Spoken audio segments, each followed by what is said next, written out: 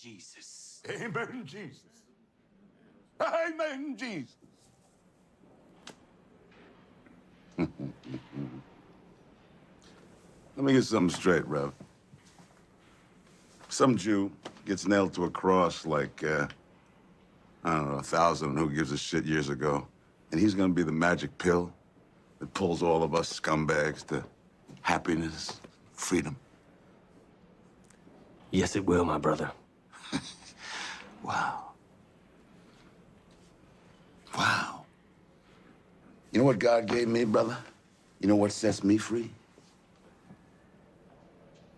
Pussy. Sweet, holy pussy. You see, God, he put man on this planet for 3 reasons.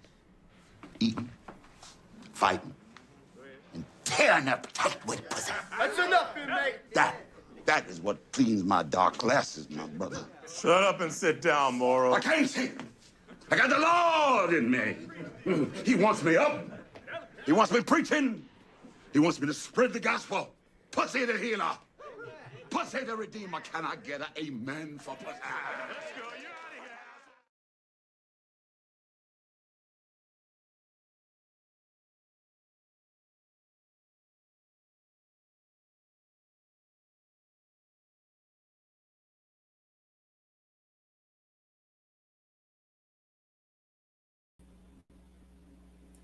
You're out of here. Good morning. You're in what Spacey Wood Squadron. This is your Commander Wooktan, and today I am off, and tomorrow I will be off as well. Just figure I'd just come on by and then try to attack Ethereum.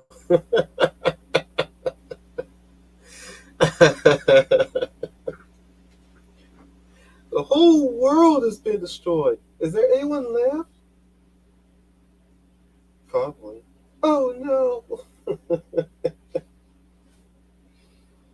Yeah, I just figured I'd just do a morning stream out of the blue, impromptu, whatever you want to call it. I'm going to share some thoughts that I've had and maybe talk about some things you guys take this opportunity to even drop down some Q&A if you like.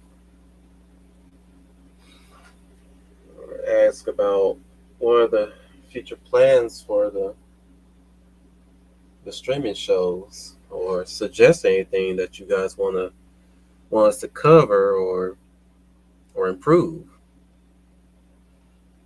And you might get some ASMR of me drawing, since I can't set up a camera just yet. Still trying to figure out how to do just that so that you guys won't have to hear me do accidental dead air, and you can have a video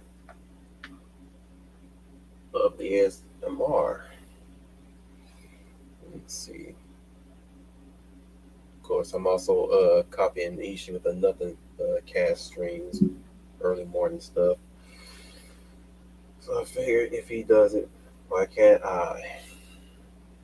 I'm sitting here during summer in my little work office, and it's very long sleeve robe-like cover.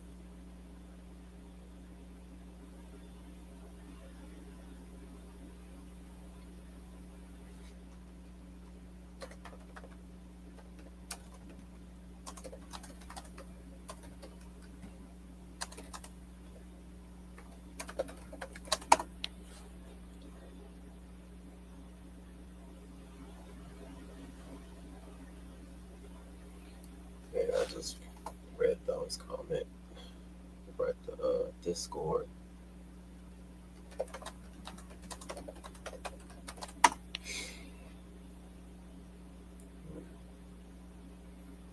I was gonna fly solo, but you know what? I could use some company. Somebody to bounce some thoughts with.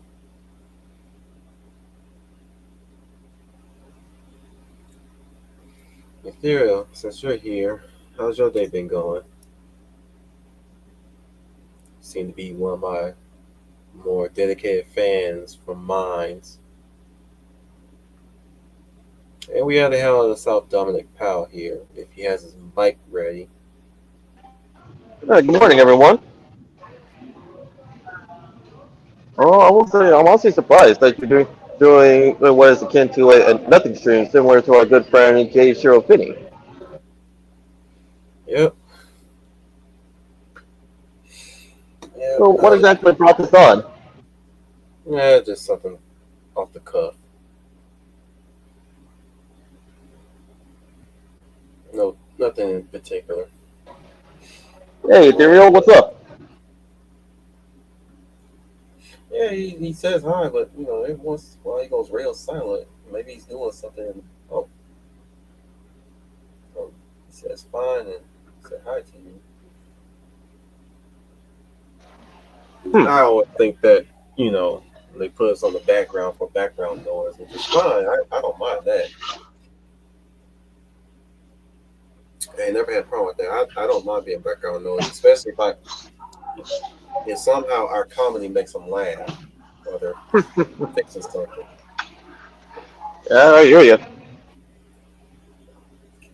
And the way how this is going to go, because it's going to feel like old times a bit, where we used to stream for how long we could, for how long we were able to go. Yeah, I still remember those. Speaking of, let me see if I can get Schooner in this. Say again? I said, let me see if I can get Schooner in this. True. Because, well, it's been a long time since he's like partaken in the live streams. But he is a busy man.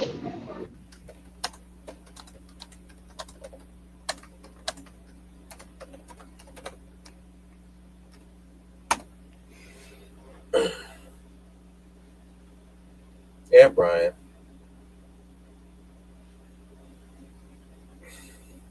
Let's not forget Brian Gil Martin as well. It's like, yeah, since it's early morning, let me see if I can.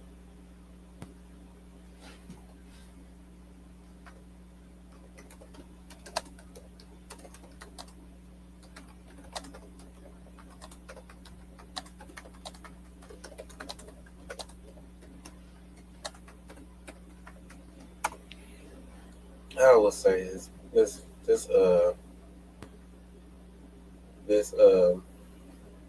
day off was most welcome.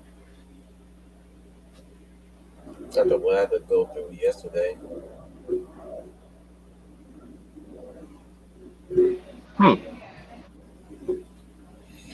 It's just we got an inspection coming up, and I hope they were proven wrong today. That the inspection was supposed to show up today, but I'm hoping that they didn't show up at all.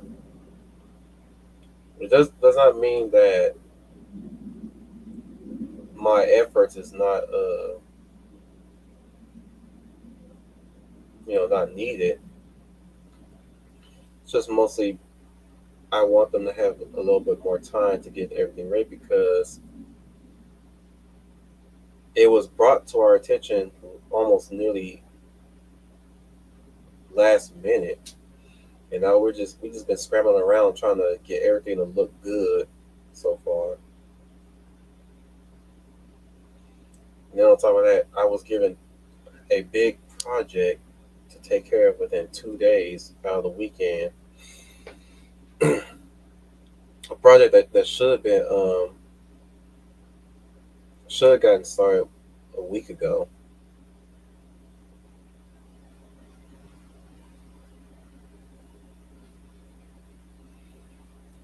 And we wouldn't have to be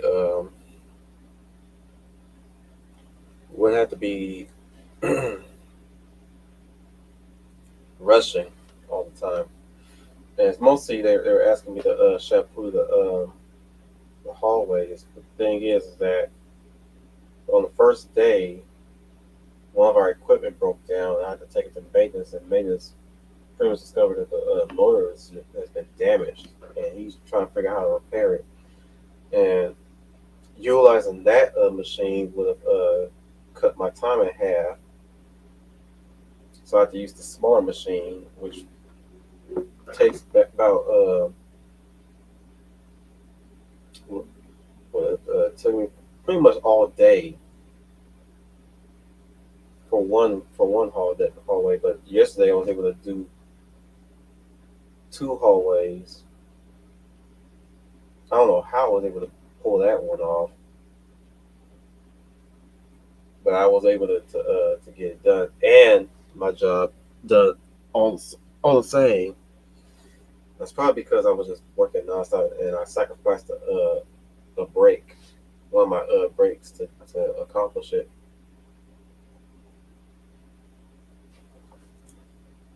But funny enough, the Warrior of Light has graced us. Final Fantasy Fan 12. Warning, final? Hey guys. Hey, what's going on? It's a chill stream. A morning chill stream. Okay. Looks like our fearless leader is taking notes from our mutual friend, Finny. I'm just droning on about my work right now. And actually, this is something that we haven't done since like 2 years ago-ish. It's because it's something that's from another stream that's deleted here on YouTube for some stupid reason because YouTube shenanigans. But then, but you can find it on Rumble, on Wolf's Rumble. No, it wasn't deleted. It was the fact that one of the copyright content that I had on there, they blocked it. Oh. I had to cut it out in order to play it. The only reason why it's on Rumble is because that's part of the intro.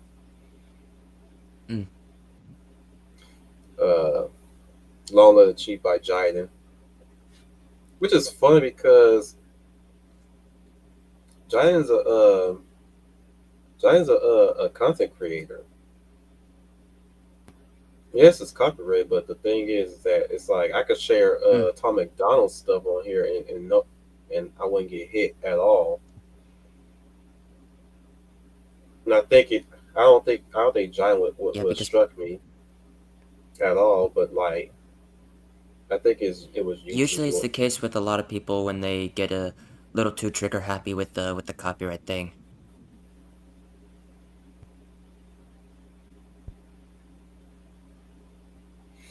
Theo has his first question for the Q&A side of things. He says, "How is that 1980s cartoons have better representation than modern cartoons?" I would even further increase that. It's not just the 1980s have better representation than most of today's like animated works in the West as well and otherwise. But even like the 70s, the 60s and earlier, they have better representation than a majority of modern works of fiction. We call it the 1910s. Yeah, it becomes all the way up. Yeah. It would have the diversity in the representation thing does become a problem when it starts to become an obsession. But it's also like forced diversity and representation because again, the problem lies in stemming from people are in this desperate need to be this holy savior type of person. They've been acting like that. Such atrocities are still constantly committed within the in America, which is really not always the case. In some cases, in some areas, it is, but the problem is that they're so. What the problem really is that it's the motivation behind it too. They want to appear to be the hero of this story, and they think that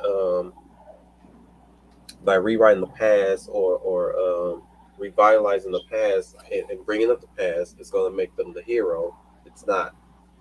they've all like a lot of the issues that they keep talking about or they keep bringing up. I wouldn't say they're completely solved. I would say that they're solvable and will continue to be solvable. It's like say for instance, put it like this, right? What if the conflict was bullies, right? That's where it also stems from is bullying. They start off with bullying. We already have solutions to how to deal with bullies. Think about it. We already have solutions to deal with bullies. Either the victim stand up for himself by one or two ways. Either kick his ass, that's usually the last resort though. Say that for the last resort. Or talk about this issue with an adult, guardian, friend, or family member. And go from there. Now, what the situation we're dealing with is the fact that these same quote unquote saviors are where they go wrong at, right? Is that they're supporting the villains. Yep. And that's also correct. If their schools don't want to deal with bullies most of the time, well, if they have a backbone, they better fuck together and stop worrying about their damn funding and money and all that stuff. You save a lot of children's lives that way. I think that's another thing that's motivating people to not do anything is money. Usually money. They always turn a blind eye when their money's at stake. They turn a blind eye when they want to continue their funding. But yeah, the saber complexers are supporting the villains more so than they support the actual victims. And even then, like when somebody claims victimhood, they're usually the villain in disguise. So that's where we lie in the problem is that they're coming in so late in the game at a time where some of these situations are still solvable. We already got and they continue to be solved because the methods of how we solve them keep evolving over time, especially when mistakes are made, when we misread misread the rooms, or when we see how tactful the enemy can be, you know. So yeah, back to the whole representation thing though. Yeah, that stemmed from ourselves always fixing our problems over time. You know, black characters. What do? We put black characters as a main character, and we don't constantly talk about their blackness. We write them as characters in a workforce or work field. In the case of women, they can be just as badass as the men, right? Showing us character. But we also, but certain characters came with limitations as well, like the female characters at times. And yes, it was kind of silly and ridiculous at times where a female character was always constantly in peril or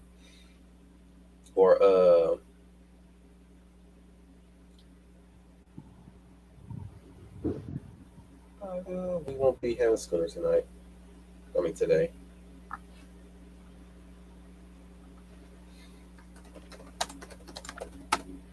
Should probably get this around noontime.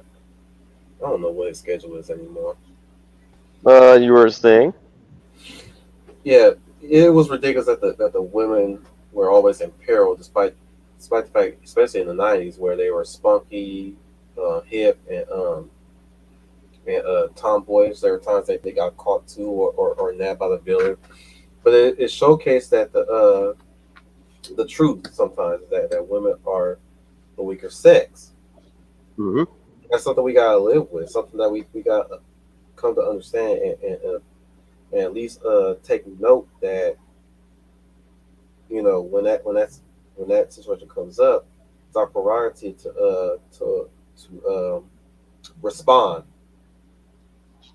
Yeah, to respond, to protect, It doesn't devalue and the to female defend. character's importance or her skills. She's she's if she's a technician, she's a technician. She's not built for combat. If Hmm. she's the brains of the group, then obviously she's not built for combat. She's built for the smarts on the side of things. If she's a doctor, she's a healer. If she's a magician, she conjures magic. By no means is she physically stronger. The main one. They can't do much, and well, Dragon's not wrong. As I was saying like earlier, like works of fiction like back then, like even before the 1980s, like they had better representation and diversity than the majority of today's works of fiction because they understand these like universal and objective truths, even if they are uncomfortable. Another problem is that the ones with the savior complex tend to look at them at their surface level traits. So, say for instance, if it's even if it's a black character or an Asian character, female included, they tend to look at their race more than they do what they're Their what they're character, what they're created for, what they're mostly created yeah, for. John, stay with me now. Like say for instance, Charlie Charlie Davidson from Biker Mice from Mars. Yeah, she's a redhead. Yeah, she's a female. Yes, she's sexy. But here's another thing that she is. What kind of suit is she wearing? I'm asking you guys. If you've seen it, that is. Yeah, I Dom. am completely no, blank. I think Biker Mice from Mars. And I'm she's asking all specifically though, Final Son. So don't feel bad that you don't know. Well, I'll tell everybody. Wearing a mechanic's uniform, okay. which will inform the viewer that she's a gearhead. Yeah, yeah. Even if it's not being said out loud explicitly, but through her actions and body language, and the fact that she is like wearing a mechanic's uniform, but like it informs the audience as well as the in-universe characters of what she is and what she can do. Honestly, she's one of the better April O'Neil clones out there. I will say that Hmm. she got the best biker mice from Mars. I agree. And for the life of me, I No, will never. For the life of me, to this day, I would never forgive myself for not catching on to that as a kid. And usually catching on to romance building as a kid. You know, right? I'm Yeah, usually really good at that, and I never picked up on her, and Vinny getting together like that. Hey, it happens sometimes, even to the best of I us. know, I Like know. sometimes I'm things just, will I'm just saying, flies it's like, over our oh heads. shit, I'm usually keen on it. I'm usually keen Yeah, on it. Even in the '90s, I was usually keen on it. It's like, okay, this person, they're obviously trying to get together. This one is obviously trying to get together. yeah. No, Even I picked up on. Road Rovers, even though Khalid wasn't really wasn't with Riff, you know, I didn't even, that's another romance I didn't pick up on either. You didn't? Was her and what's his face, the Doberman. Yeah, Kali and I should not be blanking on his name. I should not either. They all had unique names. And also, it fits into their character and what they can do. So like, even though the intro was a misdirect because it shows her kind of like nuzzling the lead dog on the chopper. Yeah. It's like she's actually going after homeboy, the dope. Yep. Even though they have a sort of antagonistic romance. Yeah, and of course, Yeah, like with his accent, like yeah, with his accent, like oh, the doorman, you can tell. You can tell, like it was during that time period, him, as well as another character from Tiny Toons, they were clearly inspired by Arnold Schwarzenegger. I think his name was Axel. Actually, yes, But yeah, like I said, Charlie was one of the better April O'Neil clones there I was, agree. and that's because she was more than just a female's audience surrogate. She was definitely capable. If as a matter of fact, I think she will also repair the mice's vehicles and provide them gadgets and maybe weapons.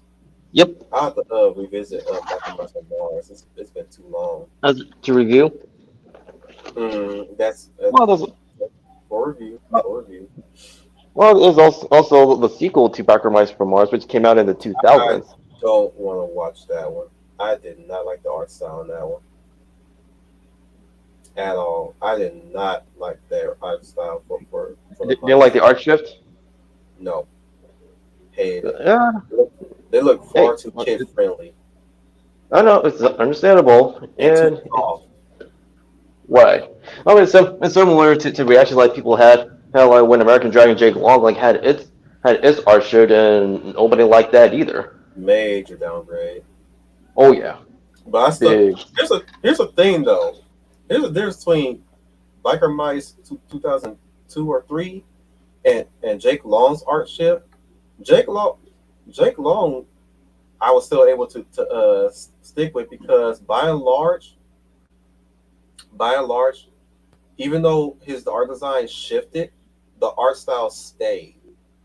Biker Mars from Mars might as well be a whole different show. It might as well have come. It might as well have came from Nick Jr. That's my problem with that show. I know you about to. I know you're about to say that the story was still good, still maintained, but it's that art. That's my problem with that art style.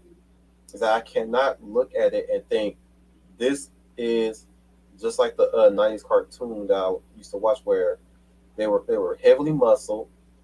They had sharp glares and crooked smirks, crooked smiles. And they Yep. look and another thing, the style makes them look very neuter. I'm like, I'm a little worried. I was a little worried that I'm still worried that if I watched it too, but I was worried that they took away their weapons too. They didn't. I can assure you. Well, that and another problem, if they kept the weapons, I'm worried that the weapons don't look like they have enough punch to them. They look. I'm worried that the weapons will look neutered because when the mice had their weapons back in the '90s, bro, those weapons look like they could put some holes, turn somebody into Oh switch, yeah. even though they were laser guns. Especially this one scene where this snowfall was falling on the building that they were protecting his family at. They happened to rescue this family, right? Yep. And the roof got completely blown off, and suddenly it was like snowing like heavy hail like snowballs, and they were just pointing their guns up in the air, and it was just straight just blasting those guns, and that was like it's like at some point they gotta get up out of there, right? But like the way how they were committed to just blowing up those snowballs, they were just all three of them just blasting, just trying to make sure no snowball get in, and then they got out when the big large one came in. But like the fact that they were shielding themselves, shielding this family while they're doing it was just amazing. But the way how what kept me hyped through it all though was the way how the guns sounded. They sounded like they had a lot of punch, Hmm. and they were just suppressive firing up those falling snowballs like it was nothing. Just Yeah, and the original series like also The original series also like was not unflinching in portraying war, what was going on in Mars, Mm-hmm. and that's another difference. There is from like how things were back then to how things are now. You know, like it was the political correctness and this hypersensitivity wasn't so rampant. And here's my thing: a lot of people are saying the action cartoon is dead. It's not dead. It's just the fact that people have made a disguise in some cases. Well, and I know we bragged on this series far too long, but we're gonna keep bragging on it. I'm bringing this one up because I'm using it for a prime example for what I'm talking about. She-Ra and the Princess of Power. It is a toxic love story disguised as an action cartoon. Everything screams The new one? action cartoon. Barring the designs of the characters, by and large, it's supposed to be an action cartoon due to the intro, due to the weapons that they use, the magic and all that, right? And it's supposed to be taking place Yes. during. Here's another kicker: the setting. It's supposed to be taking place during wartime between Hardak and the good guys. I can't. I'm hungry right now. I can't remember the names of the opposite side. But it's taking place during wartime. And what do we see mostly? You see what looks like the end of the war, and we're just looking at remnants of the war. Not, and the simple fact is, you have Adora and Catra training, right? Training Yep. to be Hardak's forces to a war that looks like it was already fought.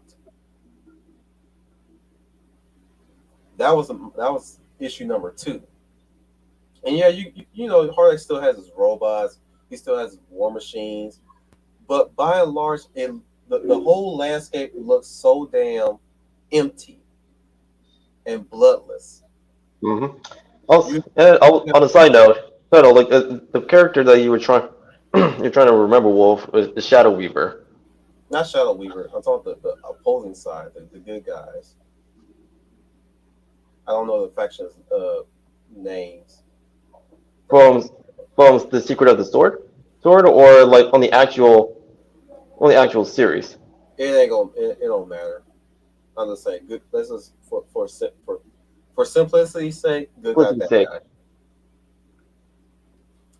And here's my issue also with the wartime thing. It's supposed to be wartime, right? Yeah. Yes.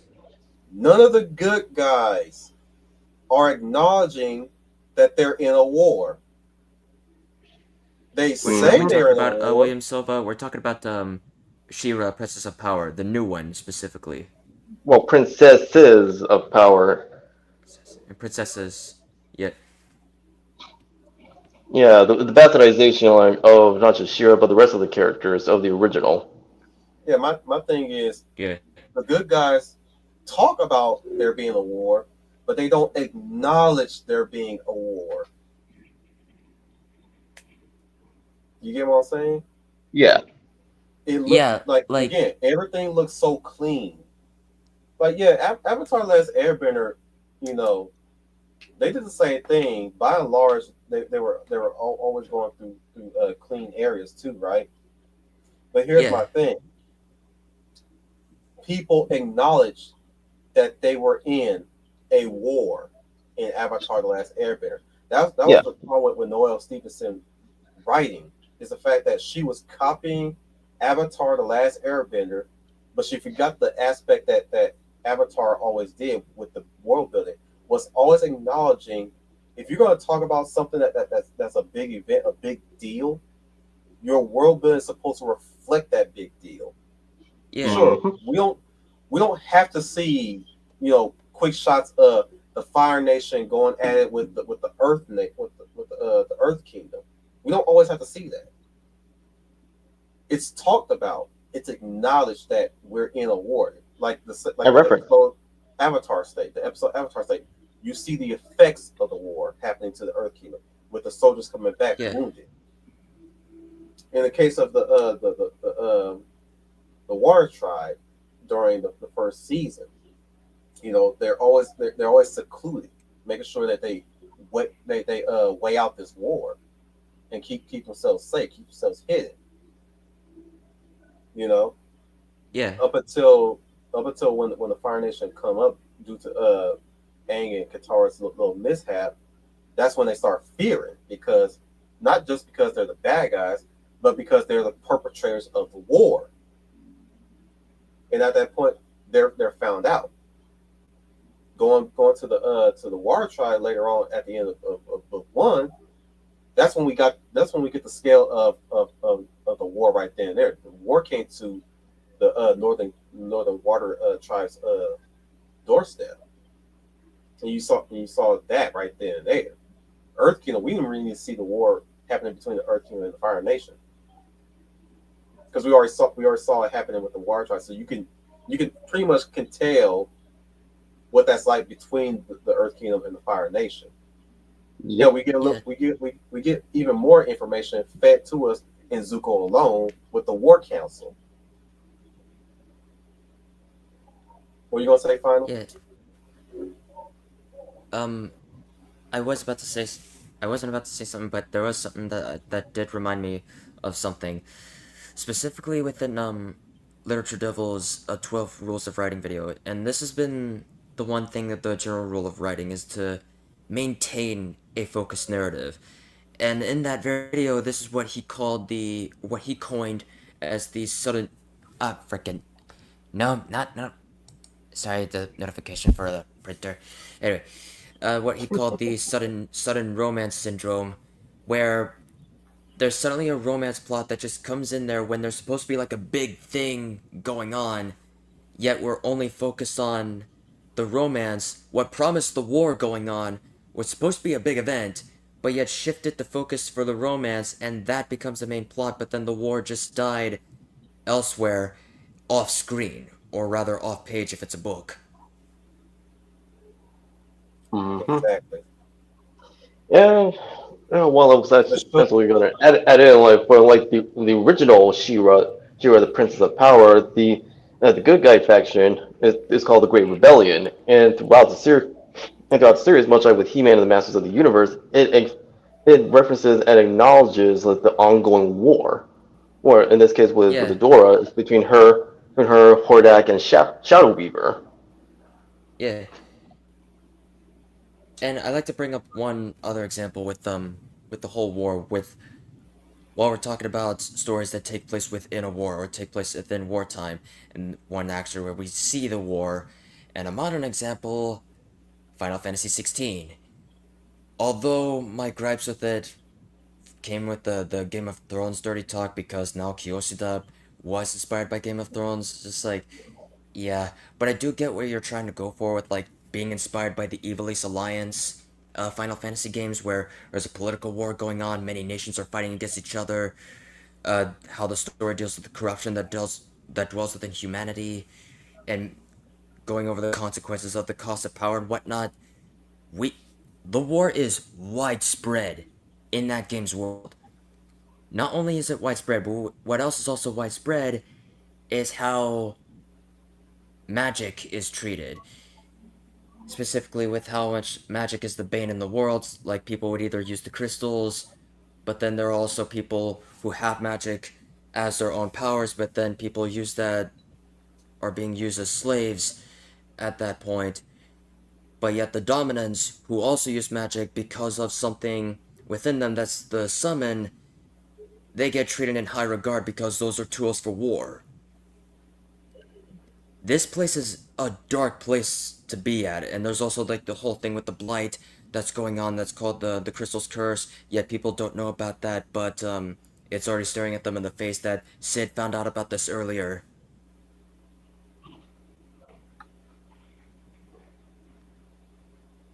Yeah, what I observed from like Final Fantasy 16, it's that is a rub.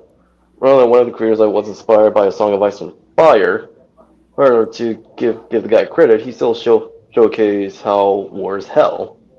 Yeah. I ain't got no problem with Final Fantasy 16's narrative at the time, because by and large, some things do get fixed up with the DLC. Very much. Somewhat. But I say yeah, somewhat somewhat. because I beg to differ with the Leviathan DLC, which was the most epic boss theme that I've ever heard in a Final Fantasy game. I really wish it would have been better if Leviathan just like was just gone, because like he was called Leviathan the Lost, and it was just gone because of the Crystal's curse, and we see what happens.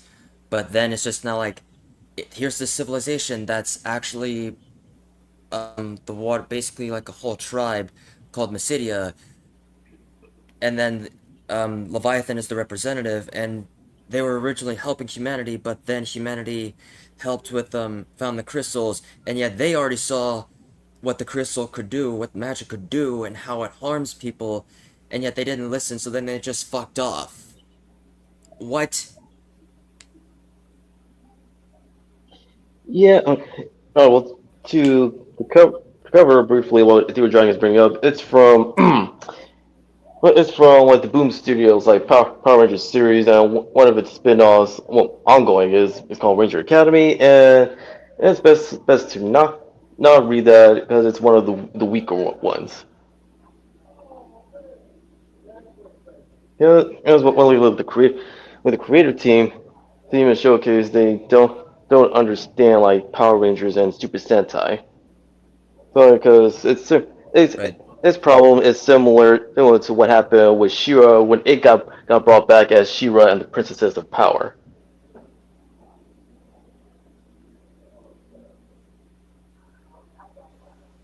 But But then I was, as for the main series itself, Power Rangers, it's still like ongoing and it's rather like consistent for the most part. Like in the case of even when it does have Paul Higgins. Power Rangers can. The fun thing about Power Rangers is that you can still have the monster of the day and still Hmm. call a war. Oh yeah. yeah, because This I mean, felt, come on, like the original team like they were essentially only like guerrilla fighters. They were still in high school. As ridiculous as that concept can be, it works. Yeah, come on, look at the kids, Animorphs. Well, Man, they were.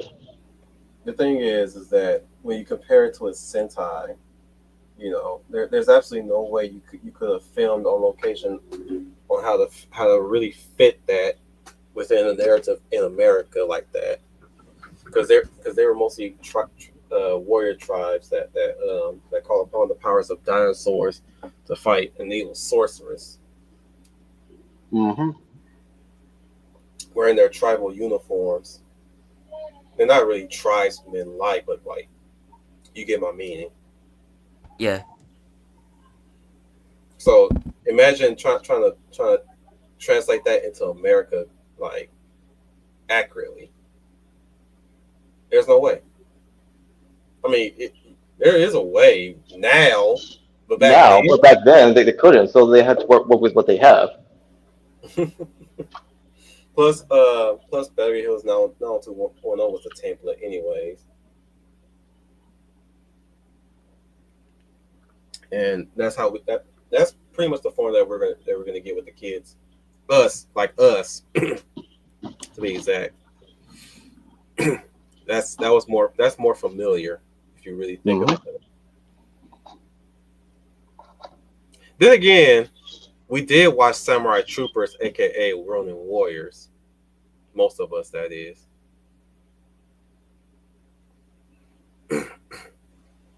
And my God, after seeing Ronin Warriors from beginning to end, like man, that was actually really good and very different Very different, yeah. I mean, comparatively to Sailor Moon. I mean, well, Warner Wars, you can actually watch the series now through streaming services such as Amazon Prime. hmm And also, if those, well, for anyone like with our audience who has seen Samurai Pizza Cats, that's actually for a while you could watch it on Amazon Prime, but now like it's no longer there, at least for now. Now you can watch it as well as the original like Kyoto Ninden Tende, and through sites such as Tubi as well as other services. You know, you could just cut that in half, right?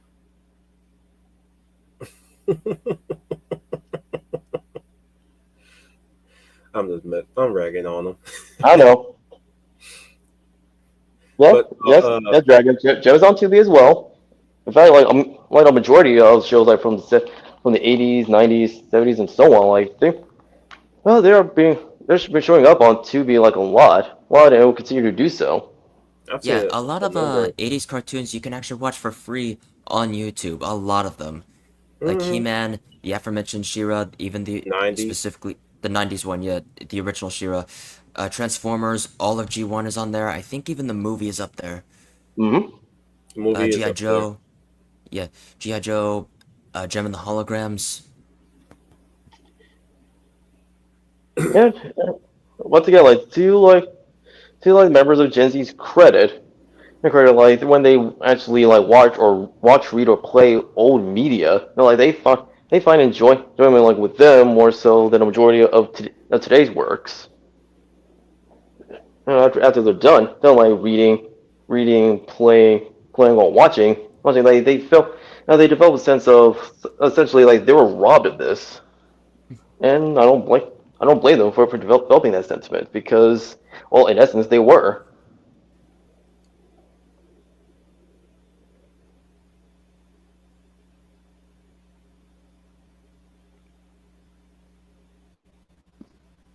Yeah, the original 80s, yeah, the original 80s series like is on Tubi as well. Now I'm just waiting for the 2003 TMNT to show up on Tubi. Watch the skies. He's coming at you. A hero. Hey, of big the guy. youth. He locks horns with disaster for the red and white and blue. That's the story of a robot. I can't wait for them to show up on Tubi at some point. Yeah, it's actually thanks to Big Guy and Rusty the Boy Robot. Well, I read the original comic book series done by Frank Miller and Jeff Darrow, and to this day, like it was really like one of the most like faithful adaptations of a comic book. And hell, actually, you can actually watch a lot of old school anime up on YouTube though, because like recently I just watched the first episode of Astro Boy, the original Astro Boy, on there because Nice. I have the manga You of need to the watch first Big volume Ant of Tour. the first volume of the original manga. You need to watch Giant Tour. I mean, okay, I have heard of that one thanks to Akira. That and Cyborg 009. I'm still, but you can even watch like the original. You can even watch the original adaptation. Excuse me. Of Dororo like on YouTube as well, which is another Osamu Tezuka creation. Mm-hmm. Oh yeah, while we're talking about Tezuka, Princess Knight, all of that's on there. Princess. That's another oldie but goodie.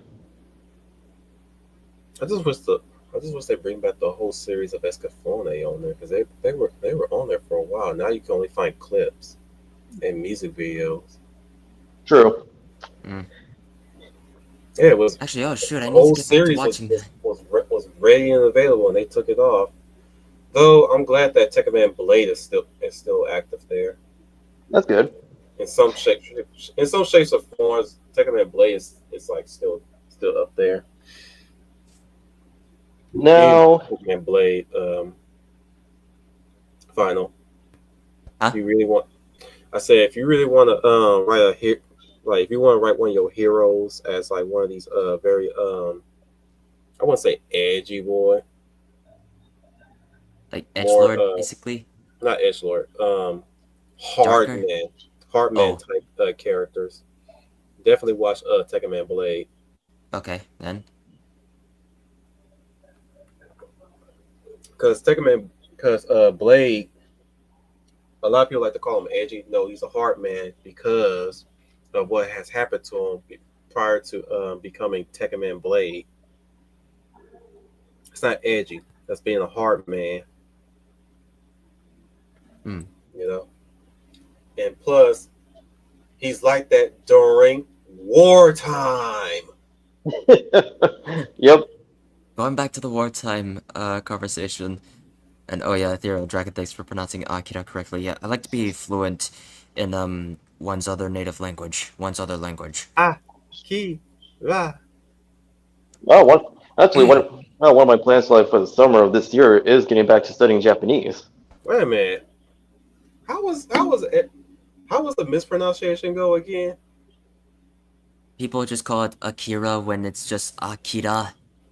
Yeah, I used to say that too, and that was thanks to the damn commercial that advertised the movie.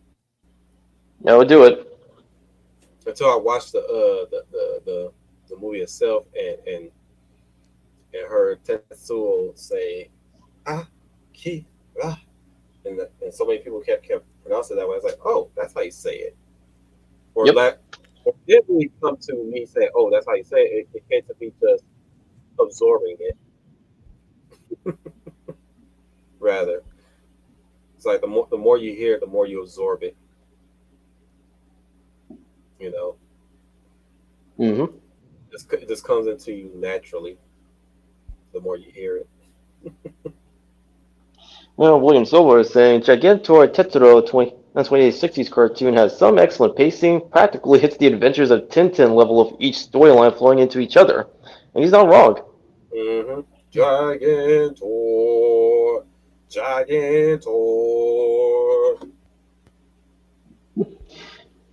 Motherfucker controlling a big fuck all robot with 2 joysticks.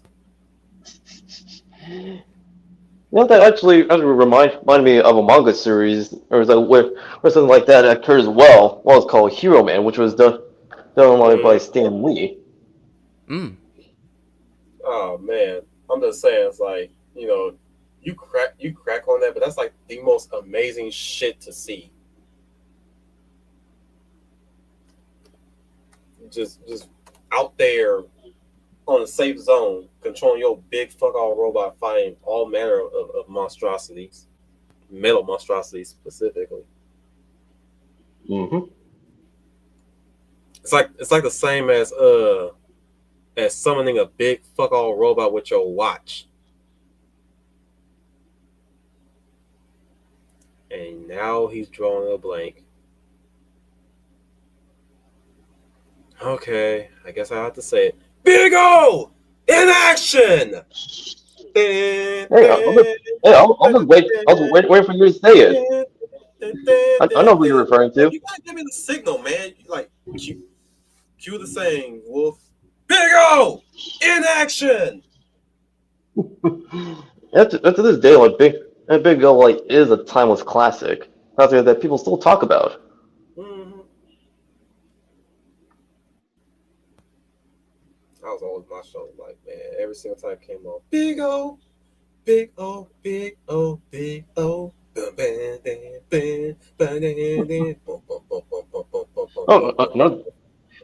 Another aspect of the '90s like worth mentioning is there were a lot of original like animated series that were being produced like by Japan, like that weren't just adaptations of novels and manga.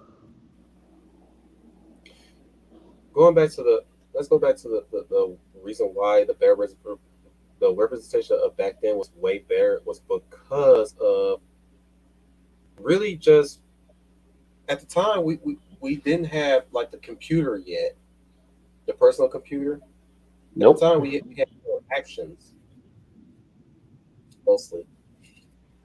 You know, we talked to each other, we hung out in places, you know. Mm-hmm. We got to meet people at their pace, at your pace. You got to see them for what they are. See how we used to be kind to one another way back then without the computer. Oh yeah. Yeah.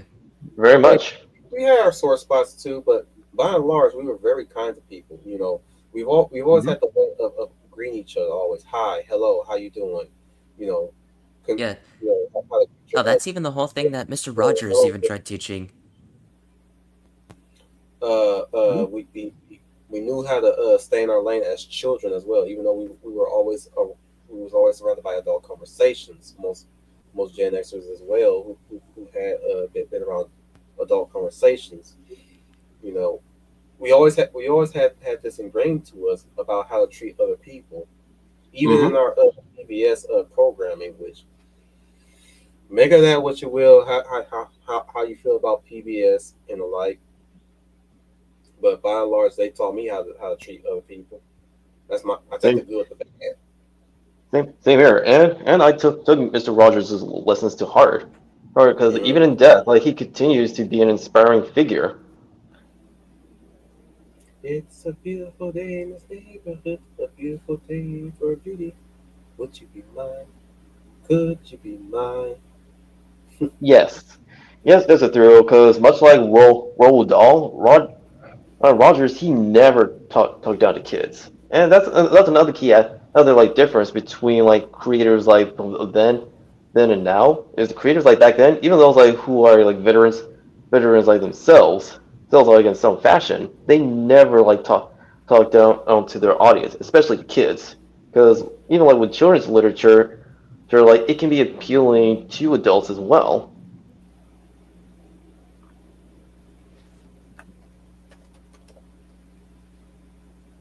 And you're also not wrong on that. Not about Japanese syllables on consonants. Consonants that they don't end that way. Yeah, they rarely ever do. Although the one thing about the letter N in that, it's always pronounced as when Hmm. the N is always nasalized with this. It's always like that. It's just there though. Although there's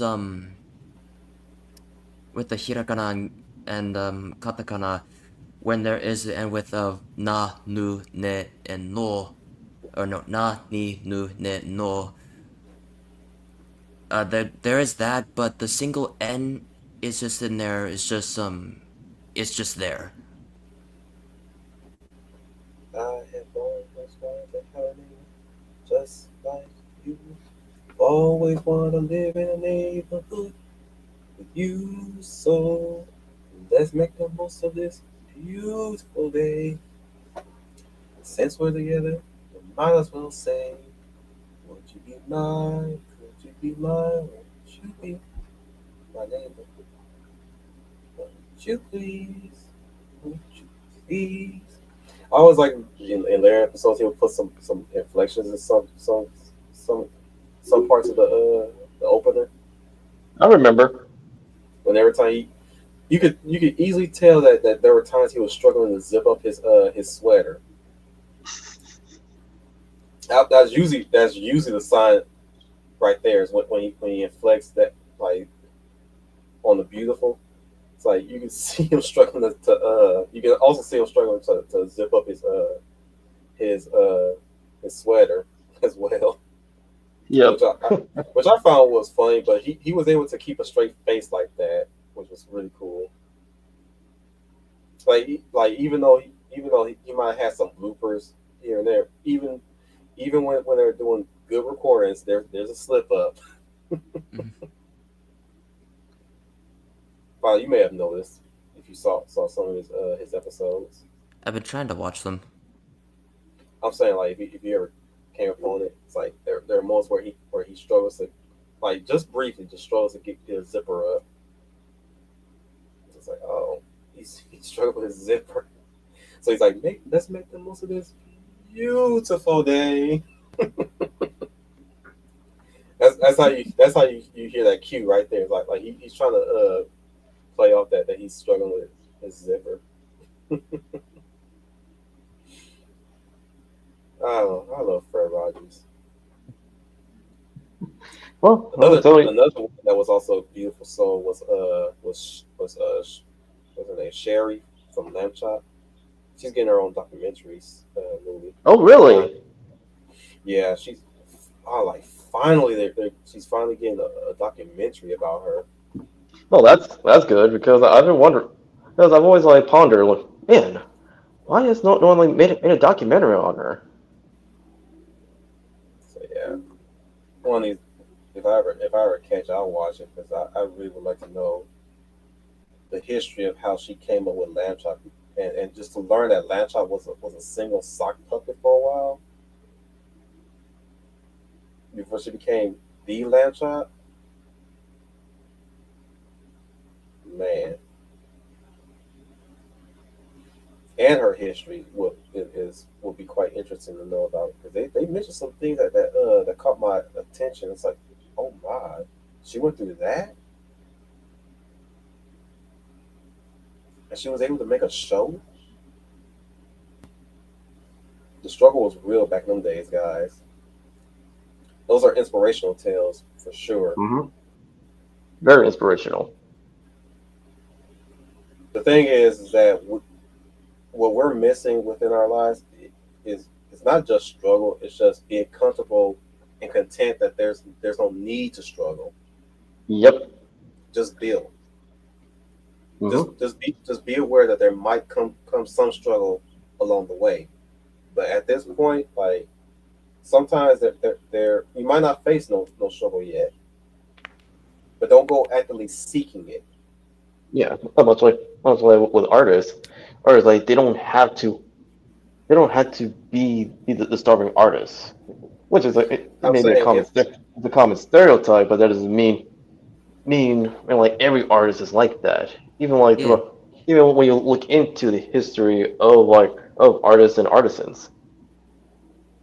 My whole thing is that when the time comes and I'm an elder, the thing I would give to the next generation is never aspire to struggle. Never. That's where you guys go wrong at. You're well aware that there might be some struggles ahead, but the problem is that you guys think that you should aspire to struggle. That's not how that works. Never aspire to struggle. Yeah, And that goes for art and whatever field you go into or wherever you go to in your day to day. Never aspire to struggle. It puts you in a hole that you create yourself. Mm-hmm. That's what I mean. Like for a prime example of aspiring to struggle, it's like you put yourself in a hole and you're pretending like you can't get out, even though the hole is easily climbable. Yeah, much like how you should not relegate yourself in poverty because it's possible to get out of it. In other words, it's possible to move up from from the lower class to higher feats. Yeah, because like we all go through struggle because that's life, and suffering is not actually a right. I know that's kind of like out of left field when talking about struggling, but that's not a right. That's just something that we already go through because that's life. I got a name for it. Go for it. I call it the Sisyphus syndrome. That's what I call it, Sisyphus syndrome. Mm. You run up that rock all day, every day, and it keeps falling. Mm-hmm. Accurate and gets to the point. Yeah. And what I mean by that is that it's a prison. It's not that somebody put you there. It's a prison that you put yourself there. Mm-hmm. You want to struggle like Sisyphus.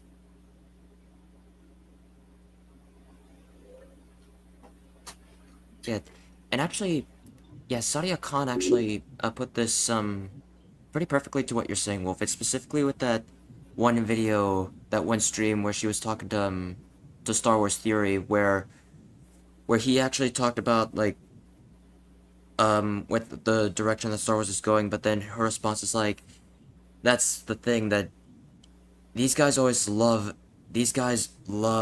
victimhood, and what you described there is actually pretty much in line with what you have been saying with the whole Sisyphus syndrome, where they created their own prisons inside of their own head to think they're a victim in order to come off as a hero, which that's the asinine way how you can actually make yourself ethical and moral by that.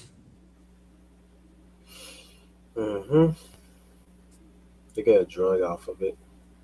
It's almost dumb. It's almost very sadomasochistic and dominatrixy.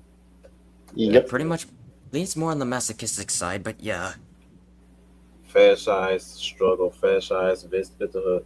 A lot of women out there, you know, for all their talks about rape and how men should not rape, they sure do talk about it a lot, which makes you wonder. It speaks a Should we lot create? about their character. I'm like, should I create a brothel that could simulate rape for these rape hungry bitches? I think Just let I them think I'm scream just into going the to. abyss. I think I just want to be the pimp of vices that these fuckers have. Just create my own little mansion brothel. Oh shit! I'm explaining a hostel, man. If I'm going there, if I'm actually going to explain that shit, I'm pretty much explaining a hostel. They might take that shit, and they might end up taking that shit too far. And I'm about to burn that motherfucker down if they do. It's like, nah. This ain't what this was built for. Fuck y'all, get out of here. I'm burning it all down. Y'all go see some therapy. Speaking of therapy, I had this crazy idea, and I said this to my boss one time, and I'm gonna say this to you guys, even on stream. Like, I had this idea because there's a lot of hookers right near the military base that I go to the gym on. And I had this interesting idea, but it's also dangerous.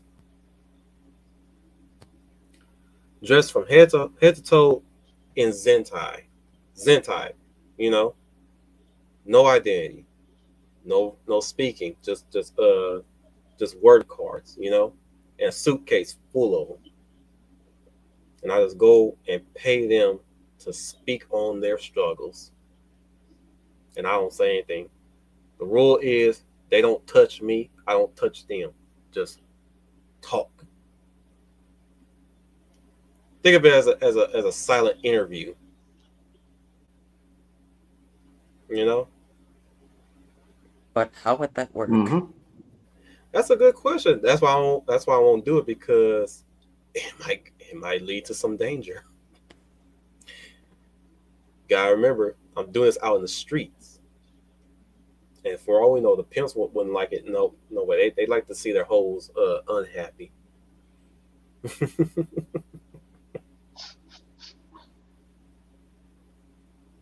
I wouldn't even know what my pricing would be.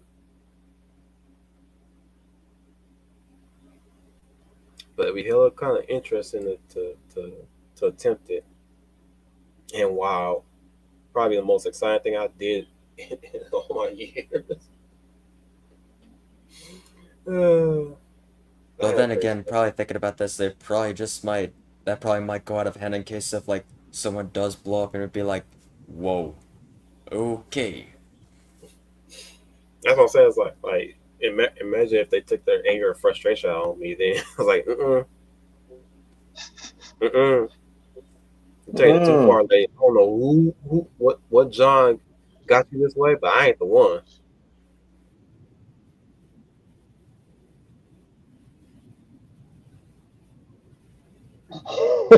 Ethereal said a pimp named Slipback came to mind. I saw that.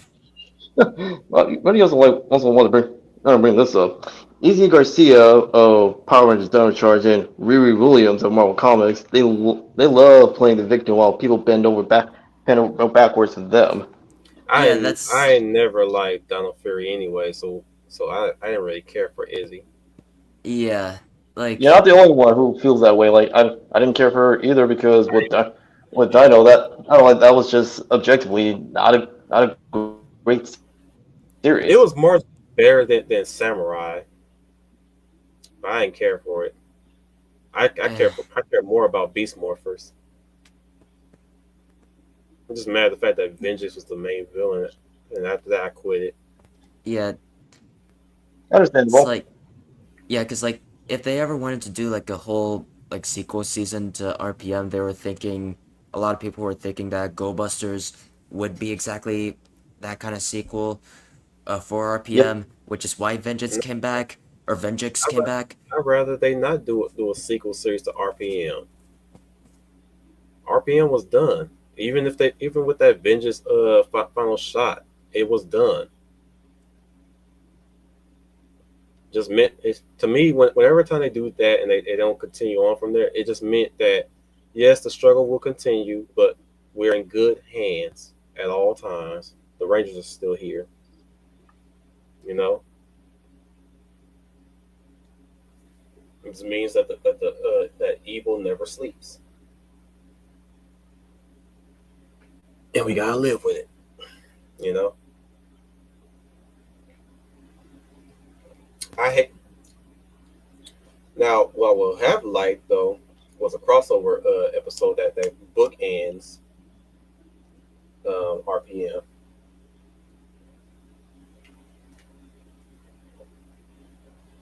Like they did with Wild Force and Time Force. Where it bookends Time Force.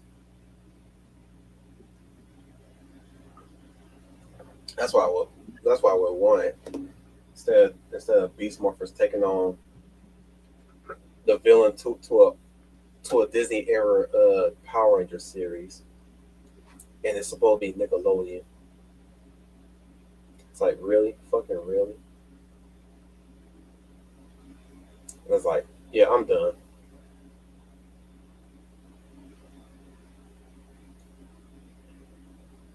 I have no doubts in my mind that the story is still good with Vengeance, but it's like, it's just the fact that he should have stayed around RPM. Is all I'm saying. You get it.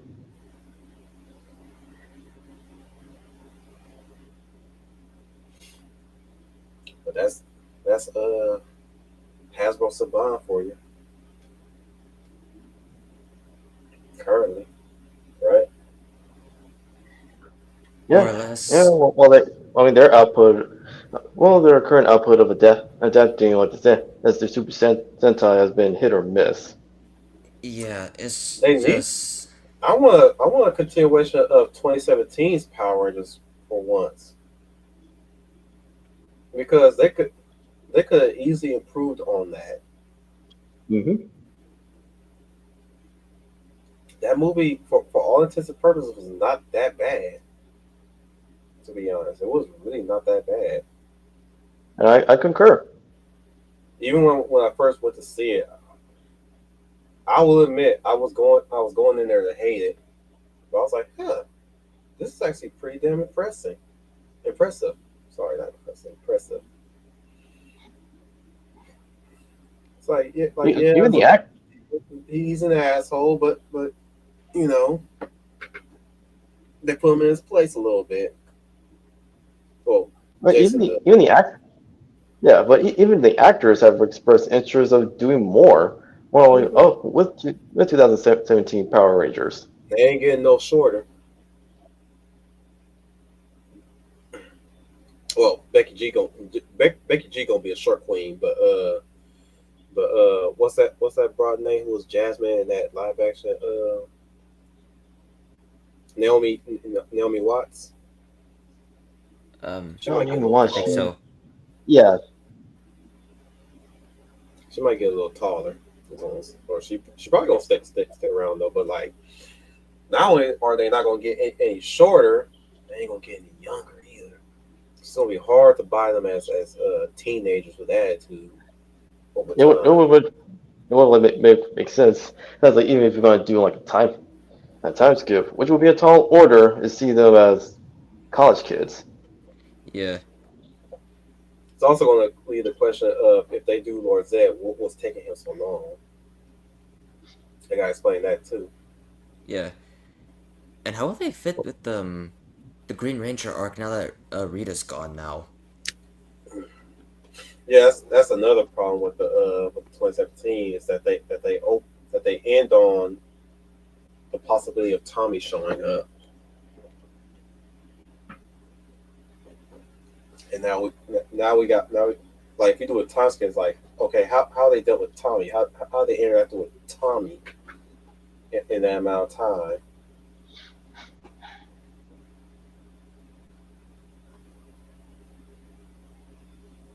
It's already displayed visually that he's a he's a obviously a bad boy, but there's a term for bad boys of his kind because he shows up to detention, but he ditches it all the same. A delinquent? Yeah, let's go with that delinquent. Yeah, that's the correct name. He's a delinquent. Yeah. So like, yeah, it's just as much as I want to. I know it's far too late at this point. Yeah. I love to see the Legend of the White Dragon, but that's gonna be lost of time due to JDF's passing. Mm. It's like now I don't know whenever they're gonna show that one, or if they ever gonna produce it. Yeah.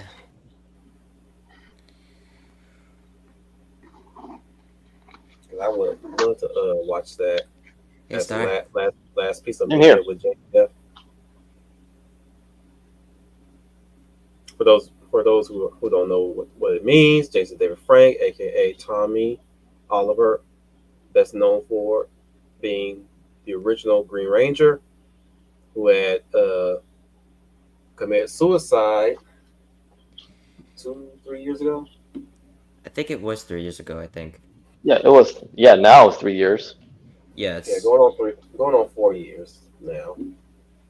yeah, he passed away since like 2022, I think. I don't mean to say it casual like that. When we did the stream dedicated to him, I was hurt. Yeah. And so was Amy Jo Johnson when she heard about JDF's passing, and yet she was bawling.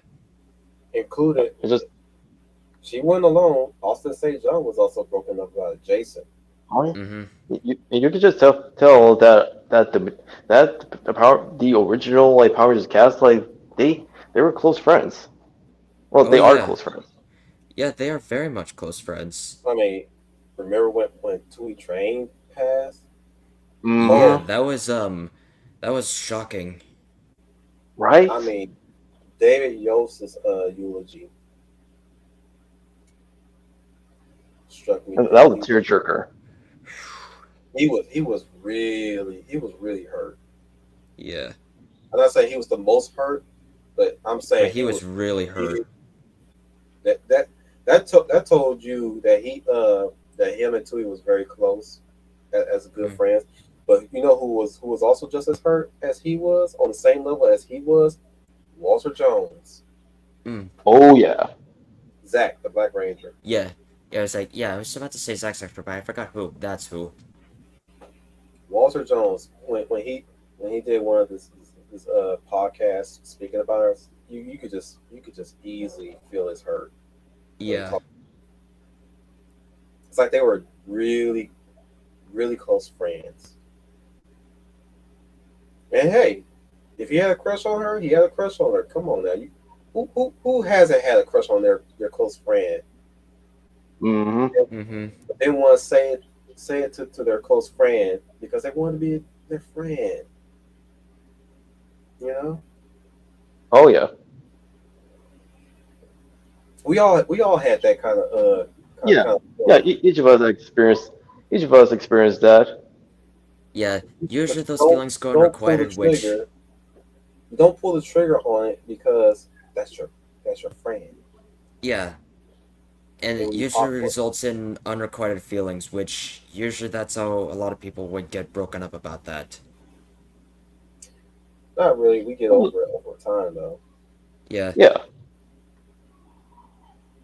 I'm And, just saying, of course, I went to close friends. I actually have a sit down, talk it out. You know, like as maturely as he and she can be. And if they want to take that leap, they're more than welcome to. And if they chose not to do so, that's fine too.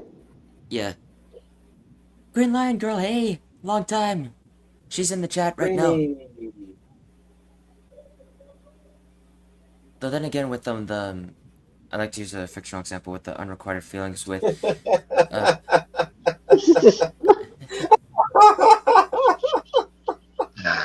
You know what? I'll take the pumpkins because at least I got a weed whacker. Hey, man. speaking of crushes, here's your prime crush. Final Star Storyteller said, "Oh, come again, by the way. Men and women cannot be friends. I mean, they can be, but there's always that undercurrent. Yeah, that's Yeah. a struggle. Yeah. And also, you're still hung up on that, Wolf. You're still hung up on that I too. ain't hung on it. I'm just torturing you with it. Eh.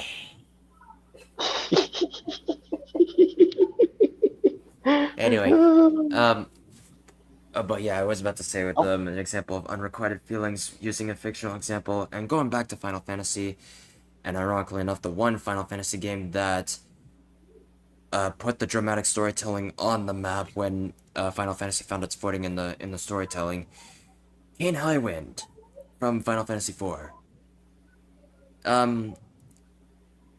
He was portrayed to be Cecil's friend, and the two have been friends since childhood, but had always had that envy towards him because of one particular character who's also involved with Cecil, that of Rosa, where she was also friends with him, but over time the two did later become an item, and it's established right away later in this game.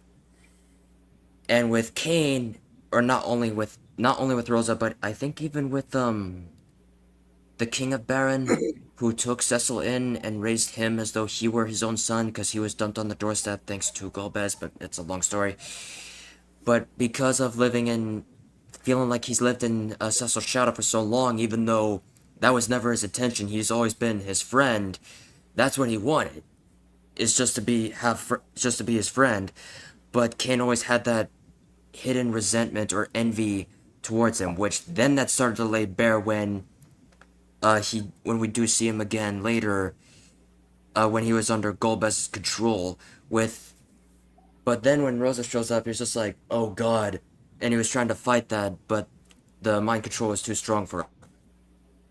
But rest assured, all the negative feelings that Kane had towards Cecil started to lay itself bare when he just came back, when he's under Golbez's control. And ironically enough, Golbez was also envious towards his own brother. Way back when the two were kids.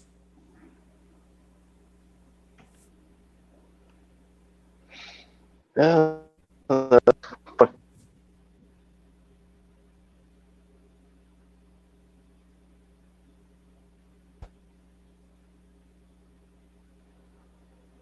Yeah, we just you cut off Dom. Oh, well, they'll say maybe before I got cut off by StreamYard. That is still a little tragedy. I don't know what happened afterwards. Mm.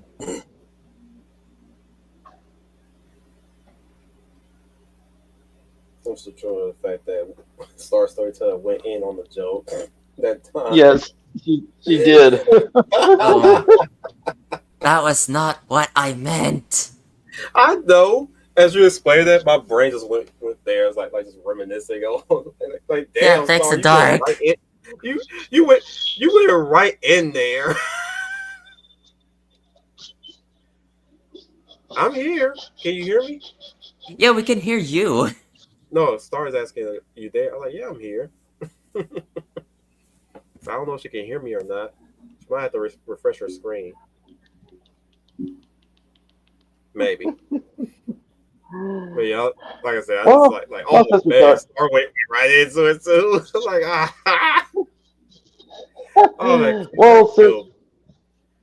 oh, earlier, since we already covered like how wartime stores like what happened. So she told her answer like, oh, final roping in some season later. Some fine Oh wine. no. I did not know you like wine, my boy. Damn, you moving up That is not what I meant, doofus. with your angelic voice and your fair face and your nice man. Better go hit on the librarian. And look, anyway, before our fearless leader continues like drag us on with our fellow member, since we talked about like how wartime stories like were handled back then to how it's been handled now, that's actually a rather nice transition of like how romance and friendships like were handled like by creators of old and compare to how to have been treated now. Especially like friendships between like two men and two women or two boys and two girls. I was like they were just portrayed as that, like as as friends to the point like depending on how long they've known each other, they treat each other as if like they're brothers and sisters, like from another mother or another father. Yeah.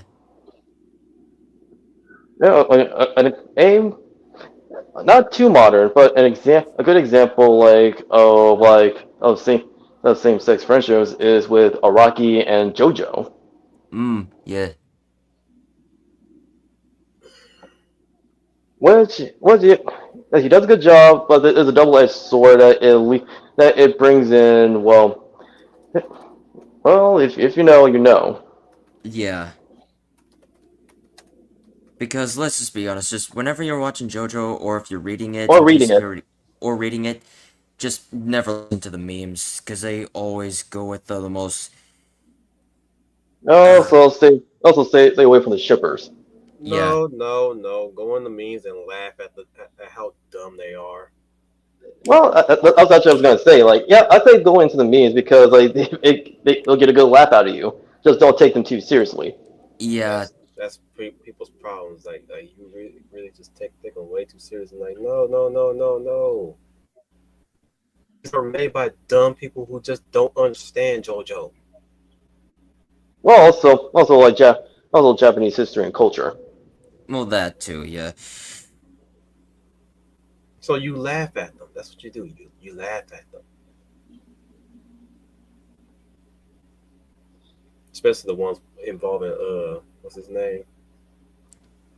The main Which one? villain in Battle Tendency. Battle Tendency. Oh, you Cars. talk about cars. Yeah, especially the ones involving cars. That shit is fucking hilarious.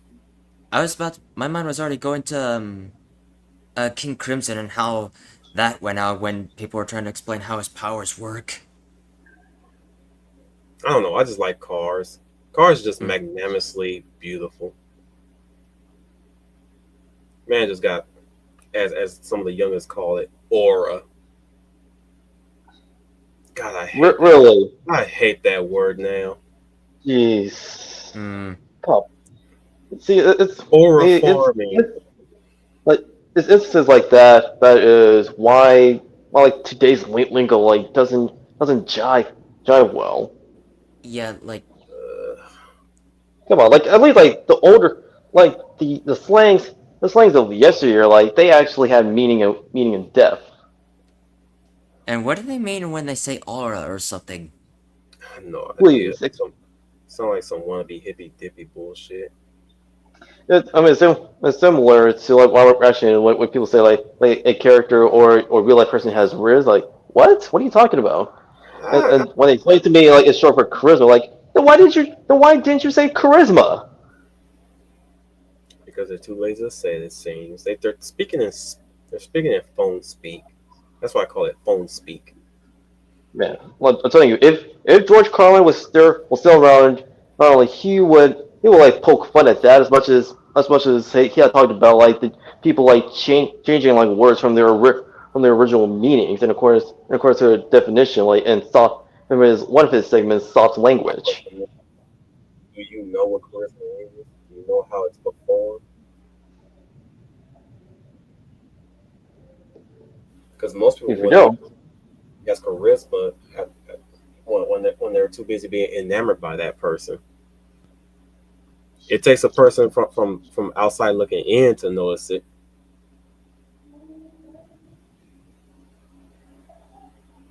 You know?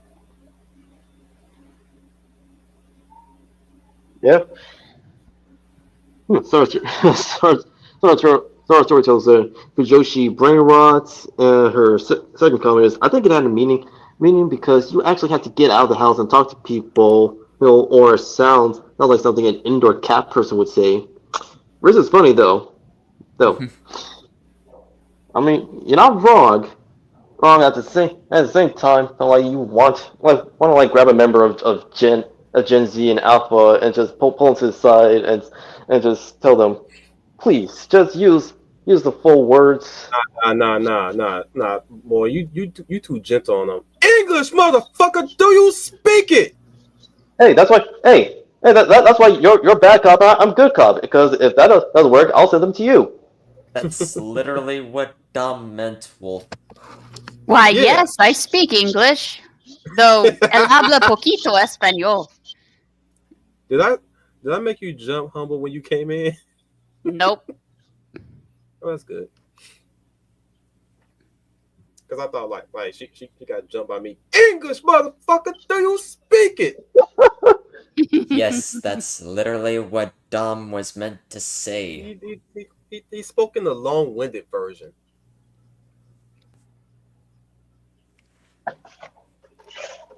Sometimes you gotta pause him and give him the layman's terms.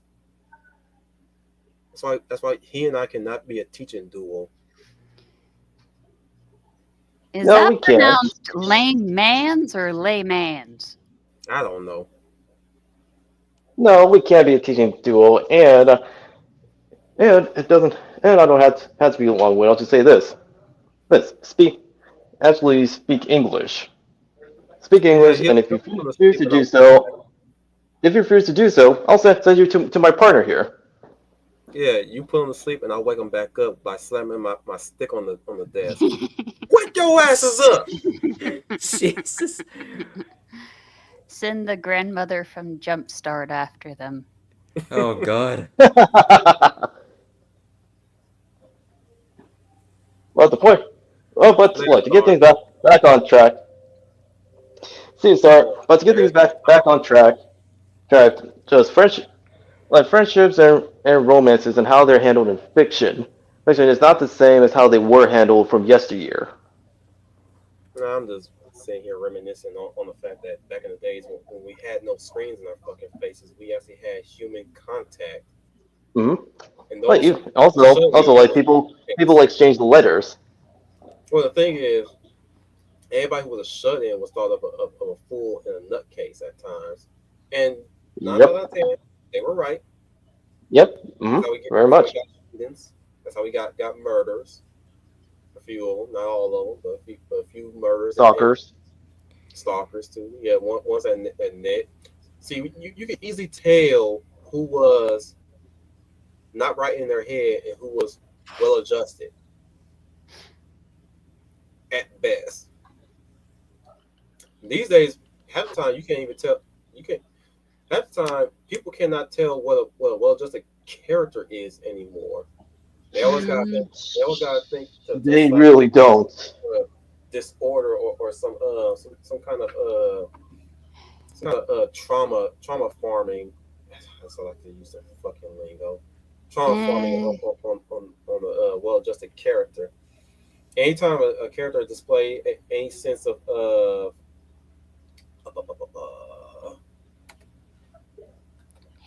Anytime any character looks sane, they wonder what's their problem. yeah, they're very curious. Yeah. Oh my. Yeah. favorite. Which is the. And after so much prodding and such, like, they realize that there's nothing wrong like with the main or supporting characters. They are well adjusted. They don't have any secrets. My favorite version of that was when, I forget which anime magazine, they asked the creator of Dungeon Meshi if Laios was autistic. And she told like Anime News word flat out, no, he's not. So it was kind of fun. Yeah. Oh, she was even more polite about it. She was like, "Well, they're all insane," and she's like, "Laios is the normal one." Yeah. And hell, like, even speaking as someone who is so introverted, like with all this stuff, like what was I gonna say with this? Take your time. Like someone who is introverted, and then seeing this is just like, that's scary. Well, With people saying that like the whole when people who are shut-ins and yet turn out to be psychopaths or sociopaths, stalkers, any form of a negative connotation that basically translates to the word, basically spells out criminal. well, That's scary. While that one trope of murder because mental illness is considered a negative stereotype nowadays, sometimes it's better handled as one of those notes of caution. I mean, tales of caution. Yes.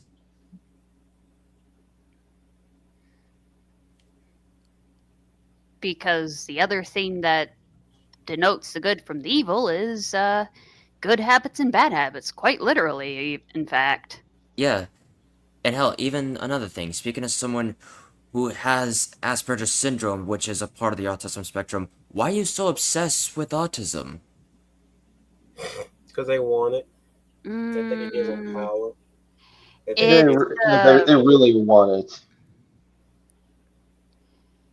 They're farming from other people that learn to deal with their issues, mental, physical, and otherwise.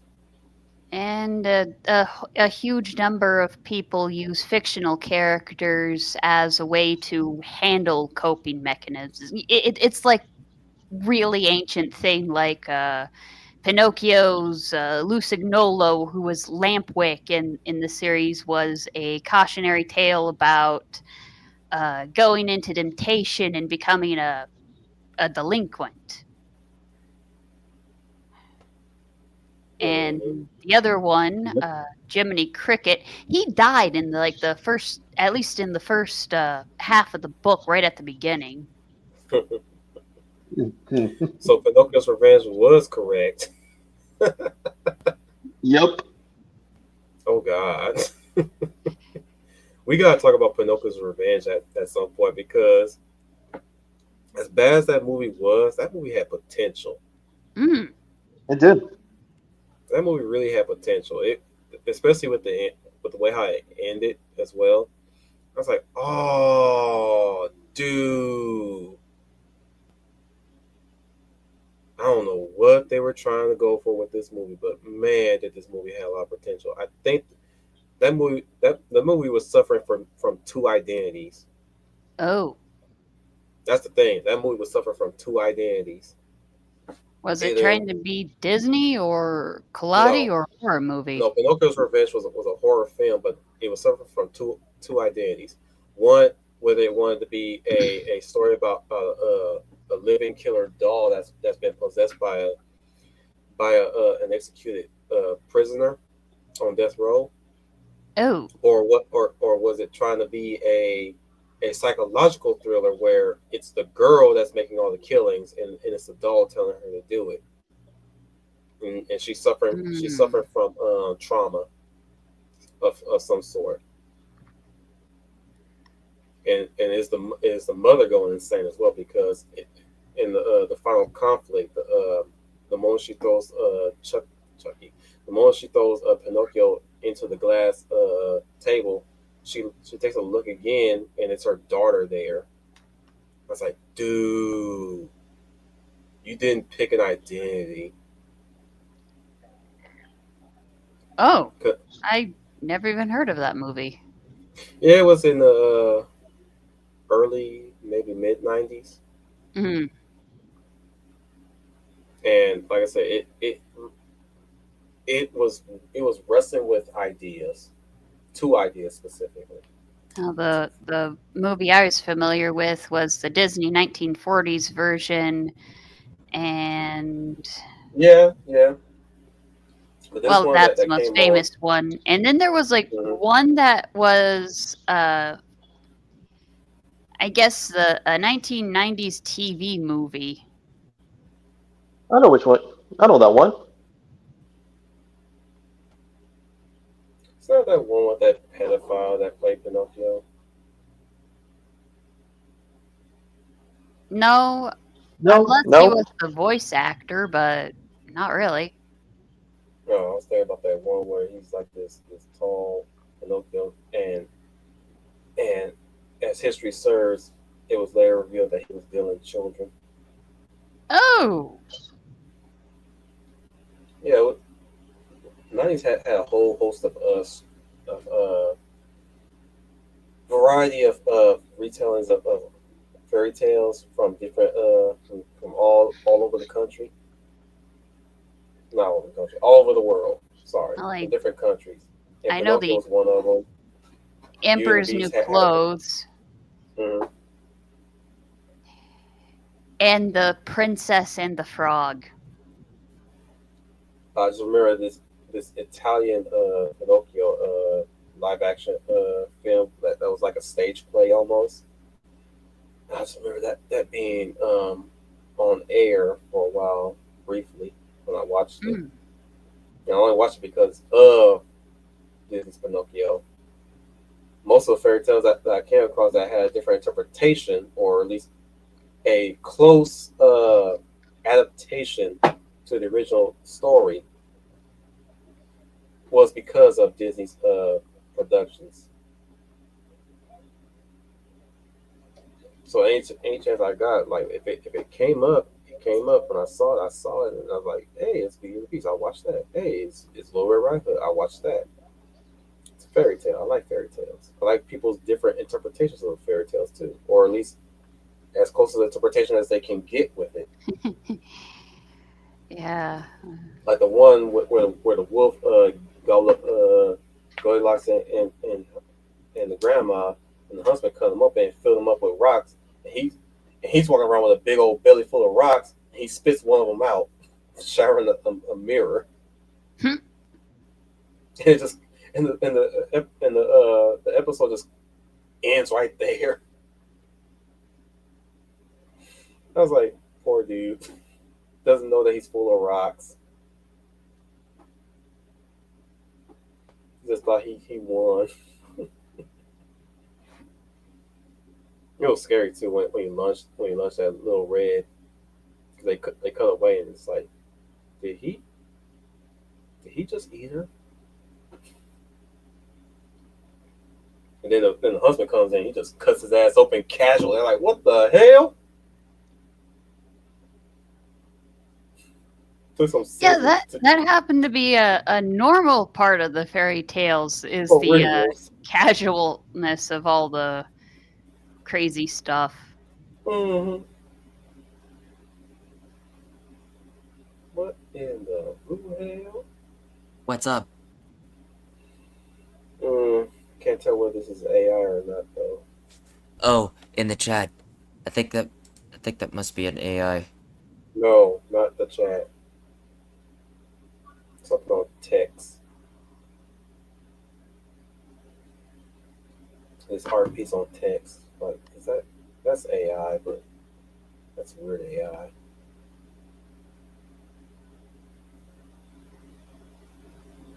I won't tell you what it is. But the placing is just so weird.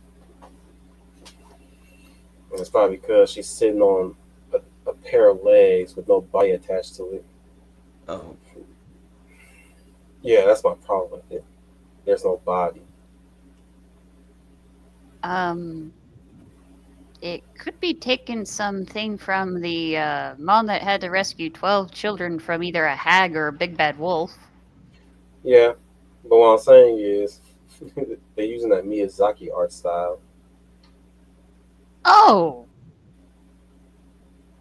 So it's AI. But like I said, she's sitting on just a pelvis and a pair of legs. There's no body behind her. It's weird. Ooh. It's really weird. I'm gonna share this in the Discord.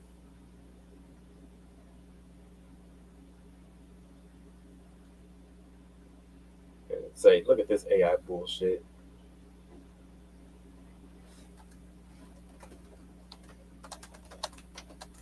It's fun to use. Fuck no, it ain't. Actually, achieve what was supposed to achieve. Then it'll be fun to use. But the only fun out of that is just seeing the Frankenstein results of it. Oh, Yeah, because even with AI, like there is still a lot to improve when it comes to art. I don't think they're ever going to improve.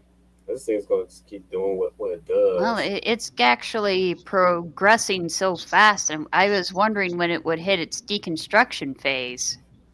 Like shit. Before you could even. Well, I'm sure.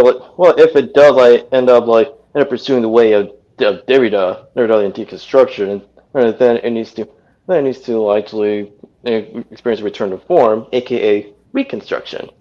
Oh, true. It's actually going to be fascinating because some of the first AI art things were a bunch of shit posts. Yeah. Well, eventually, AI will learn that hey, Derrida, Foucault, and the others that represent postmodernism, they're idiots. Like I said, the only thing Or you'll have some of them just go to town on it. all I'm saying is the novelty of it is just the fact that you're just there to spot the inconsistencies. Oh yeah. So, The UK ruined. people are playing with it. UK ruined comics. It's in reference to the British invasion. Yeah. Oh. Yeah, people. Yeah, from what I've observed, people are looking back at the British invasion of comics. They are finally acknowledging how much of a double-edged sword of a legacy it left behind. Yeah, it's always that stigma that a lot of British people have in their fiction, that there's always a lot of how do I put this? This not stigma, it's not that grumpiness to it. Basically, it's like that you see in a lot of British comedy. It's just where it's a lot of dark humor. It's just like, what the hell? You just gotta get Yeah, the you know. humor in their way of talking. Mm-hmm. Even Warren Ellis, he brought that up in Planetary when he actually features an XP, a character who's an XP of Marvel Man, aka a Miracle Man. And how he started as a character that came from an era of innocence and idealism, and then suddenly he turns and he becomes something that he wasn't originally. So he added in awareness, whereas on top of the self-deprecating humor, of the impacts that the British invasion of comics had left in American comics. Yet surprisingly, with the British invasion, we didn't have a Japanese invasion of comics because they have more respect of what came before, and not just in sequential arts, but other mediums as well. More so than some members of the British invasion of comics. Yeah, because a lot of the American influences that Japan would take, they always have some respect for that. Like, they're always it's funny how we're so obsessed with here in the West is obsessed with samurai, whereas in Japan they're obsessed with cowboys, which would explain Hirohiko Araki's influence from Clint Eastwood's movies, and how Jotaro was even Cowboys, influenced. mafia dons, and just just basically anybody who fires a gun. They're And very- Anna very, Green Gables. they're very attracted to people that can fire a gun. Well, it's also thanks to the West's influence, which not only led to the Meiji, which came after In other Edo. words, right, Edo. they're attracted to the patriots. Yeah, they're trying to be patriots. But that, along with like other aspects like of the West, which again it led to the Meiji era and the Meiji Restoration, and all the West's influence also allow the creatives of Japan to actually develop manga, and manga can be is thanks to the influence of the West. Mm-hmm. Thanks to actually the influence of Disney, nonetheless, because Osamu Tezuka, who created Astro Boy, the reason why he has that very distinct style and why a lot of the characters' eyes would look pretty big, especially how it's a lot more infamous with certain anime now, majority of the time. He was watching a lot of Disney films a lot, Bambi in And Betty particular, Boop. and Betty Boop. And Yeah. he used to draw on the blank pages of books. Mm. Yeah, just as Tezuka was influencing like a lot of people like back then, which led to like creators that people still talk about, be it unknown and obscure. Tezuka's influence also like crossed over on our side as well. Yeah. Hell, there's even a lot of people in Japan that were influenced by our American superheroes. Mainly coming from Marvel. You do see a lot of DC, but it's mainly a lot of the Marvel stuff. Or more, well, to be more precise, Marvel of old, not Yeah. today's Marvel. Yeah. I don't even know what today's Marvel's influence is anymore. Apart from social media stuff. Even social media actually has a root, but this one, it's like they tried following some type of TikTok trend or some story off of Reddit. And not the good one, mind you. It's the one that is somehow full of controversy, full of plot holes, and then when it comes at the end, it doesn't look pretty. It looks like it jumped straight into a toilet. That's just my observation. I definitely know not all of them act like that, considering Wolverine versus considering the Wolverine the Wolverine and ooh, I'm forgetting names today. Wolverine and Versus the Hulk. no, not Hulk. It's the Merc with a Mouth. Deadpool. Wolverine Deadpool movie. And actually, yeah, going back to Japanese artists being influenced by American superheroes, the one influence that I see one Japanese artist taking or loving, wanting to do an art for another. Actually, he's done art for some of the Marvel heroes as well. One in particular, that of Elektra, specifically with Yoshitaka Amano, the same guy who's done the art for Vampire Hunter D and Final Fantasy. He's done art for Elektra in that one Marvel art book. I forgot what it was. But he's also talked about having one hero in an interview where if he were to do one superhero, one American superhero that he would do, and one DC hero that he mentioned was Batman. Ooh. And considering his work for Vampire Hunter D and having that kind of style, or Yoshitaka Amano's art style with Batman, and considering what he's done for Vampire Hunter D, that'll be awesome. Mm-hmm.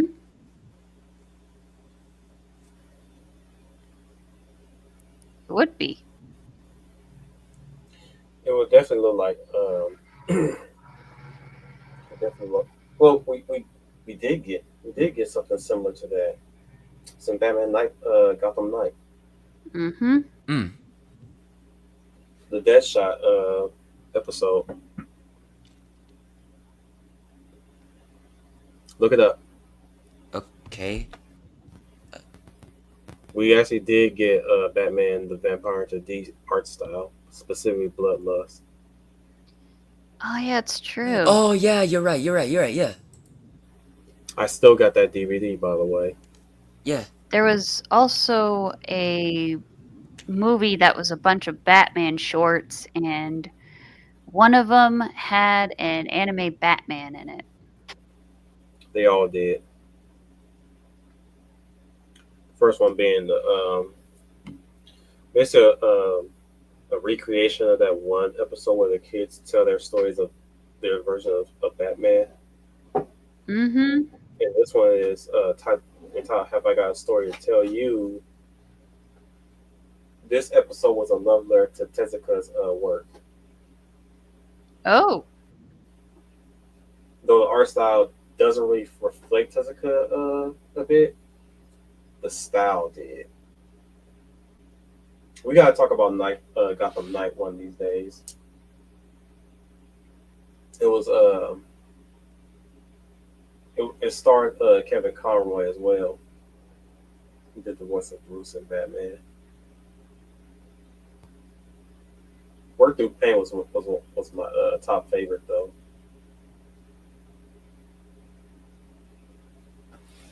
Plus, it's reason why you don't hear much about it is because it takes place within the Nolan universe.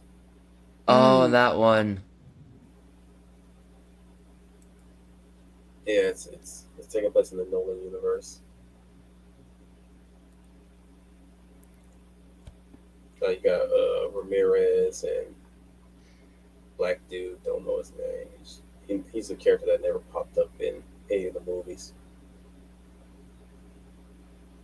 Though he was specifically for that episode, that particular episode.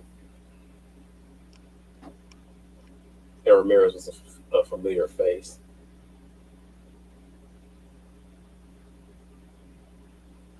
That's a shame what they did to her character in the second movie. You don't even see her again in the third.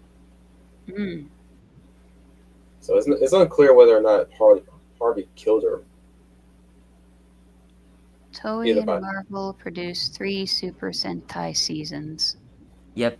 It started with, let's see, Battle Fever J, Denjiman, and Sun Vulcan. Oh yeah, I'd actually seen a Tiger and Bunny Easter egg in the Common America Alpha manga where Carly was quitting working with that one shady sponsor, and he was basically putting I should say agent, because he was actually putting sponsors all over her outfits like a NASCAR race. Like it was Tiger and Bunny. Yeah.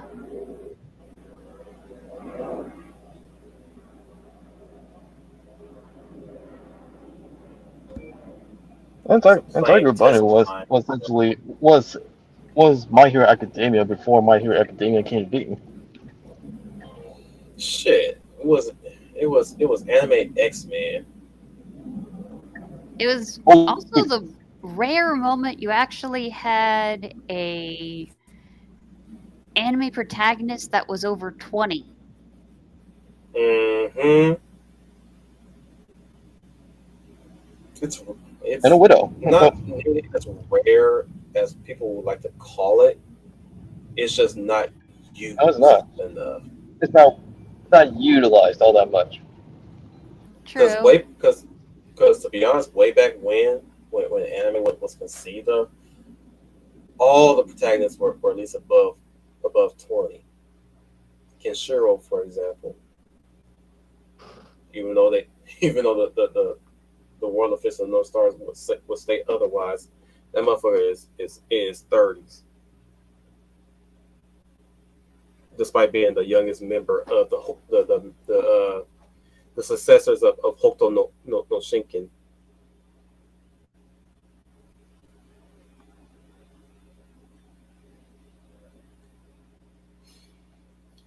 Compared to the other group, he's the baby. I always get a kick out of that every single time. It's like I tend to forget, like, oh right, Kensho's the baby out of them, out of the brothers, and he's Jesus.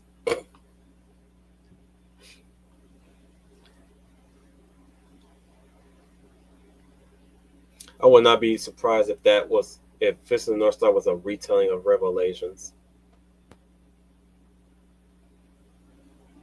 I wouldn't be surprised either. The Japanese old school martial arts flair to it. And fantasy.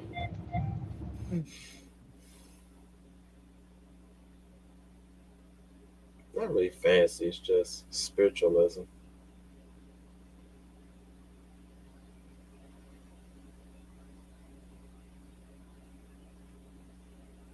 Y'all keep talking. I'll be right back. Okay. Well, in the meantime, Silva is replying to Dragon's earlier comments about the about the impact the British invasion had left onto American comics. Yeah. Which, and again, can you imagine, after the British invasion, we should have had a Japanese invasion of comics. Actually have the most well known and obscure mangakas come in and collaborate with the American publishers, and actually develop new original properties, or give them a chance to work, or give them a chance to work on their favorite characters and give them extensive runs. I mean, we kind of have something like that. We kind of do. No, I'm saying it could have happened earlier. I don't know. Okay, just me catch 22. I just look at good and bad of it. On the flip side, yeah, you would have some very interesting comics, lots of action, different kinds of storytelling, but you could also end up having the problem that happened with the UK infecting American comics, trying to do that to the Japanese too, and then they'd have a kerfluffle. And hell, even thinking about this, if Japan ever did some kind of Doctor Who manga or anime they would even produce, it'd be like, what are they even gonna do? They're gonna end up getting some of the more out there writers writing Doctor Who, which would be kind of fun. But then you'd have all the canon that they had thrown into Doctor Who probably just thrown out the window because timey-wimey. Yeah.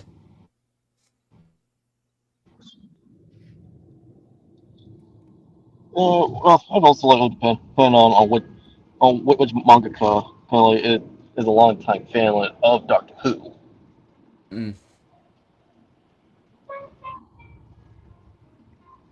True. If Doctor Who has even left the Let me tell you why. Fist of the North Star is Revelations retold.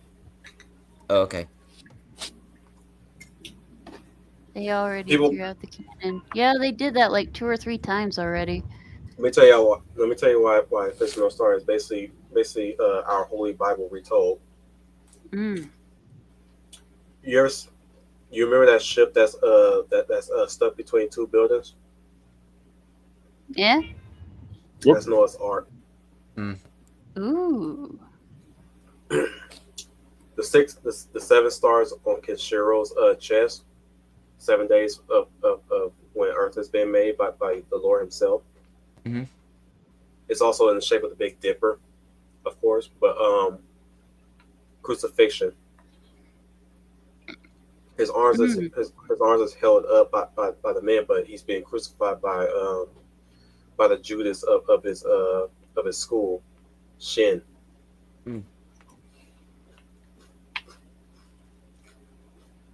He's traveling across the lands as a nomad as well. So every time you see him, he's always cloaked up in a way. And as soon as he enters, he also leaves. So he's Jesus with a stick instead of that decided to take up the stick to punish the wicked and help the others. There's a lot I can't piece together yet, but that's a start. I still am trying to figure out Uria and what she's supposed to represent.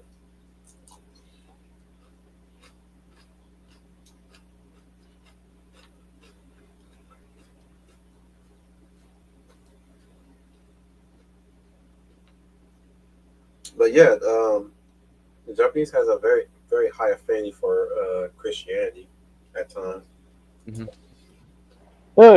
Even though even though the religion itself like is the minority. Mm-hmm. Yeah. There's also the mention something that is worth mentioning, even if it's uncomfortable. Yeah, that Christians like were persecuted heavily back in Japan's history. They're Yeah, persecuted at best or slaughtered at worst. it was rough. If you've seen Shogun or Silence, it's rough.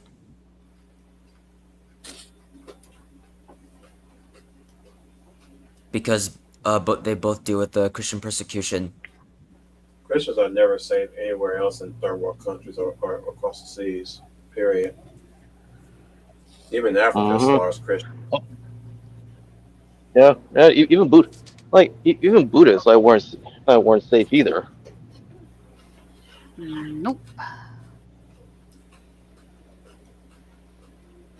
Like I remember like when I was reading and watching like what Rurouni Kenshin like that was actually brought up persecution of both like Christians and Buddhists. And that's like how like Anki like a disenfranchised like monk like became the way he is. Mm-hmm. You can see Fist of the North Star backwards in Transformers the movie when Unicron is looking at other planets. True. True.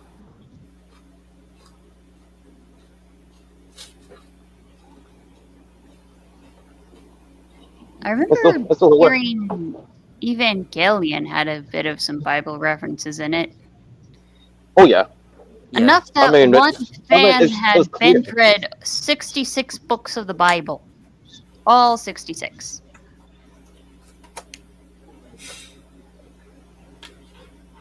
That actually remind me of a video I watched like from a manga YouTuber, and like this particular like micro like so or even a micro genre of fiction is called Angel Punk. And Oh. Evangelion was mentioned in it. Hmm.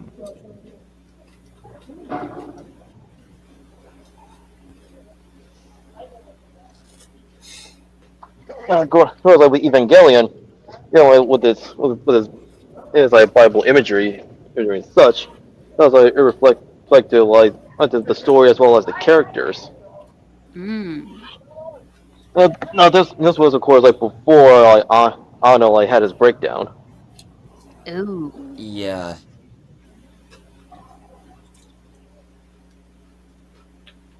It was also before like he made like the not rebirth. Rebuild, but I don't even know what is true about that man anymore half the time because there's some things that's said about him, and then there's some things that contradict what is said about him. So he will forever remain an enigma at this point. I think a lot of people just tend to speak very highly of him to the point where they just go with these weird exaggerations about him. Yeah. So I don't believe I'm beginning to believe that he didn't have a nervous breakdown. I just think he just wanted to shift perspectives at this point. That's my speculation. Because I'm just saying, like there's so much shit said about this man at this point. It's like you gotta piece it together, and even then, the puzzle ain't finished. Not wrong. I'm like you know, he my mood changes when it comes to him sometimes. It's like having a period with him. One minute you say fuck him, next minute you say he's cool, next minute you say fuck him again, and next minute you say oh he's cool again. Sounds like he's two-faced. I wouldn't say he's two-faced. I'm saying perception around him is two-faced. Oh. Perception surrounding him is two-faced. It's twofold. You got the camp that No, hates him. You got the camp that likes him. Then you got that one in between that just say, you know, that just say he does no wrong. The baby in the middle. Yeah. Even like Silva like pointed out one of the reasons he put the Bible imagery in Evangelion is because it looked cool. And there's nothing wrong with that because it has happened time and again, like throughout history. It's Yeah, it, it should not be seen. It should not be seen as should not be seen as offensive. yeah, As because like, offensive because like people like to take inspiration as well as these imageries into the works of fiction because it looked cool. At the same time, they also want to be respectful like to where it came from. It does yeah, not mean they're trying to take credit or steal culture. yeah, As much as like what the SJ hobos have been like railing at, even the postmodernists. yeah. Though even then, it's even found in a lot of JRPGs that a lot of influences from the elements of the Bible that are in there, like the the story of the Tower of Babel that's in there. Hell, it's even the on the nose reference in Final Fantasy IV with the Tower of Babel, or no, not Tower of Babel, the Tower of Zot, which is kind of the Tower of Babel, or somewhat that. Again, in Final Fantasy IV with the Cain and Abel parallels between Cecil and Golbez, and although yes, Cain Highwind in Final Fantasy IV in that game, but other RPGs do this. Sometimes there'd be some Adam and Eve parallels somewhere.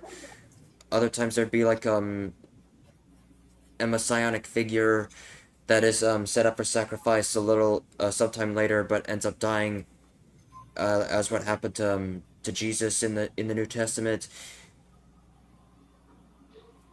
Hmm. True. Well, also that's another way to excuse me. That's another way to look at Ano. He's a self-hating weeb that has been told too many times he's super smart by fire-huffing people, and he believes it. And Ethereal also like brings up a good point, like how Samurai Champloo and Gitan respectively actually touched on the Christian persecution in Japan. There was a Christian movie somewhere that actually did a full on version of the Christian persecution in Japan, and it decided to get very graphic. I forget where I learned it from, though. Silence? That might be Is this? it. Yeah, because like that's the one movie that's on the top of my head. I know there's also Passion of the Christ, but there was but that's during that was the story of during the New Testament where Jesus was crucified. Passion of the Christ, the actor playing Jesus literally dislocated his shoulder to get it put on the cross. Yeah. Jim Caviezel. The Silence one, I think it showed the main character befriended all the guys who were going to die, and then they got shown their torture. The actor you're talking about is Jim Caviezel. Okay, so wait, I don't think Jim Caviezel was in Silence. No, he was in Passion. Yeah. Oh, And you still Jesus. talk about Passion of the Christ. Okay. She was asking. She was saying the actor. His name was Jim Yeah, Caviezel, Yeah. who was also the Count in the Count of Monte Cristo. Yep. Who could easily have played Stephen Strange in the early 2000s. You Because could have. my God, that swag when he got off that hot air balloon screamed Doctor Strange. I'm not sorry for thinking that. That will forever be ingrained into my brain, and that's how I walk to work every morning.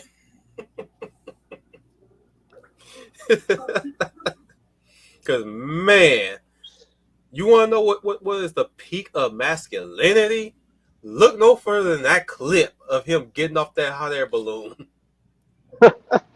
It's like, that's a man. Like, you want to know the measure of a man? This is a man. This man has his own personal hot air balloon with his cape and his cane, and he presented himself this way. And his first words was, "Welcome," in a half whisper. I was like, damn. I was like, that's a man. And speaking of somebody with a weird C letter name, Henry Cavill was in that movie too. He was young then, like younger then. Yeah. and he was small. He wasn't yoked Superman yet. But yeah, they like next to Caviezel, they look like father and son. I was like, but damn, when he walked out that balloon, like when he walked out that hot air balloon, I was like, shit, I'm gonna have to try to emulate that energy. See you later, William. See you, Silva. See you, Silva. What? I was like, what kind of power do what kind of fraction of power do I need to even match that? Because man, camera work and slow mo just really just enhances that motion. You know, I was like, damn. Speaking of Count Crystal, I still need to watch the anime. Oh, there's an anime of that? Mm-hmm. Yeah, there is. It's haunting too, with the art and the imagery as well. And the Count is just oozing of pure, just fear inducing. Yeah, I know there was like manga classics where they just do manga adaptations of classic literature. Like one that I've read in my school was of The Scarlet Letter, and it was a specific chapter of that, and I think my school still has that. It's in Garu. But they've also done other classic literature, like two works from Shakespeare, as far as I recall, like Romeo and Juliet, and I think Macbeth, and a few of them from Edgar Allan Poe. I think one of them was The Raven, and even going so far as doing Dracula and Mary Shelley's Frankenstein at one point, and I think they've even done Count of Monte Cristo at one point. But an anime adaptation of Count of Monte Cristo? That's interesting. Yeah, it's called Ganku Gankutsuo. The Count of Monte Cristo. Mm. I'm about to pull up the picture right now. Still need to watch it because that was one of my favorite stories. I still have, in particular, I still need to read the book. Hey, you ever read Count of Monte Cristo? No, not yet. I have the book. It's among one of the greatest classics in fiction of all time. It's like I've No seen so kidding. many versions of it, but I have not read the book yet. Yep. It's up there with the Three Where Musketeers. is it? Yeah, which is made by the same author who wrote Count of Monte Cristo, Yeah, nonetheless. Alexandre Dumas. Yeah. And also, fun fact, all the works by Alexander Dumas. Whoa! Mm-hmm. Mm-hmm. Looks like Yep. Castlevania Dracula. Oh, this guy is way better than Dracula. This guy is just this count is just all kinds of messed up.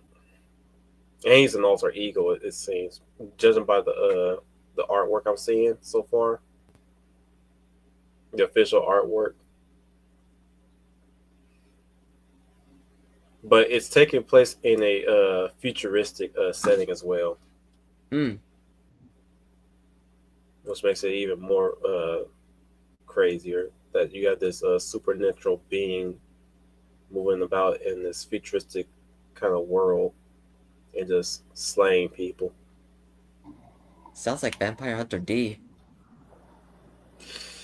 A lot of works after D tend to emulate his design. Mm. Hellsing, Trinity Blood. Do I need to show you Trinity Blood as well? I've seen Big Micah's review of that. Trinity Blood. Yeah. I hate Trinity Blood. Well, hate is a strong word. More like just didn't really have any interest in it. And Big Micah highlighted the reason too, which was Yep. interesting. It's just off the wall in tone, characterization. I just couldn't follow it. especially with the way how quirky the main vampire lead acts sometimes. Maybe if I watch it again, my mind might change. Yeah, but anyway, Because I was young then. So I could change perspectives as an adult now. But yeah, Training Your mind, Day is. your mind has changed.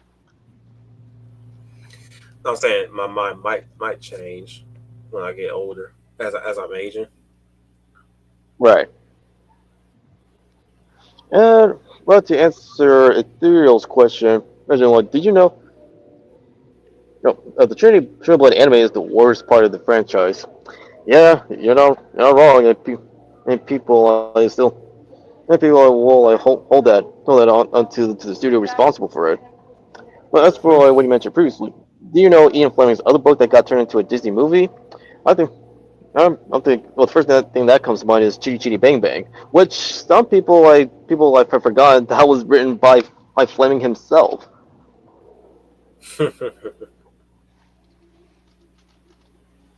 And oh, Yeah, Chichi baby, that's love gonna us show too. like he's not limited to just Spy-Fi.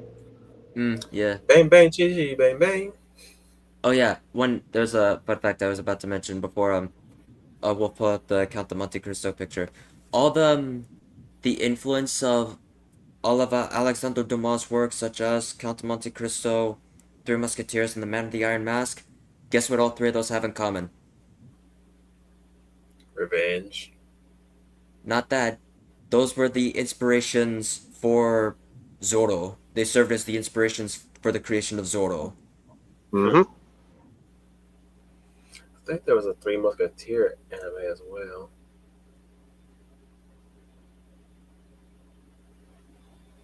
Or something like it. No, I know which one you're talking about. There was an anime like for the Three Musketeers. Though we do need to talk about Sayuki at one point. Ooh, I agree. It remains like one of the best retellings of the best and fun retellings of Journey to the West. So I don't know how I'm gonna feel about the animation to this day because I don't think it aged that well in the action. Well, we can certainly cover that like in the retrospective. Yeah, that's probably the one thing that's gonna slow me down while trying to watch it. It's like I remember this being more exciting than it was. Now it's just static. Oh well. That and Get Backers. We gotta get into Get Backers. Get Backers remains like one of my favorite manga series of all time. And like I said, some of these stuff I name it. The only reason why people have not heard of them is because anime was scattered just about everywhere in the network. Just any any random network will pick them up, and you either saw it if you saw it, or you didn't. You know. And most people were more comfortable watching anime in Adult Swim, anyways. So like, whenever time I mention stuff like that, they're like, huh, never heard of it, huh? I was like, oh god, Well, what were you raised on? you also have instances of quality like manga series back then did not and to this day have yet to receive an anime adaptation. Mm-hmm. But most people don't really know much about some of them either, and that's only because some of them, if they ever did, were getting put into libraries. And sure, they come, but they don't always stick around at the libraries that much. People, I mean, you know, especially when manga sites were kind of a thing too. We're pretty sure they were almost hard to acquire, let alone purchase. Not so much now. No. You got that right. That's what I'm saying. I can reminisce all the times, like sitting down with my friends and talking about anime all day and just having the catalogs in hand, showing the potential anime that could have that could have and sometimes did.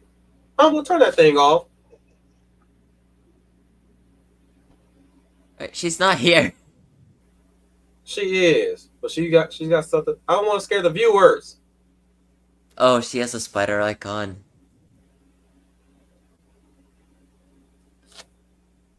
She probably forgot to turn it off.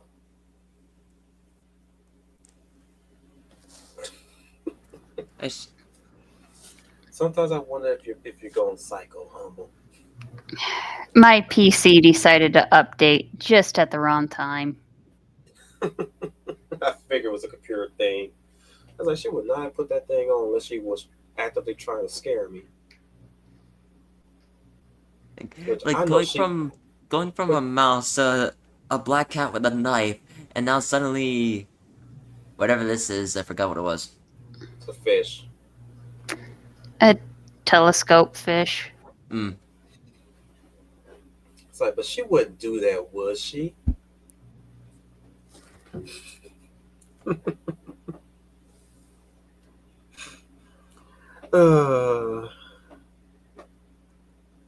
But as I said, it's like I'm sitting here reminiscing on the fact that we just reminisce on a time where most stuff had came about because of word of mouth in your circle, and and members of your circle bringing in material that you can dig into or not if you like, it was interesting time. Wow, I cannot speak right now. It was an interesting time we were living in before I'm not saying we should go back to not having computers or screens for that matter. What I am saying is, or at least I'm trying to say, is that we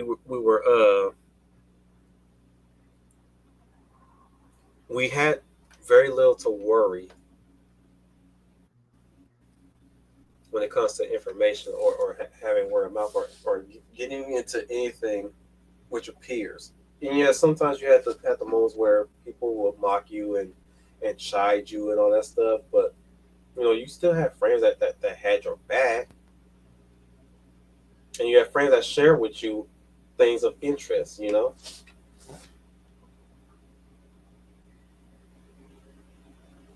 Are y'all following me? Mm-hmm. Yes. I'm just saying, I can remember a time where I was excited to even watch an anime called Red Hulk, or a mecha anime called, no, not mecha, super robot anime called Dangizer, with chicks with varying degrees of profit pillows.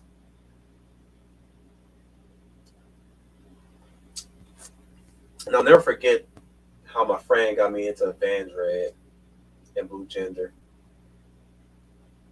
He had a whole collection of anime that I would have wanted to explore,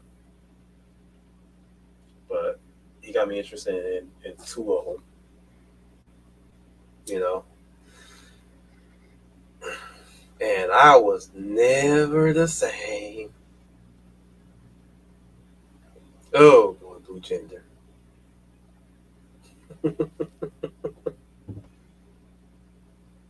We will talk about Blue Gender probably next year, because the whole series is on YouTube now. Still. Oh, really? Mm-hmm. I need an adult.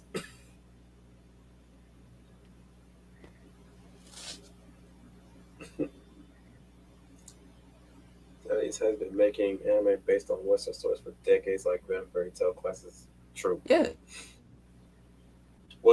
what do you think the Fate series is all about? Mostly, mostly historical figures and legends. Yeah, it's I'm mainly surprised deriving off Professor. from yes, I'm mainly deriving off of surprised. King Arthur stuff. I'm surprised Professor Geek would not even get into Fate because of Saber.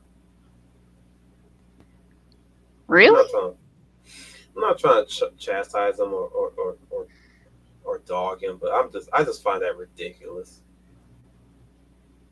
I really find that ridiculous. Like it's anime, dude.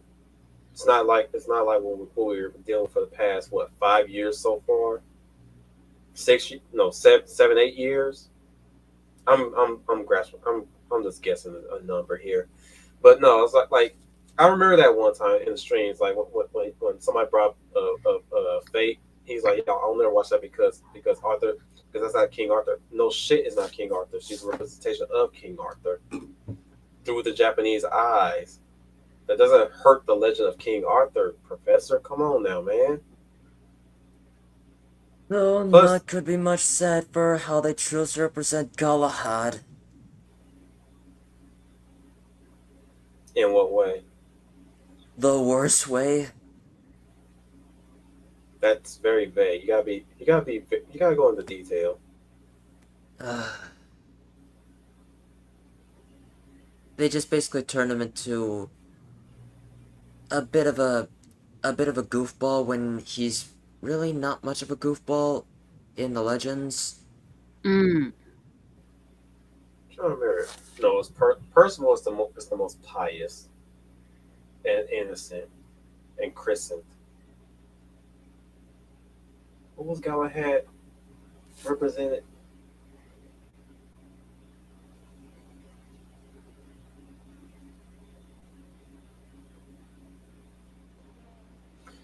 Theo has a question for you, Humble.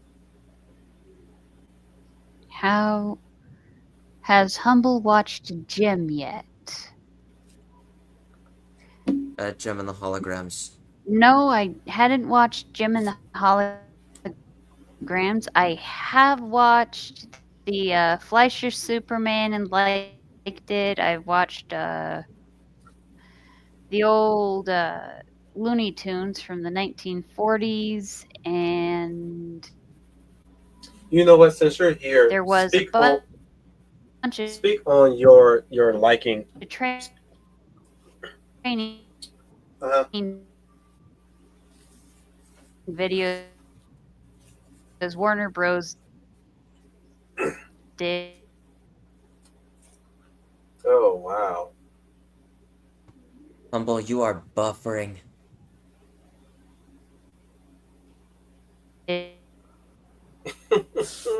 Yeah, she is buffering badly.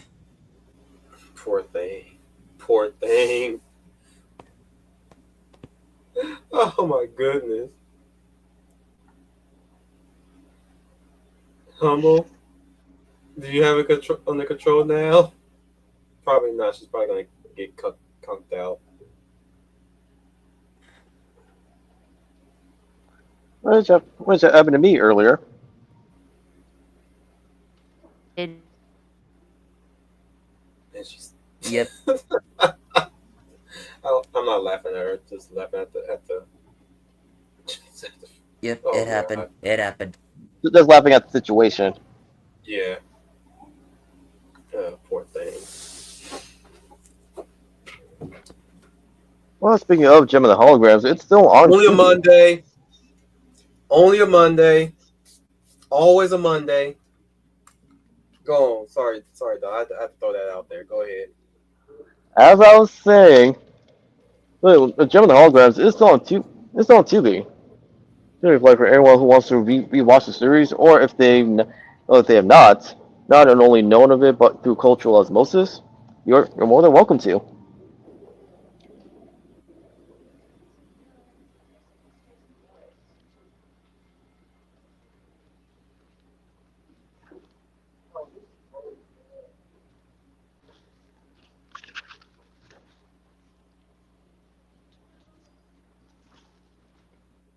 Dude, you should not share in praise of shadows.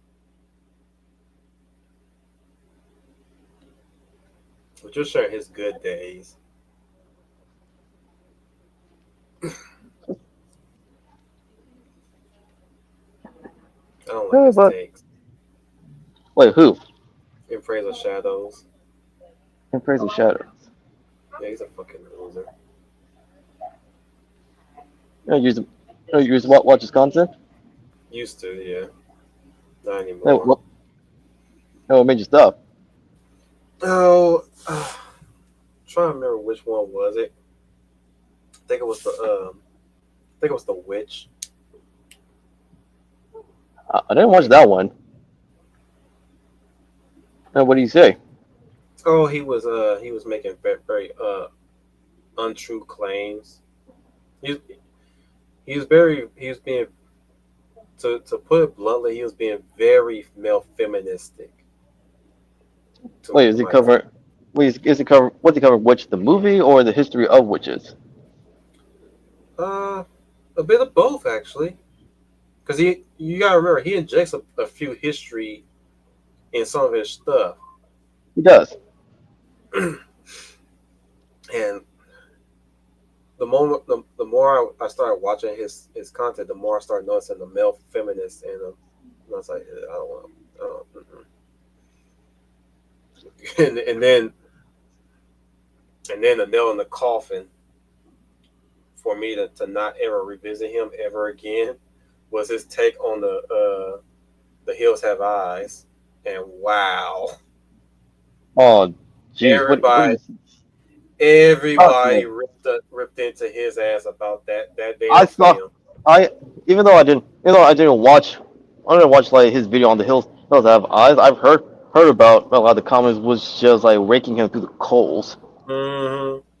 Even Lowly fucked his ass up in his review of the Hills Have Eyes. Humble, let's check your connection. Mic check 1 2 1 2. Let's see. Oh, she's clear now. Yeah, more clear. Even more crispier than ever. Jesus. Peter Piper picked a peck of pickled peppers. Yeah, it's Yep, there. we hear you. Well, since you mentioned Superman, now that you're here, Humble, tell us how you feel about the Fleischer Superman.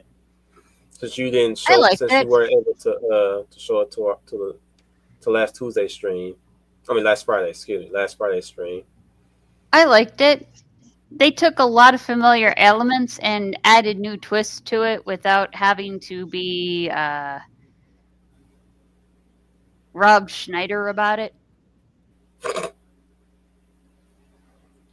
I wouldn't call them twists. Just that was the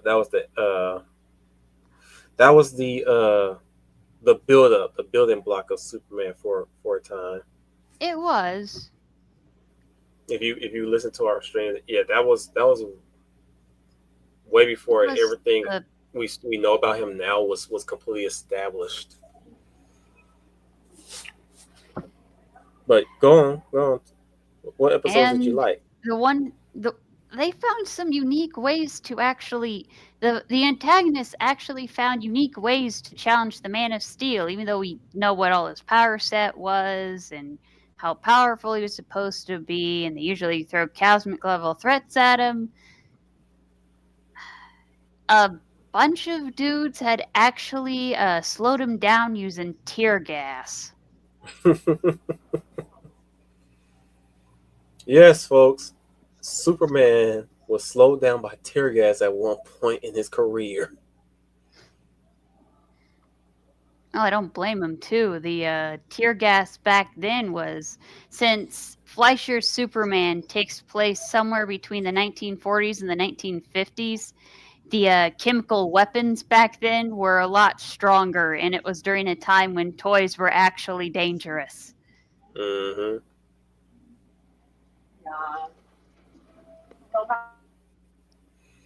Did you even like Lois? Oh, Lois was awesome. The reason why this Lois was my favorite one is when she got in trouble, it was usually just to get the scoop. She had journalistic integrity, even at the detriment of her own safety. and she was not afraid to shoot a Tommy gun back at the bad guys. I'm guessing when you watch the stream, I gotta watch more of this. I binge watched most of it before I know. before the stream, and then when it was time to stream, I missed it. Yeah, you poor thing. We could have had you. We were having that stream. We were having the most fun. Just really talking, even poking fun at the thing we liked. It's like just that was our quintessential Superman for a while, even right into the 80s, in the late 80s too, and right then and there, my love for Superman was pretty much fed by that. So as I said in the beginning of that stream last Friday, I was like, I cannot tell you which one was it. Either Dawn of Superman or Flash of Superman that got me into loving Superman, being a fan. Because I can't for the life of me remember which one came first to me. I just know that my love of Superman was influenced by both that movie and that animated series before we got the Timverse Superman.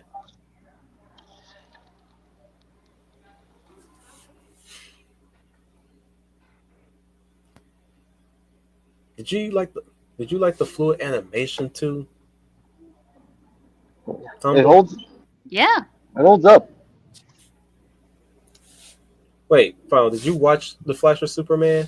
I've seen about one episode of that show because I have the collection of the DC cartoons where it shows various DC animated shorts or DC specific episodes, and the one episode that it showed, I think, was the original pilot episode, and it's Pilot cool. Superman. Yeah, it's cool. Like I said, I just love how he just punches that laser. Yeah, in beat with the music too. Mm-hmm. Dun, dun, dun. Dun, dun, dun. I remember watching like the Flash of Superman years ago, and and when during the rewatch, it has aged like fine wine.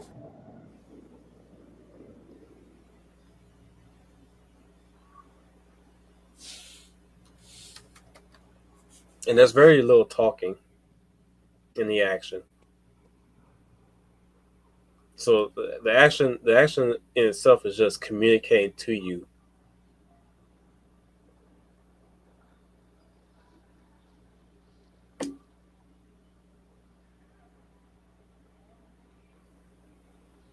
Oh, y'all want me to speak more? And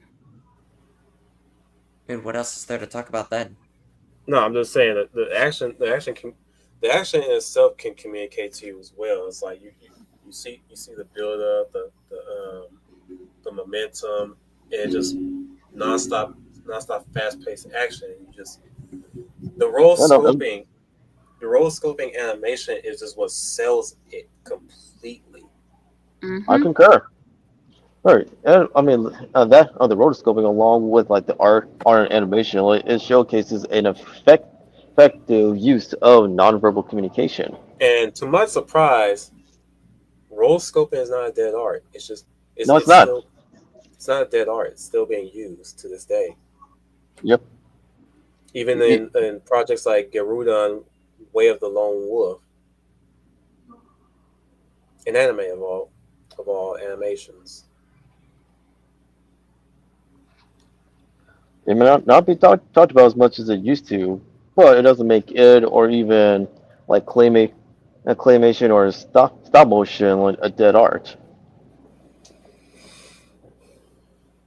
It was also during a time of more elaborate set designs.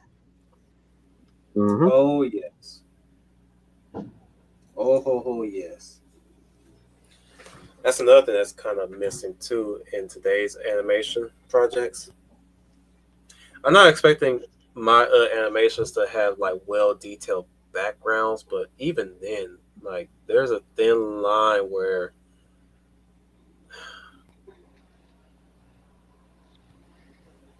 things can look empty and things can look too cluttered. And frankly, to be honest, I'm sick and tired of the cluttered details too at this point. You know, and especially in video games, I'm like, I don't expect somebody to be like super duper tidy, but Jesus Christ, can y'all not make places look like they're fucking ran by little toddlers? Please. It's like even at my work spot, in some cases, not everything is like super duper messy. It's like what I would like to see is a bit of organized clutter. You know,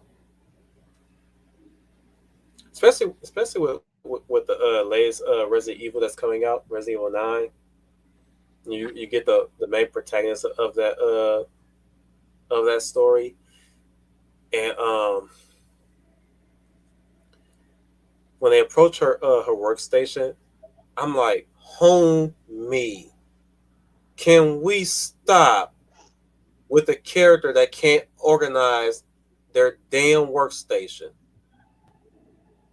I'm sorry. I understand that that's supposed to be showing her to be like a busybody that you know that can tend to Yeah, it's basically like the whole thing with the detective archetype where they trade off like one thing that people take for granted in order to in exchange for like more knowledge, which is what makes some detectives a bit more eccentric, or sometimes maybe a bit hardened with the hard-boiled detective in noir.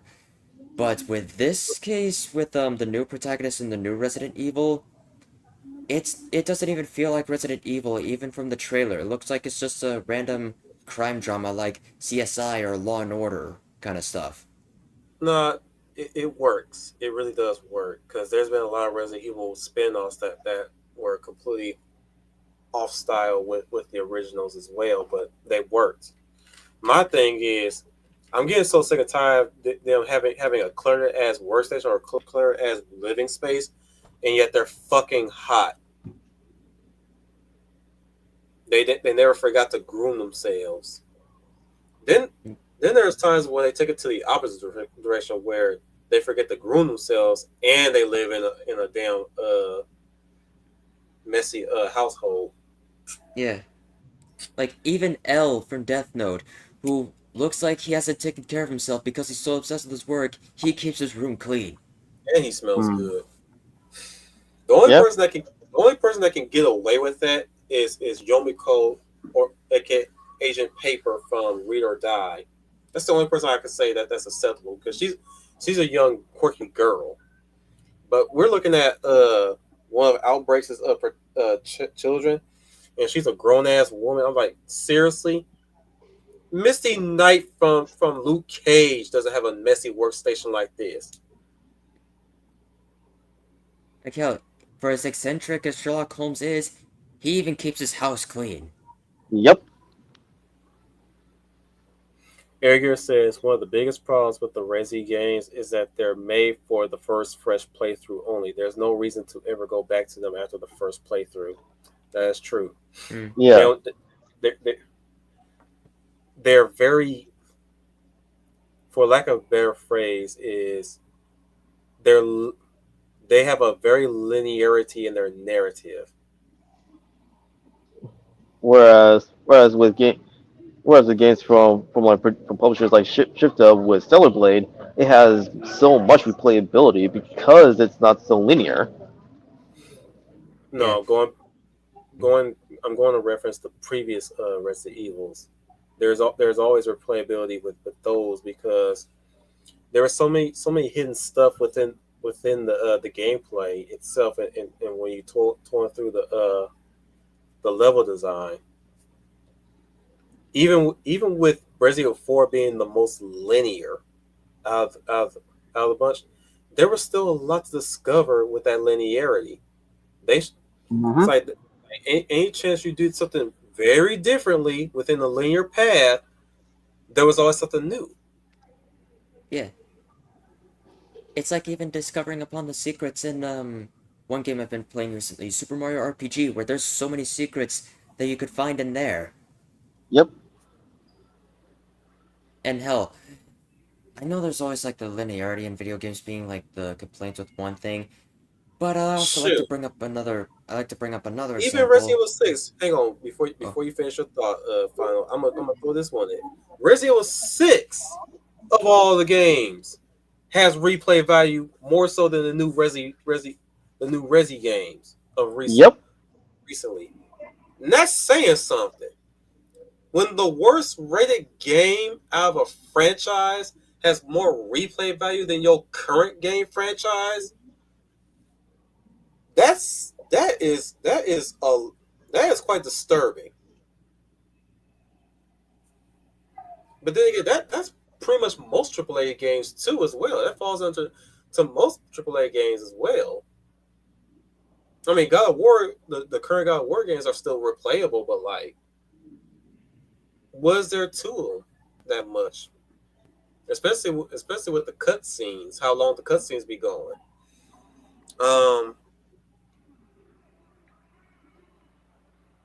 That's one thing that's really going. That's one thing that's plaguing single player games today. They're coming back, but they're lacking in replay value, less so than the multiplayer games or the games that are built strictly for multiplayer. Monster Hunter so far for me is replayable. That's only because there's the online component to it, and I think that's what's really hurting video games today right now. Is that the general populace is so used to multiplayer games that it's hard for them to play single player games. You know, I mean, yeah, they could be happy with them, and people still replay some of these single player games, but like by and large, where they really feel comfortable and at home at is the multiplayer games.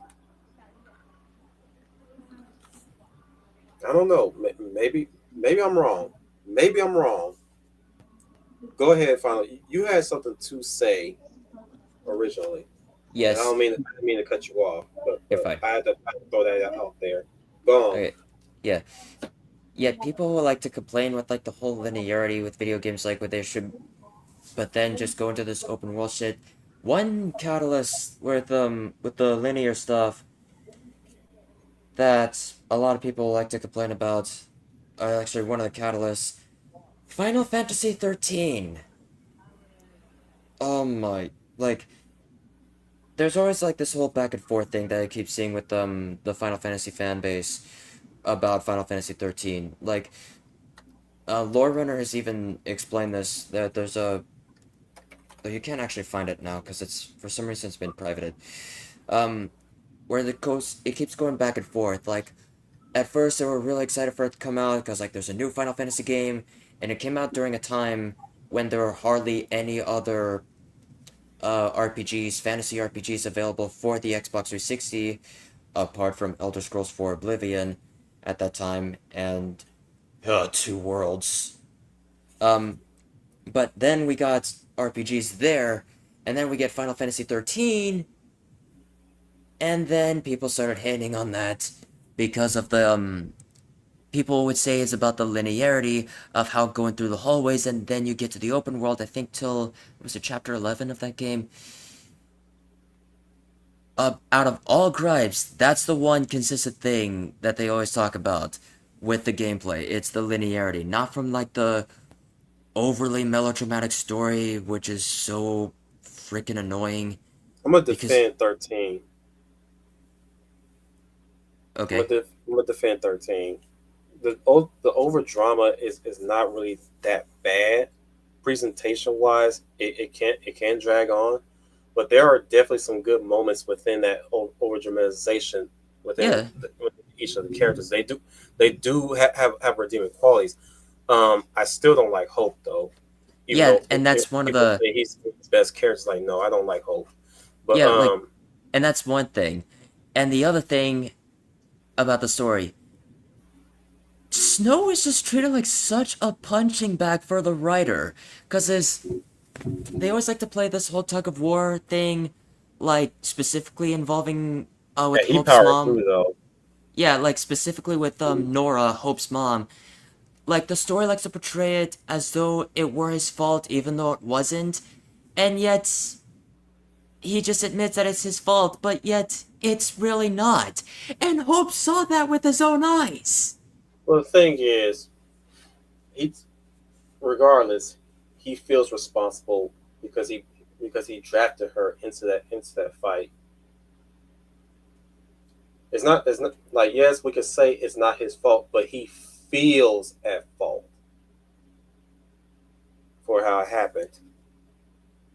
You know, and that's big, and to me that's big of him to do something like that, to really take accountability, even though it's not his fault. That's what heroes are made of, and that's what he fashions himself to be, a hero. Even though fucking Hope had to freaking force it out of him, which is funny. But dude, you saw that with your own eyes. And no, your mom. Again, that's why I hate Hope, because I don't hate him. That's why I tend to dislike Hope, because Snow is a decent guy for that. Like you just, I gotta thank Hope for that anyways, because you just made Snow better by doing that, and made you look worse. Yeah, and hell, your mom fought on the front lines for you because you are her only son. Probably gonna get some people mad. Yeah, and even going so far with Lightning, where she was just even worse, because of the whole thing involving her younger sister. You were supposed to be there for her because you two were orphaned at an early age, and yet the moment you were there for her, she was lonely, and Snow provided that for her, and when she needed you most, you pushed her out. And that's your fucking fault. And you still blame Snow for doing this when you know damn well that it's your fault. I'm gonna defend Lightning, not because I think she was in the right, but because I'm beginning to see her as a flawed character, not a poorly written character. Because this is what she knows is to protect her sister, and be a crusader. Because remember, she joined the crusader branch, just to defend her sister. And the only reason why she clashed with her sister about dating Snow is due to the fact that both her and Snow had differing ideologies and differing beliefs. His way was storming the gates and fighting in youthful rebellion. Hers was more of a controlled and measured strike. They had different perspectives on how to fight against their enemies. I think it was Pulse. Yeah. Wait. Yeah, it was Pulse. Yeah. They need because she had the Fal'Cie logo or the l'Cie No. logo. No, what I'm saying is, they need to really work on the naming conventions of their worlds, because I always got them confused switched around with each other. Yeah. But yeah. Wouldn't it even help if you had a whole opening crawl like what Star Wars does or something? Well, like I said, I defended her as a flawed character, not a poorly written character, mostly because of that revelation. It's the fact that her and Snow had different perspectives. Deep down, she respects Snow, but she'll never freely admit it. But like I said, it's due to the fact that they have different ideologies on combat,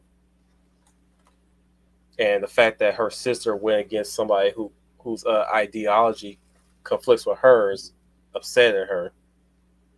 You know, the fact, and in her way, though not the correct reaction, mind you, she's basically saying, okay, fine, you're old enough, he can protect you, fine, but don't come back.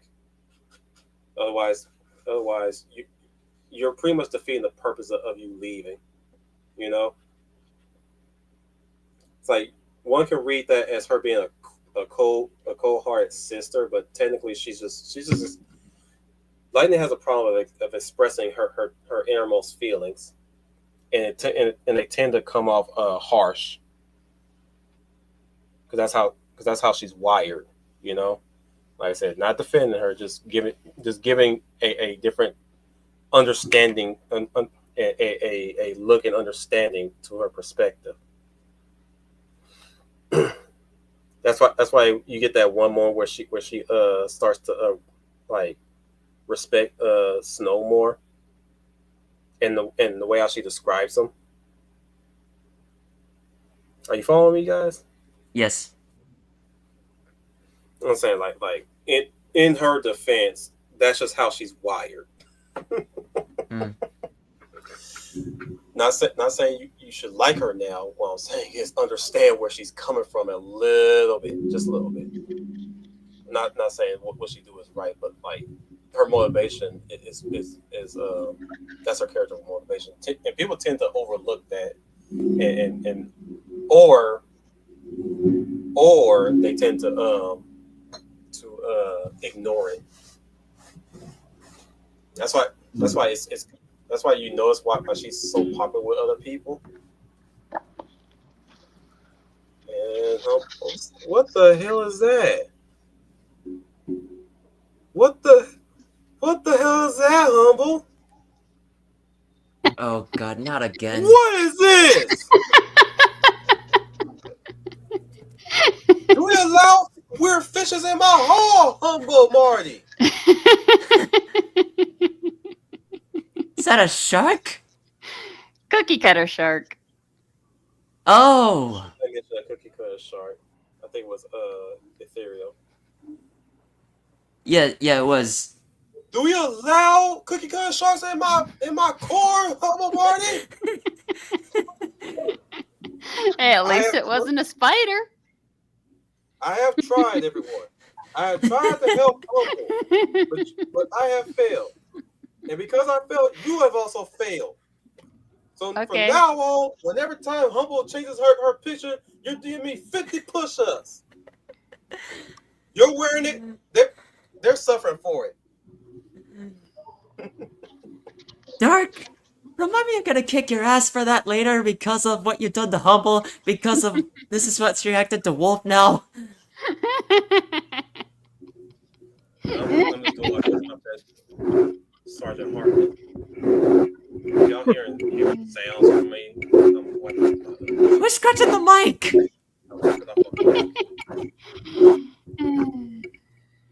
It's dusty. I'm wiping off my mic. Oh. My whole workstation's kicked up in dust. I need to dust it. That's probably why I'm smelling so damn much. Sorry about the sound, guys. What you laughing at, Ethereal Dragon? My impression of Hartman, or just our antics, period. Probably just from the reaction of Humble with the cookie cutter shark. Or maybe he's just laughing at the fact that she granted him his wish. One of the two. And say I'm wiping, and I'm actually wiping the mic down with the TV wipes. That's how broke I am. No, I'm kidding. Like she should have brought the Hartman out of me.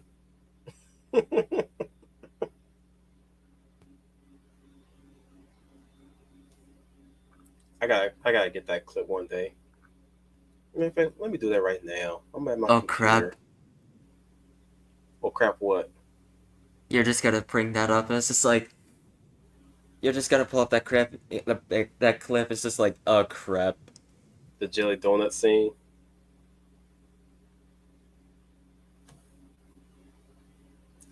What is that, Prophet Pile? Sir, it's a jelly donut, sir. Do we allow jelly donuts in my hole? Sir, no, sir.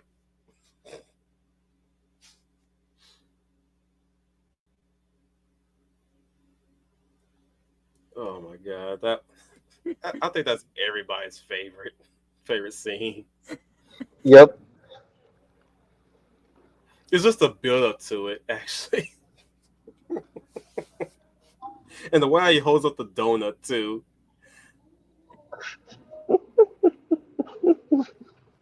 And just when you yelled, I had to pull up my headset. I was just like, what? Did I make you jump?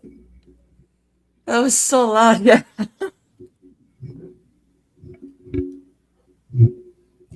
I had to do it that loud because he says it that loud. Hey, at least he didn't have the clip of the guy when he opened up his banana and realized there's nothing in the peel. Don't go in my closet.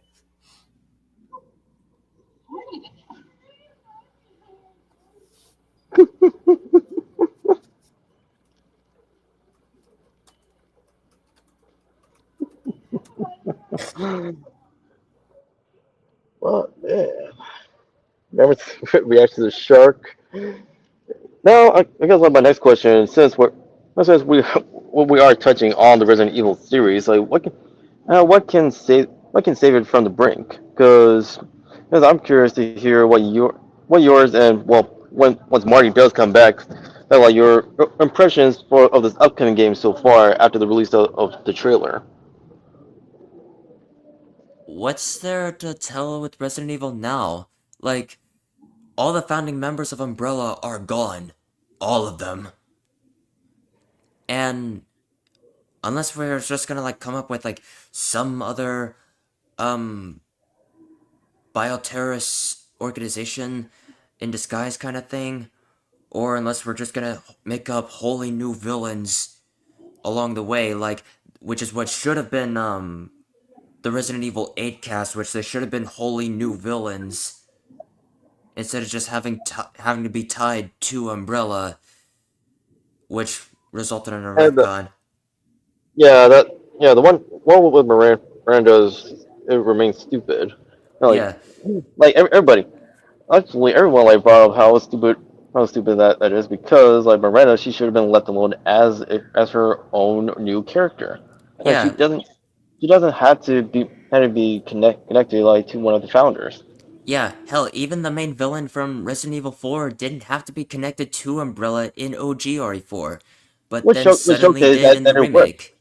Yeah, but now suddenly did in the remake. But Umbrella was just involved in RE4 because Wesker wanted the Lost Progress. Plagas virus.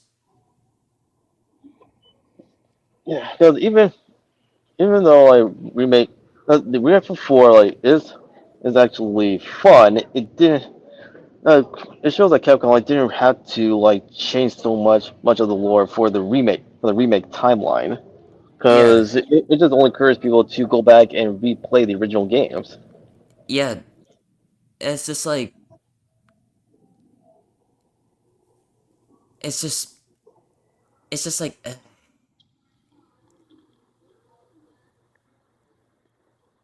Like the whole thing, can we please stop trying to make video games be movies, like interactive movies, please? which is actually really another emblematic problem. Well, like in gaming, much like much like the comics, is most of today's creators are trying to turn games into interactive movies. But even interactive movies, like remember they're video games, and you still have like gameplay and action. Yeah, like it's at this point you should have just done movies. Like you come to the wrong place to even do um video games or even comics for the matter, because you're And working with animation as different. well. Yeah, even in animation, because these are wholly different mediums that you're dealing with. Okay?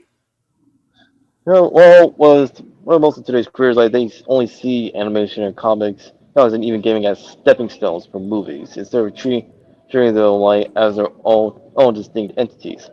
Yeah. And hell, there's even a whole book about that called Genre of or no, Anatomy of Genre. It's made by the same author who wrote Anatomy of Story. I forgot who it was. But he's done some Oh, good nice. stuff. Good to He did know. some good yeah, he's done some good stuff.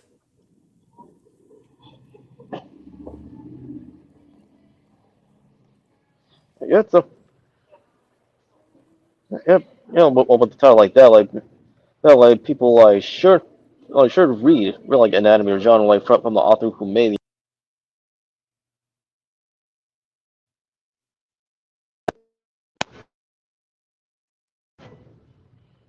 You cut off Dom. Well, before I was cut off, I was saying, like people should read and take notes, like from this book. Yeah. In fact, there are already like many books out there that discuss with like the whole the plot structure and how characters are made within stories. Like people talk about Joseph Campbell a lot, which those are good sources. Those are really good sources. I do recommend those. Um or even like Christopher Vogler's The Writer's Journey, which it's basically like a whole outline of the hero of the Thousand Faces that Joseph Campbell goes over in that book, especially with his own book that's actually called The Hero's Journey, where he reflects his own life and then showcases like different or actually showcases like different stages in that plot structure of how it went in his life and how that works in stories and whatnot. Um, how there are even especially like many different video essays out there of how you even do that, especially how to critique a story. Like Smudboy, the YouTube channel called Smudboy, has made a whole video about that, which was supposed to be in like many parts of saying like what is objective critique, on how you judge art objectively, which only got one video. It was supposed to be like in many parts because it said part one in the title, but he never actually got through with making that. Well, he is a busy man. Yeah, Yeah, but I do. I'll say, well, as my boy, I still follow him like more so than Embrace of Shadow, and Embrace of Shadows like after like what I heard through the grapevine of like what he said for like Hills Have Eyes videos like even before like show like the male feminist like was rearing its ugly head, which caused a yeesh. lot of people to leave him, leave the guy and unsubscribe from his channel. Yeah, But one of his videos, still to this day, remains a good one. And it is his rebuttal. His rebuttal from one of the other YouTubers, where he's saying, yes, you can judge art objectively because there is yeah, objectivity in art. yeah. It's from specifically when he was rebuttaling with the YouTube Just right? channel Just Right, Yeah, specifically him. talking about with the Last Jedi in particular. The whole video was saying about like how he would just like saying like no, you can't judge art objectively, and yet and it goes into the whole thing with the Last Jedi. He also goes in and talking about Immanuel Kant and something Hume. I forgot what was his full name, but yet he only talks about Hume, but completely ignores Kant. And which, by the way, all of the things that Kant said have nothing to do with art, but rather with morals. That's his whole thing. But yet, so why Hmm. bring Kant in there at all? Right. Is there a fire alarm or something? That's from a section of Barnes and Noble. Oh, sounded like a fire alarm. Like what the hell? No, nothing major is happening. Oh, good thing. But even then, when he talks about with when he brings up Hume, he even then doesn't even get what he's talking about. Want to showcase like a research failure on his end. Yeah, like judging art, like saying that you can't judge art objectively, yet you bring up Hume to saying all this stuff like you don't even know what the hell you're talking about, and you just go on just meandering. It sounds like you're just meandering along with all this stuff, and you didn't even bother to write all this down. Even if you did, you still don't even know what the hell you're talking about. Like you and some other guy who brought up the sign with like it's like the whole thing with like it's a movie with space wizards with laser swords that are made for children. That guy, just like I forgot what's his name, nor can I even care what his name is. Like these guys are just freaking stupid. I even have this kind of thing with my parents a lot of times, and it just really grinds my gears even as an aspiring storyteller. Like this, yeah, the art is subjective by only just like 1%. Because it comes down to two things, your taste and your experience with the art. That's what makes it subjective. But that's not how you judge art, that's not how you make art. Mm-hmm. This is why the modern art shit is just bad. It's just shit. And the remaining 99% of it is objective, because it's a skill, it's a craft. There's plenty to learn from that, and it's a lot to learn from that. Like, knowing genre, knowing how characters and the archetypes, how they work, knowing And different also plot tropes. structures. Yeah, and tropes. And knowing how different plot structures work, knowing different mediums, that kind of thing. And what's the storytelling that goes into that medium, because there's different ways to tell a different story with the medium that you're working with. Even how to utilize stereotypes. Yes. Well, when someone's not that into it, they don't really look that far into it. Yeah, it is such, and this what brings up to like why most also today's works of fiction like won't be remembered or even be universally like really be established as timeless classics because most of them are not. No, Yeah. they're hit or miss. You know, like even like the works of Disney, be it movies and television, especially in animation. Like people like will look back at them with not praise, but they'll critique them. And recognizing that they had potential, but they were wasted or weren't fully explored or refined because they were just too entrenched in identity politics and the sorts. Yeah, it ends up actually killing movies too. Like for example, I'd found out, and this was off of Josh's live stream. Josh is an animator who works on Freedom Tunes. He's also an artist for the cartoon character Pineapple Pizza Man, and it Yeah, had I know a, Josh. yeah, he used to work on the Tangled TV series for Disney. And one of the things that happened with Elio is it was the one movie that had a fully negative pre-screening. And Well, it no. was supposed to be some, I don't know how to explain it. It was like Tumblr with the Grubhub art style. Yes. Yeah, much like Turning Red, how that turned out.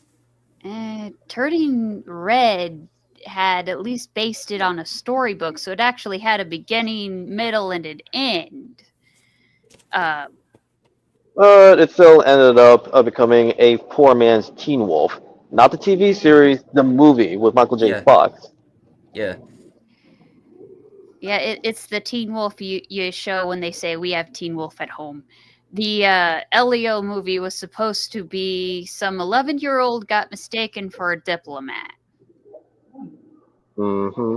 And the story was supposed to be themed on living on a military base and well, it was a first contact story, and I'm like, we already have ET. Yeah. Yeah. Or rather, And close encounters of the third kind. yeah, it's like reverse Lilo and Stitch, basically. Well, the weirdest part of the show is, You mean movie?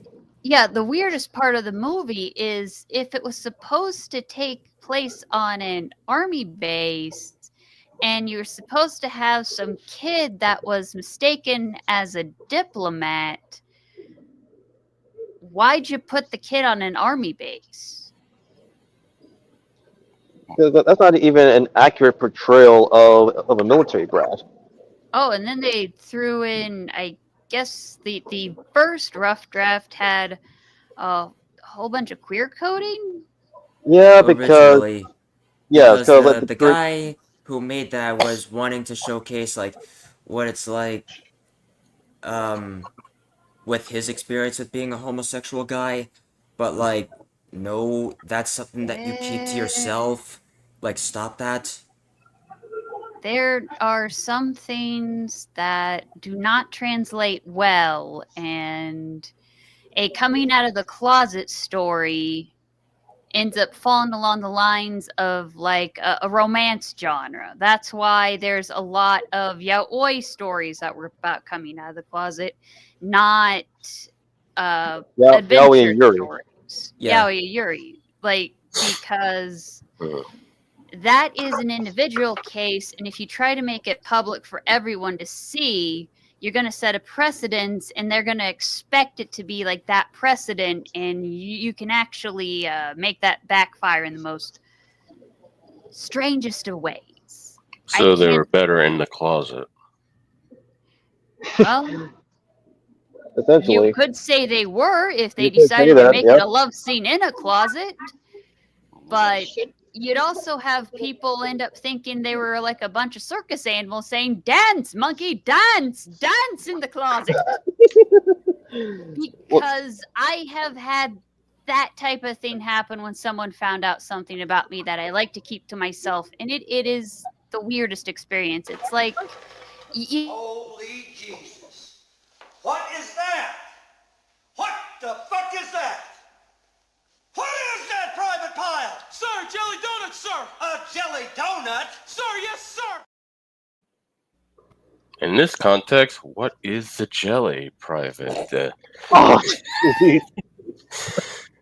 yeah, let's hope it didn't come in a jar. Okay. But in layman's I terms, doubt keeping the gay in would have saved it. Actually, you are right. It did not, even when taking Yeah. it out, because all that was left was just mid storyline. And I am not proud of how I was teasing it, because I hadn't even seen the movie and I was already trying to roast the darn thing, and I didn't even know half of it, which is terrible on my part, because it's like, if you're gonna roast something and if you're gonna tease the heck out of it, watch it. Even if it's bad and you want to tease it, you have to know about it first before you actually make a good joke about it. Like Rosie O'Donnell. Yeah, Rosie O'Donnell. Though frankly, everyone else would just post up the movie anyway because everything else on the internet is just going in at a millisecond at lightning speed. I don't know. There was some cases when the movie, if it wasn't good enough, it wasn't even pirated.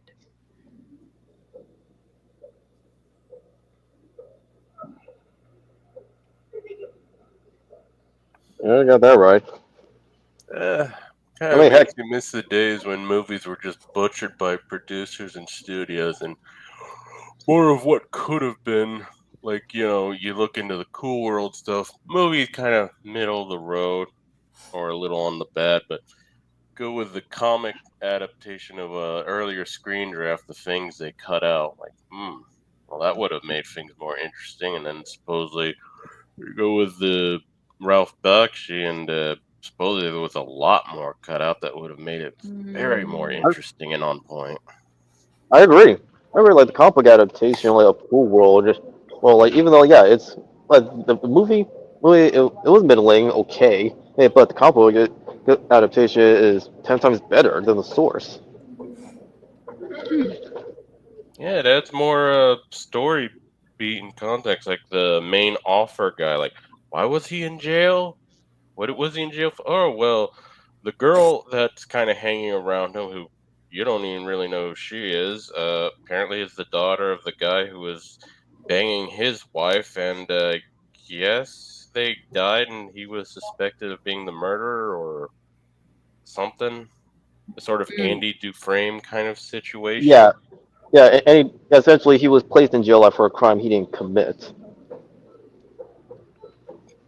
Anyway, he's out of jail. He's got the whole skepticism and the blacklisting over him for it, etc., and just trying to readapt. And the only thing he's got is what he perceives is his world until finds out it's not exactly his world. He didn't create it, or that part's always a little vague. Yeah, Yeah. because I mean, like, yeah. See, like with the movie, it's similar to the movie, like trying to establish. It didn't know which answer to stick with. Like either he created Cool World, or Cool World existed like long before like he made the comics, and he was just merely getting psychic memories like of Cool World. Sort of like that Justice League episode where Legends of Tomorrow. Yeah. Well, no, it's just called Legends, where John, yeah, like where John said that the creators of the comics like had a subconscious link to like the Justice Guild's world, and what they thought was fiction that they thought up were actually they were getting psychic memories like of the Justice Guild's world. Which is probably the case because we got to remember Brad Pitt's character exists and he's a real guy, just like the artist whose name I keep forgetting. Jack. And His name is Jack. Jack, and he got into the world of Cool World back in World War II. World War era. II. Yeah, and also like he didn't age. When he's been in Cool World for like a long time after World War II, and he didn't age a day.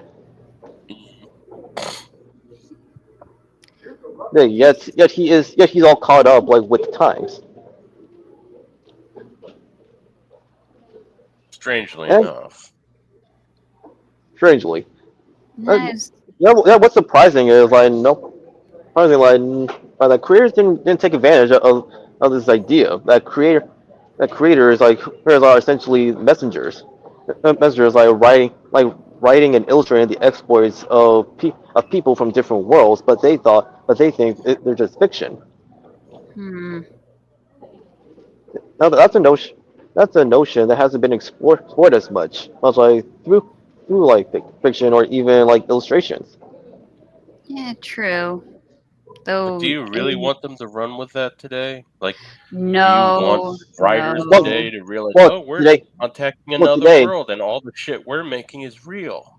Well, today, no, like that should not be touched upon.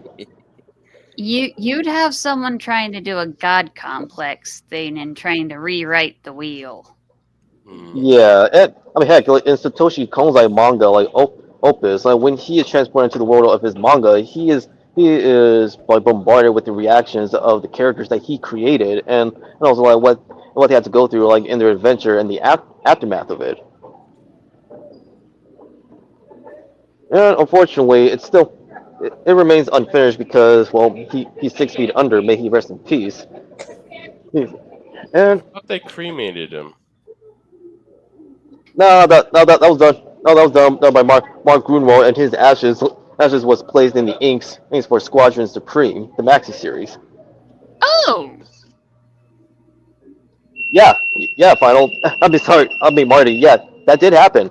Like Grunwald, he was like that fan, that person who graduated from being a comic book fan to a professional in the comic book industry, and he wanted to be part of like what he loved. That's a bit macabre, but okay. I've heard weirder. Really? Tell us. What is this weird? I'm interested. Guy basically had his ashes in a cereal bowl, and his friends each took a handful and just chucked it into the ocean. Oh, I thought you were going to say they ate it. Like, oh, wow, that is weird. But, And oh, there are some that ate them. Oh my gosh, you Okay. spoke too soon.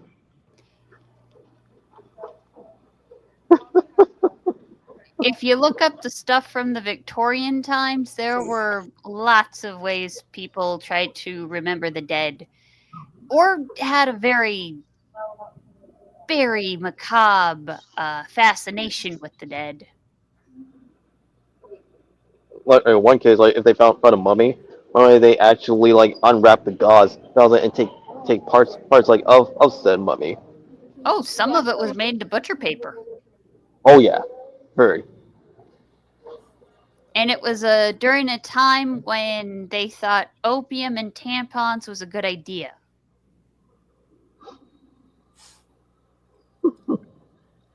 Nothing says like helping with that time of the month like sticking a 4,000-year-old somebody up the. Well, the mummies weren't a part of the tampon, but the opium was. That makes The more you know.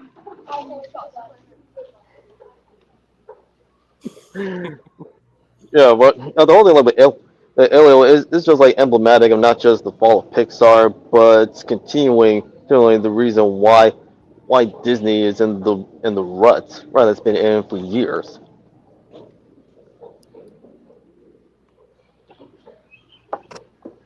Because at the end, at the end of the day, like nobody will want to watch it because the story and the characters and designs, they're just not good. It's soulless. It's definitely soulless. That is rather just samey at this point. Yeah, and then you had times when they did anti-capitalism messages and then merchandising. I know Look how that capitalism's turned out. not perfect. I know capitalism is not like. I know capitalism's not perfect because people easily could exploit that, but it doesn't. It's not the same as corporatism, people. They're completely different. No, I'm thinking a lot smaller, especially when they did the little thing of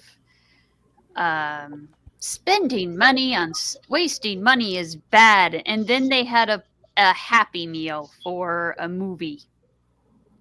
No one went to buy that Happy Meal. Mm-hmm. Unlike He-Man or My Little Pony, where they had these big, huge worlds and all this stuff, and then they had a place set that looked like it in miniature, and it's like, you want to own this planet? Buy my book.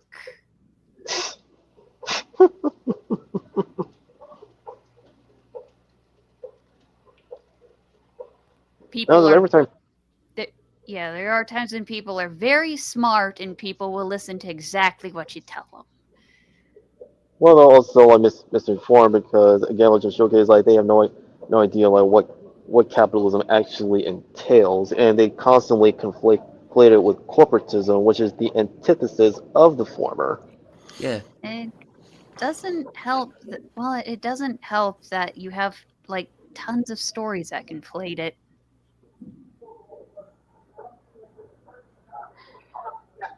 Very much. Like even these people, they want to conflate capitalism besides corporatism with cronyism, which is another like antithesis like of what capitalism is about. Or Marxism with socialism and communism. Like, yes, they're an awful lot alike, but there's still differences. They're still distinct. They overlap, but they're still distinct. But the fact that they overlap makes it easy to conflate, which people just enjoy because a lot of these can't say that word. Special snowflakes or something. I don't know. You can call them uniquely intelligent. Sure. Just call them idiots. Sure. Yeah, sure. Like that's pretty much like that's another like politically correct say. Politically, almost got tongue tied. Politically correct thing to say retards or morons, idiots. YouTube, he said it, not me. He said it. He said the R word. But yeah, they like a lot of people these days, especially the newer. They like conflating and simplifying things. That's why you get all these weird ass words and newer slangs, I guess. Like, why you so jelly? Like, Yeah, we're going back to Jelly Roll. Thank you. Well, Or any of that weird, stupid stuff. and the more they rearrange our wonderful languages, the more we end up relating to Hank Hill at being lost in a world that has passed by. You know, George Carlin talked about that as well in his comedy specials. Mm-hmm. Like with Shell Yeah, Shock. Shell Shock, it's simple. It's simple.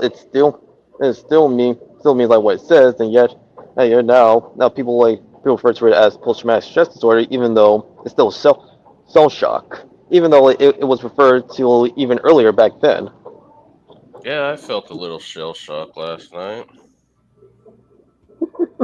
Somebody's going by and restaurant. They got like this.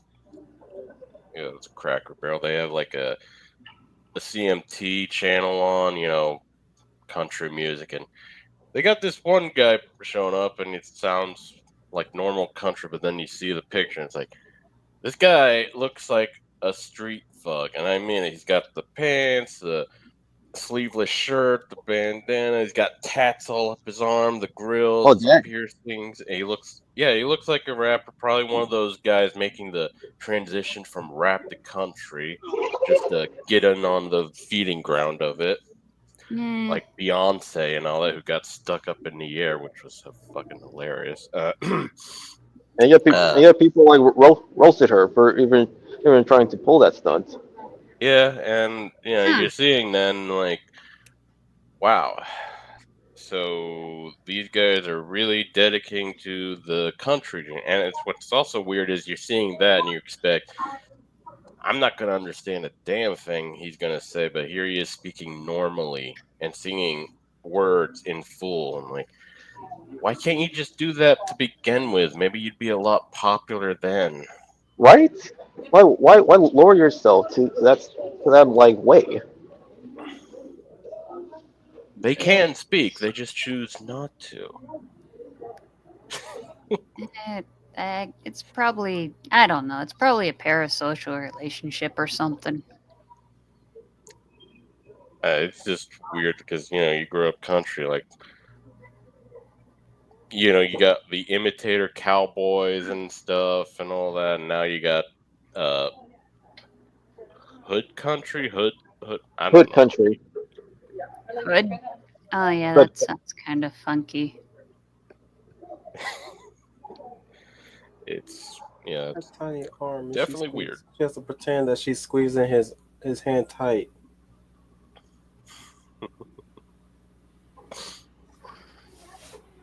God, I love this show. would you like to share with the class, fearless leader? I'm looking at the behind the scenes to Squid Game season 3, Hmm. and they were showing the You pregnancy mean scene. you mean With, part 2, season 2? Shut up! He's It's still season on 3. yellow fever.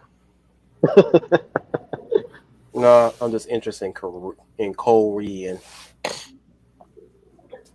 Another thing is, she's like the actress who played Jun Lee. She has to squeeze Hyun, but like when you see it from behind the scenes, he's like you just got it just made me giggle because her you see her whole arm and it's so thin. I was like, that tiny little arm, and she has to pretend to squeeze his hand tight. It just looks it looks so cute and funny.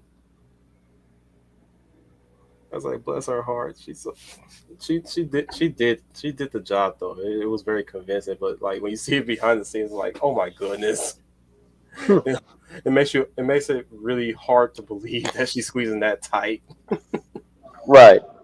with her tiny arm like that. I was like, oh my goodness, her arm looks so bony.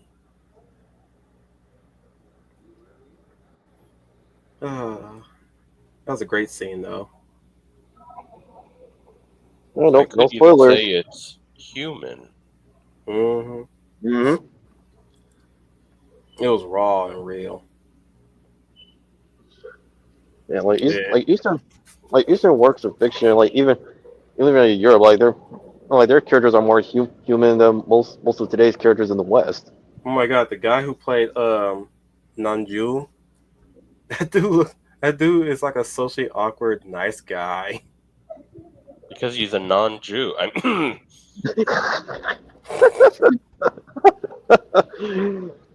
saw what you did there. Again, But why yeah, was it always the Jews of all people? Why? But yeah, when you see him on the set, like dude just looks so like chill and nice. That's the scary part about acting at times.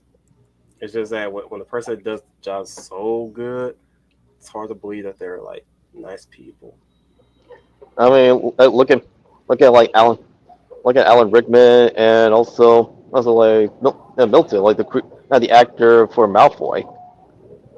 Hey, Tom they played Felton for sure, Tom but Felton. Alan Rickman, nah. Like you could easily tell Alan Rickman's a nice guy in real life. Oh yeah, very much. But No, I'm just saying. Felton, I'm saying. but Felton, that right there is like, yeah, like nobody expects him to be like a nice dude until you get to see him. And nicer than the main cast. For real. So sad. That's a sad part right there. The real like him. part. Yeah, like him and others, like the Harry Potter cast, because like they didn't like he and the others did not throw J.K. under the bus. Mm-hmm. You know who also is a surprising chill dude? Ray Fiennes. Oh yeah, Ray Fiennes. Sorry, Ralph Fiennes. Voldemort himself defended Rowling. I was like, well, fuck, y'all might as well have let the motherfucker win then. Shit. Well, of course he's a nice guy. Anybody who isn't can't really make that one scene in that whatever that was called, the Ministry of Ungentlemanly Warfare. no, the other one. That was that James Bondy stuff. The Wait, the Man from Uncle? no, the other one. It had 2 sequels, and this was a prequel of its origins. Oh, the Kingsman. Oh, Kingsman. Kingsman, yeah, and that scene with him and Rasputin just crumbling pie and just like sucking on his leg, and he's like, oh, like, wow, Ralph, we're going places. Thank you. I didn't know we needed that, and I still don't think we do, but damn, that's good acting. Thank you. Mm-hmm. Okay, now I gotta watch it and see what you're talking about. You got me curious. It's called The King's Man. I know it's the King's Man. I just need to watch it to see what he's talking about. You'll see. Because I know Kingsman has some weird shit happen in each of the movies, but wow, Is they it took the it one too where far, a bunch didn't of guys disguised as girls to get a bunch of documents? No. What? No. Oh, No. What were you thinking? I was thinking of the movie that was called All the King's Men. No, not that one. Completely different. Completely It's different. Yes. Kingsman, the Secret Service. Oh. And it's based off a comic book series done by Mark Miller.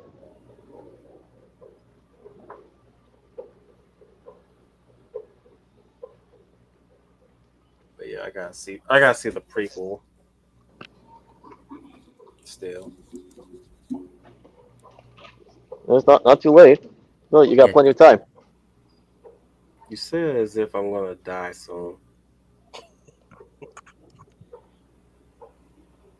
Oh my.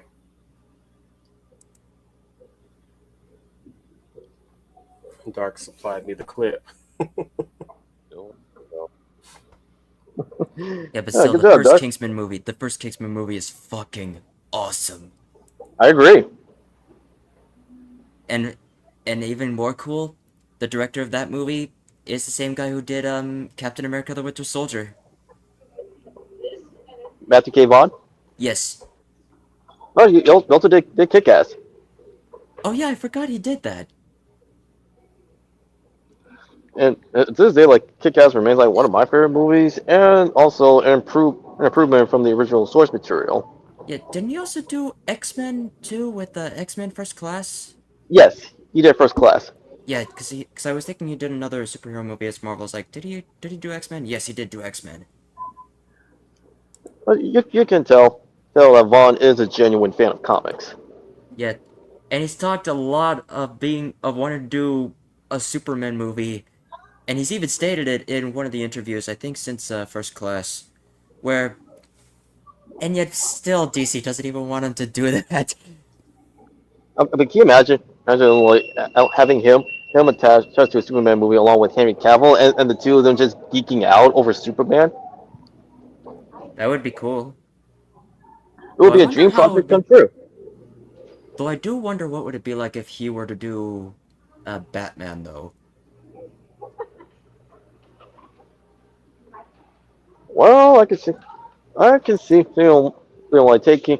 choosing like which storyline from Batman to adapt and turn into a movie.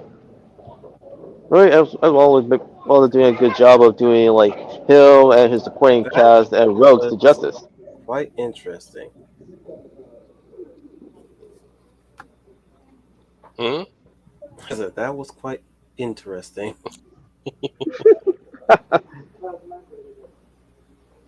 It's like, Wasn't it?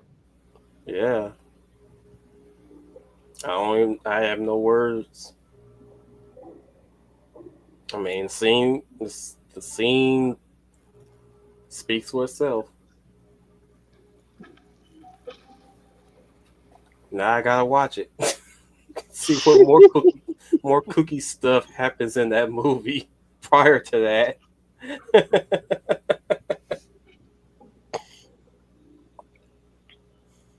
I gotta say, the guy who plays Rasputin is actually brilliant. Trying to remember where is he from, because he's familiar. Ooh. The guy who played Rasputin. Wasn't he in The Lost World? Hey, Carter!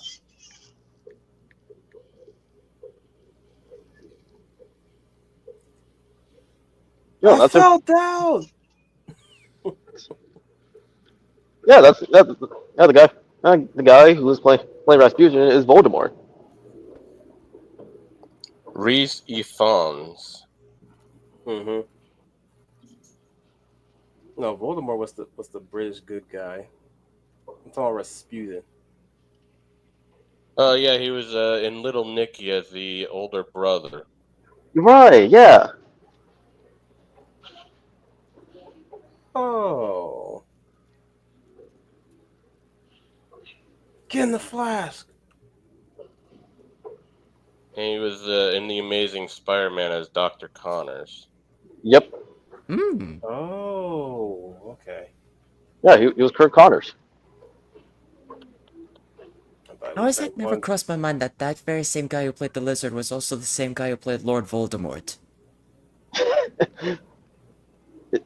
He didn't have the makeup. It really should have been obvious for me with the frickin' voice.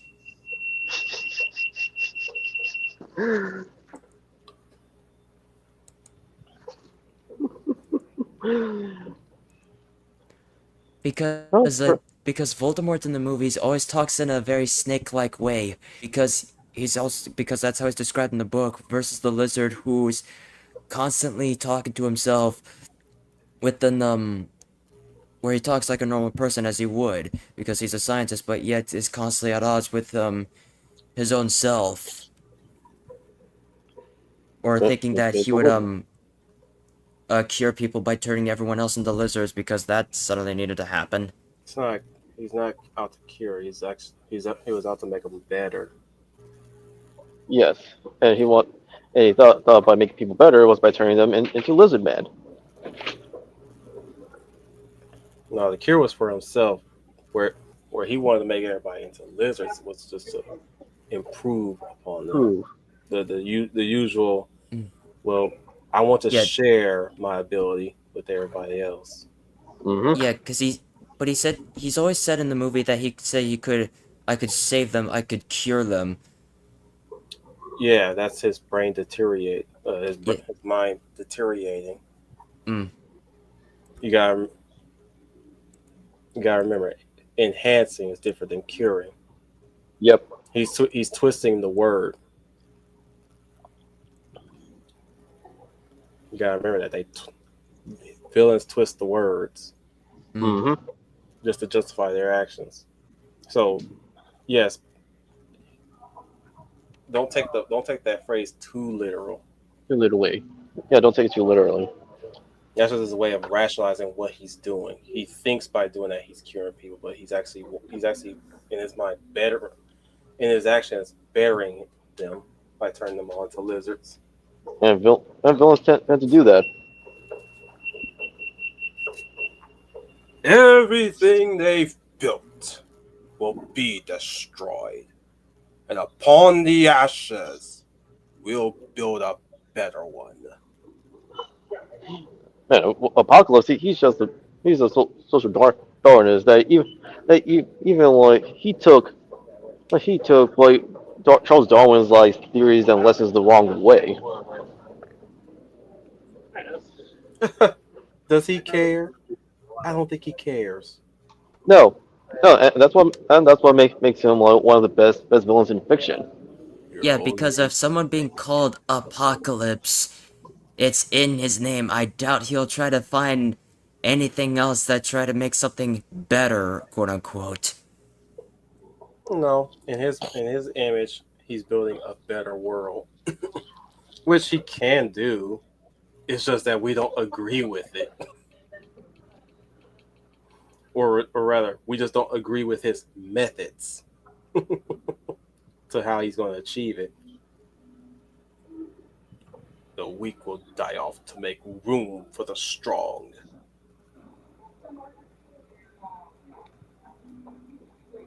Yeah. Again, like it's not. Again, use our words.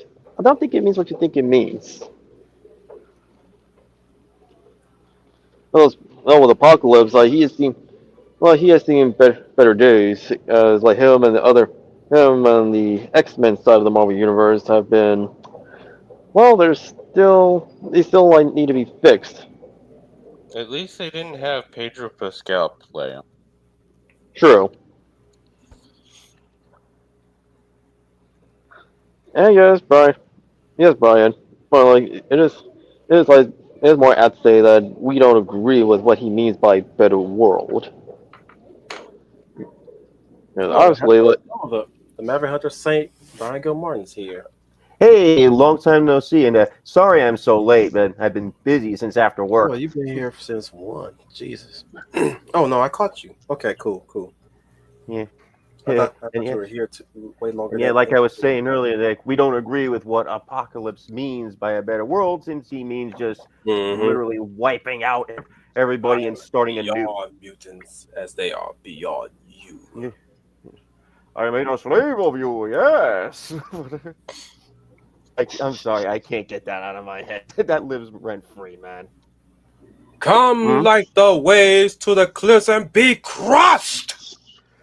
All who oppose me shall be crushed. And then he breaks the camera. no, just. Yeah, but back then, like when it comes to like fiction, isn't like regardless of the medium, there were clear heroes and villains. Oh yes, very much so. Yes, also not to mention like the classical mustache twirling villains like man or woman. Well, it doesn't make them like weak or boring. Hang back, Dart. Hang back, Dom. Brian, tell us about your intrepid adventures while you've been in your long absence. Oh boy, where do I even begin? Well, first off, I ended up having to move in with my folks because my apartment got way too expensive. That's number one.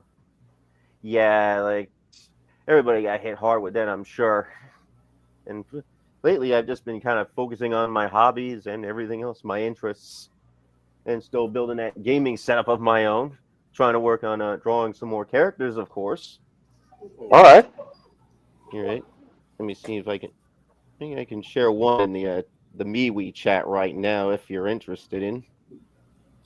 Go ahead. All right. Oh, let me get out of this one first. I'll do it through the. Sorry, it's taking a little bit. You have a slow computer too.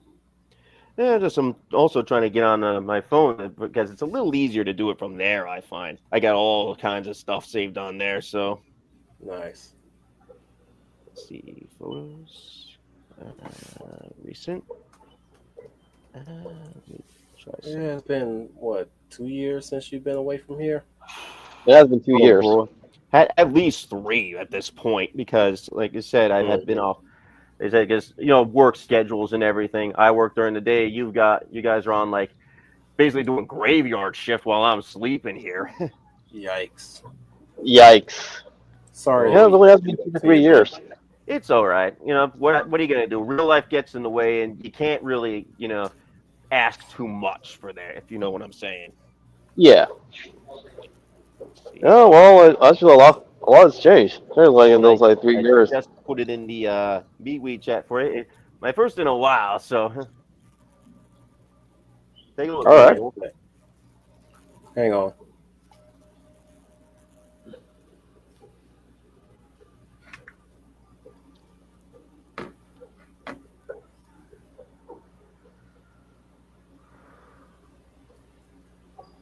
Oh.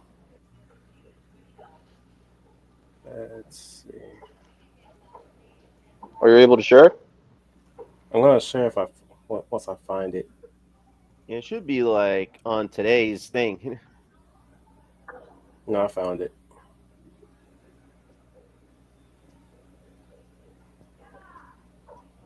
Now keep in mind, StreamYard also takes a sweet ass time to load image assets.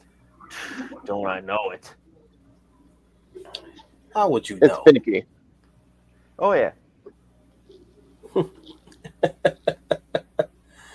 Yeah, being on here for a while to notice that to note that there's been a whole lot of craziness that happened whenever StreamYard will always update itself.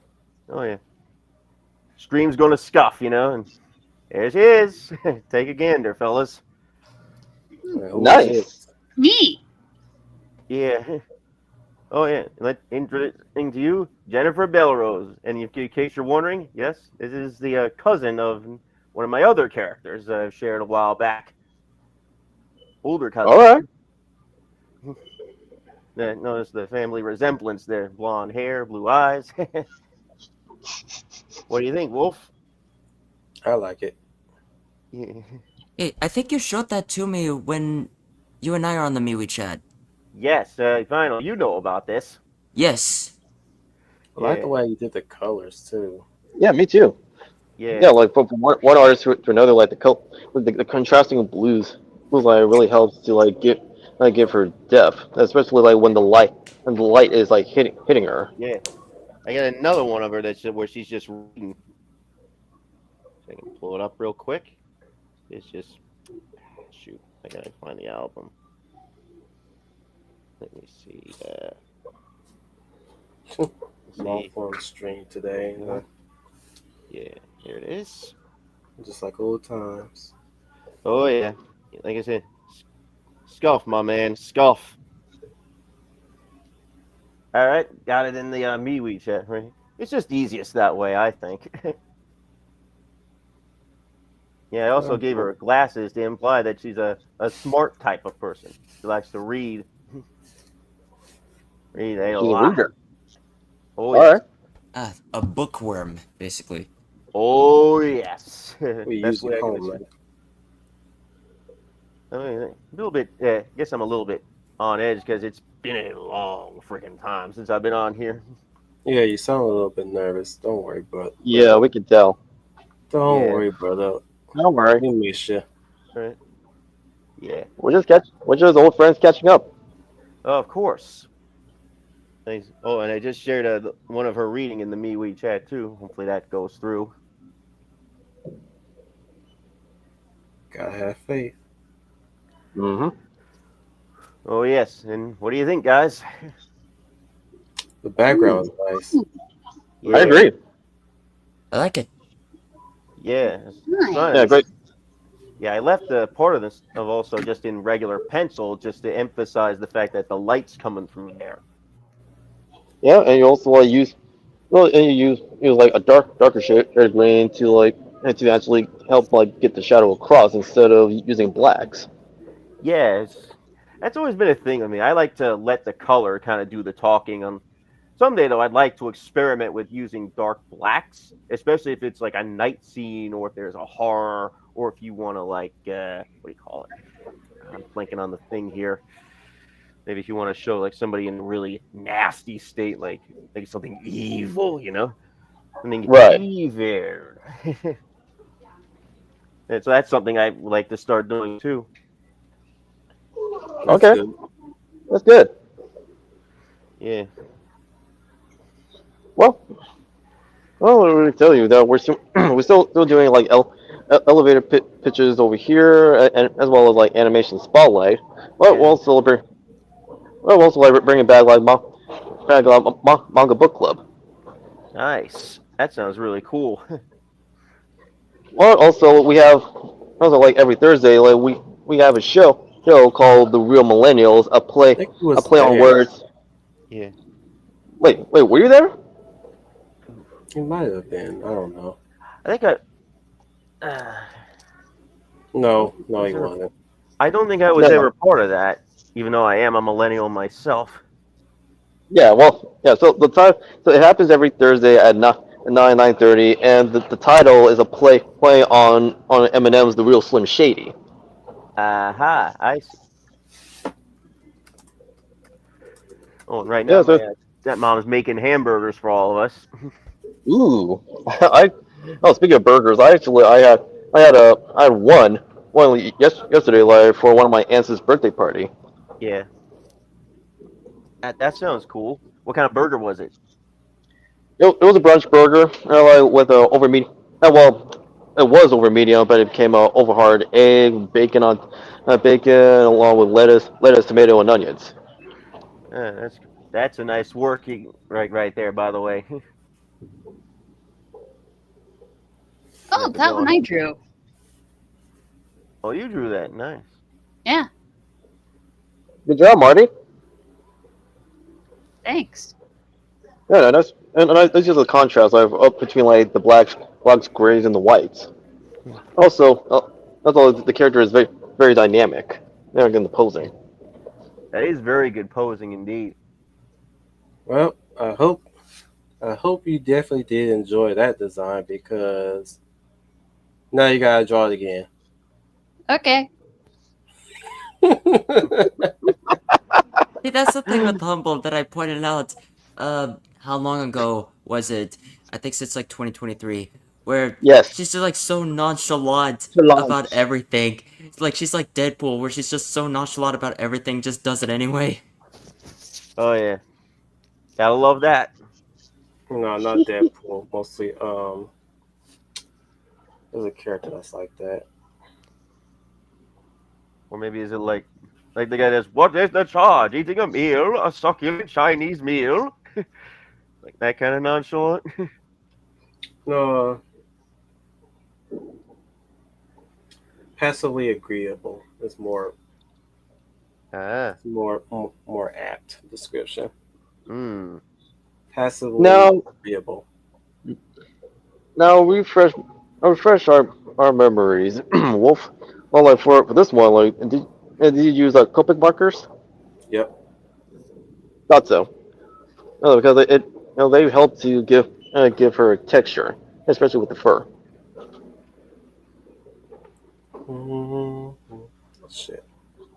Call myself Honey. What?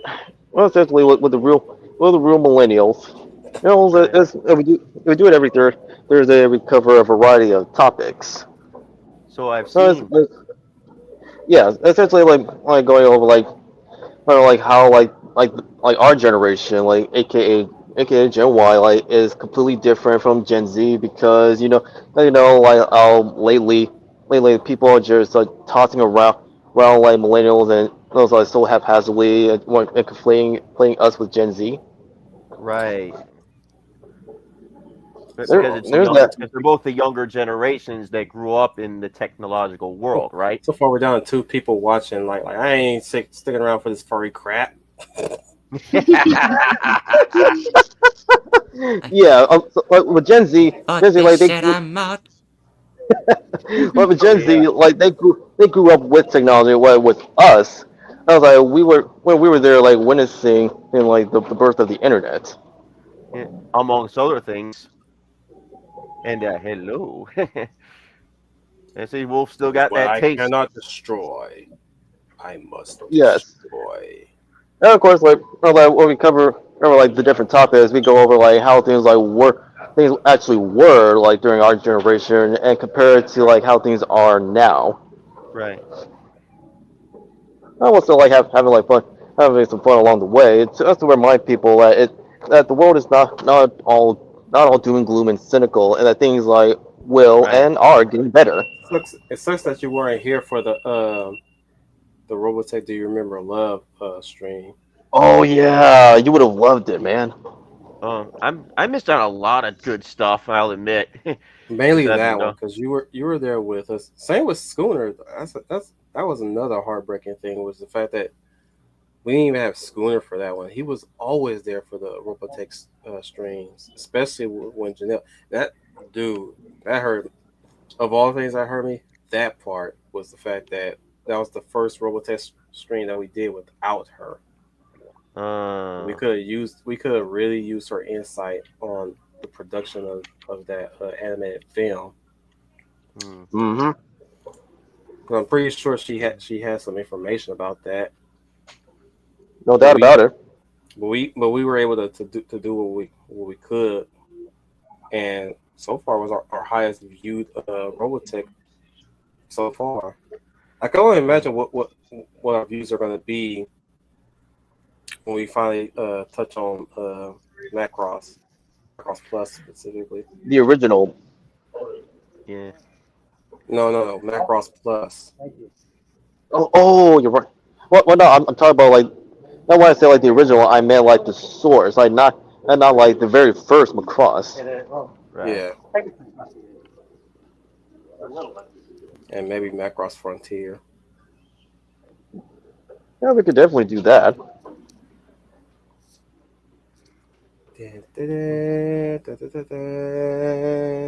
One more item I'd like to mention, Brian, is like besides like bringing back like manga book club, because we are going to continue to like covering Claymore, White Wolf. Yeah, at some point we'll continue Claymore. Yeah. What? Well, like as a return, like we're actually going to be reading Kaiju number 8 for our manga book club. That sounds cool. Humble. Yeah. Every time she say, "Yeah," she sounds like the Pizza Planet aliens from Toy Story. Yeah. No. By the way, I don't think I've met Humble Marty yet. Nice to meet you, by the way. Oh, nice to meet you too. And Dark Yeah. Stranger. Yeah. Who's Dark Stranger, huh? predisposed Oh, right now yes. because he's eating. Oh no, there he is. He's our Stranger is our resident snarker. Uh-huh. There's one in every. Every friend group needs the snarker. Yep. The deadpan snarker. Not much one for deadpan, but okay. Yeah, that's where Samuel. Yeah. You furry bastard.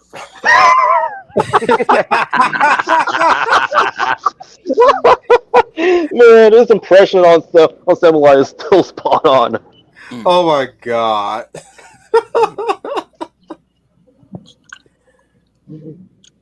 Even better than my impression, but Yeah. that's not saying much.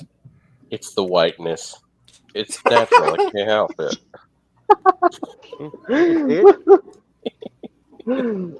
Yeah, Samurai is another like mutual friend of ours, like Brian, who's part of this. Oh, okay, he knows. Good. But We have to also, see what? where he knows. All right, but well, besides bringing back manga reading book club, well, we also started doing another segment that's part of the Real Millennials called Fanworks Book Club, and we started with Dragon Ball Gine. It's an alternate universe fan where we're exploring what would happen if Gine, Goku's mom, went to Earth with him. Hmm.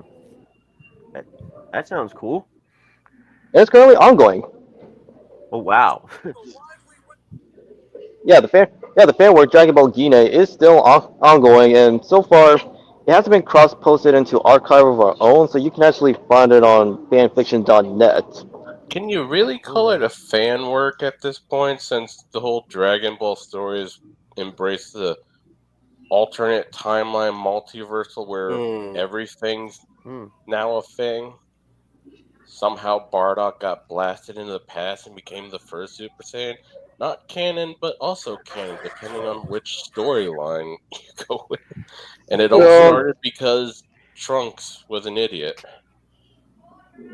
Don't give them any ideas. Yeah. So it's basically kind of taken on a life of its own, is what you mean to say. That's what he's saying. Kind of. Anybody can throw their hat in it and can pretty much make up their own canon at this point with Dragon Ball. Yeah. And, the story writings go with whatever iteration. It's all thanks to Trunks. Because Trunks is an idiot. He fucked with time and space. Yeah, but and again, screw up the universal timeline of his natural universe, but all universes. Even the gods above the universes, as we see with Super. Hey. which wouldn't make sense. That's because that's not how alteration is as a result of time traveling works. Because if an alteration in a universe like timeline occurs, that's only happening in that universe and not an alternate parallel universe within the multiverse. It would not affect them. They might as well just put that Metal Gear voiceover. You're gonna create a time paradox. And it already started from the get-go when you think about it. Because, okay, Trunks came back, and you don't even know if the Trunks that we see later is the same Trunks that you first see, because when you first think it is, that it's the same one, but then when Cell introduces himself, Trunks already went back to the past and came back and somehow killed the androids, and he killed Trunks that was still in the state that we saw him when he first showed up. So, which Trunks is which Trunks? Because now a future Trunks is dead and another one's alive, and then we got the Super one who's got Mai in the mix with Super writing, and yet in Z era Trunks, that Trunks that came back again and stuck around till the end of the Cell Saga, we saw his future. There was no Mai. There was no mention of a Mai. And when Super happens, we're supposed to believe that's the same one, but yet all that whatever development that happened kind of went away, and it feels like he's stronger, but he's kind of doesn't come off as the same Trunks. Right. That I will say, even before Toriyama Sensei's death, that was one of his editors should have caught that and tell him, hey, wait a minute, this is inconsistent with what you established. Just call him Sensei. Toriyama Sensei. Yeah, just call him that. I don't remember him being a master. I like it. Got a good sound to it.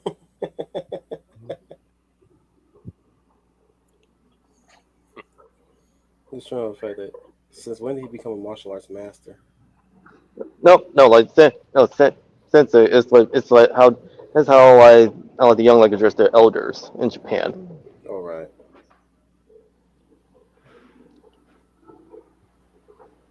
But that's beside the point. What matters is even before his death, that his editor should have caught on it and told Toriyama, wait a minute, this is inconsistent with what you established. The thing is, did they really have any hands-on telling him?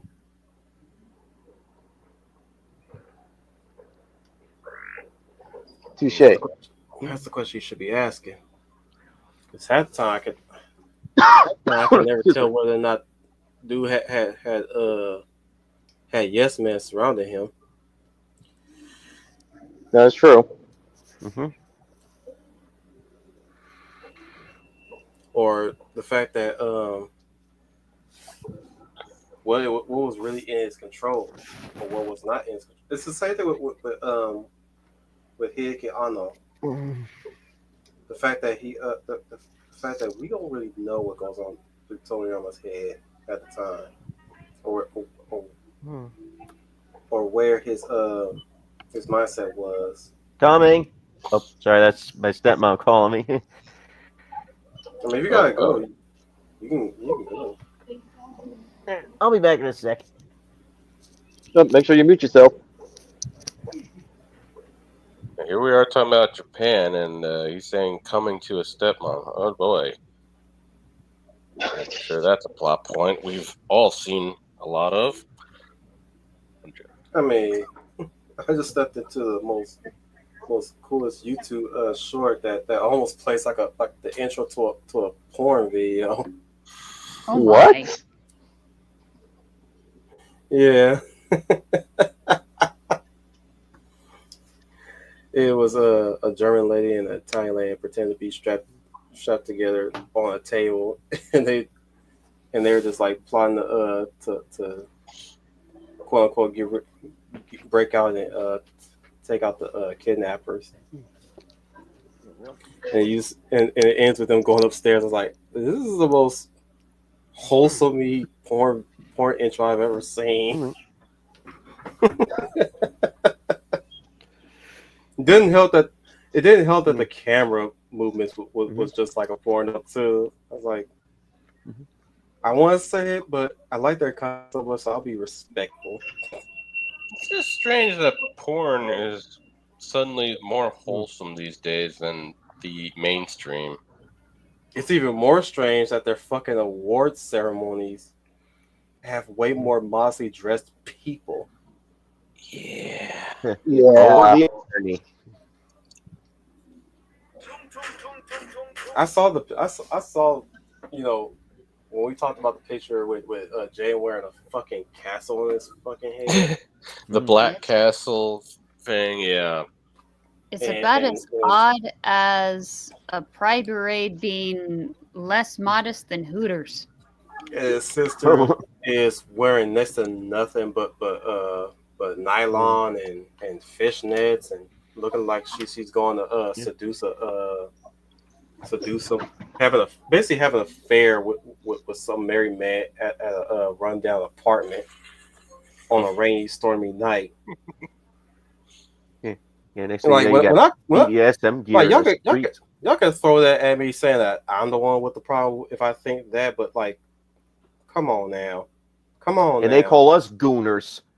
I'm just thinking but the question you should be asking, would she wear that to church or any family gathering, for that matter? Maybe so. I've seen some photos of people who don't dress the way they should at family get-togethers, and I'm like, at some point, when are we going to arrive at the junction and say, yes, this is too much, or yes, okay, this is silly.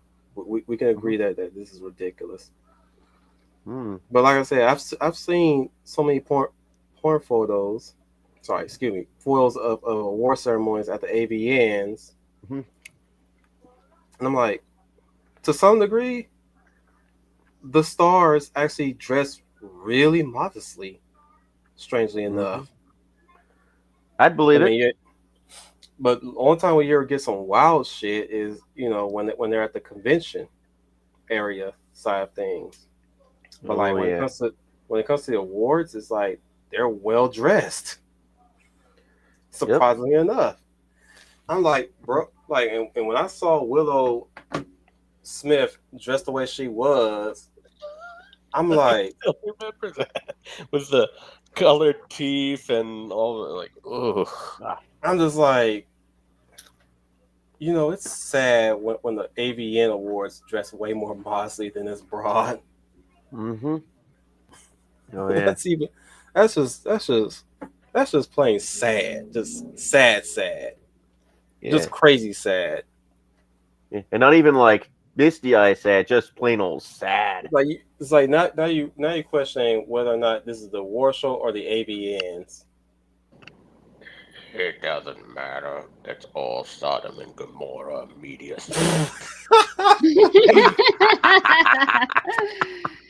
There you go Don't turn to a again. pillar of salt now. I like this guy's sense of humor, honestly. Well, thank you very much.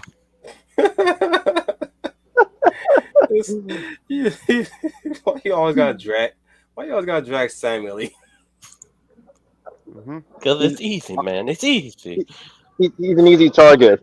Oh no, now he imitating Tweldy. I was doing a bit of a new Joe Mel Blanc Pesci, here. but Man of 1,000 I don't know if voices. 12's Joe Pesci, though. I mean, I guess if he was a bit of a manic and zealot role, but I don't recall if Joe Pesci ever did anything like that.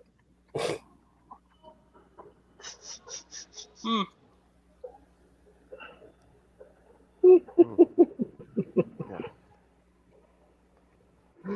God curious. damn. Sorry, Mapacelli. Sheesh.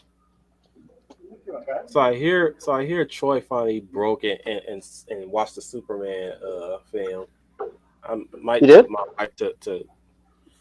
my wife to go out and see it today, hopefully. Somebody showed me a clip of a fight, and I'm seeing this weird angle where it looks like their body's stretched out and the face is in the forefront, and Yeah. it just looks very ugly. I heard that. "Ew." And Lex is like using this one thing that's being computer thing, and it's like he's the coach telling gamers how to game. Oh, good grief. Oh, good grief. G16, R19. It's like, and here he is like rubbing some guy's back, like, yeah. Y70. Yeah. Like, Oh, Yeah, man. I look like a fucking transient going to the movies. Ben Shapiro shared a picture of him pointing at the Superman pose. He looked like a fucking transient. Yeah, there's kind of a reason I said that the only movies I've seen recently were the Sonic movies. of course, I mean, this looks like a gaming scenario, and then I'm like remembering, oh wait, Gunn's kind of ripping himself off by doing the same shit he did in Guardians of the Galaxy 2 when the Goldie people are sending in the world and they're like a big arcade scenario. Mm-hmm. Yep. Like, wow, real original asshole. They always are. Well, so far, like the consensus with the new Superman movie, it is a stylistic mess. Yeah, I've heard a lot of mixed things about it myself. Yeah, well, I would say like one of the consistent critiques, besides the movie being a stylistic mess, is the inconsistency in tone. What else do you expect? It's James Gunn. Oh yeah, and he's not no smoking gun, just a bang gun. Thing is, Gunn has sometimes keep it focused, but yeah, I think he's trying to be the next Sam Raimi. He does. But like with Raimi, he shows he understands things like the characters he's working with. With Gunn, even though he is another example like of a comic book fan, but with him, he's more into the obscure and the niche characters of Marvel and DC. More so than the mainstream. I'm wondering what a Sam Raimi Superman would look like. Actually, curious about that. He could have got a Batman, but he got turned down, and we got Burton instead. But we got Darkman out of it, and that was cool. I agree.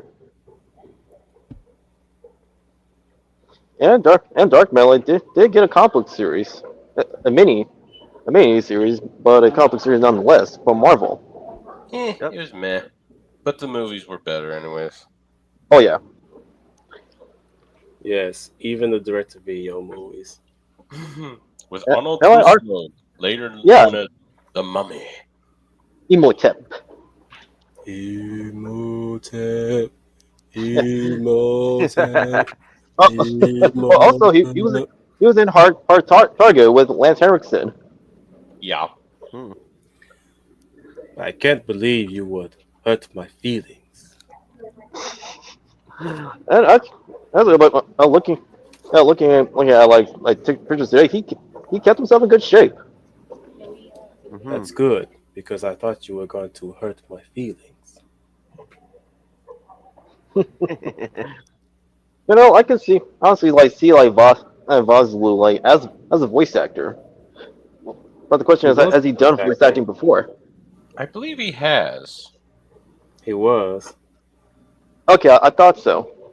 Oh, but Not sure what. but has he done any like recently?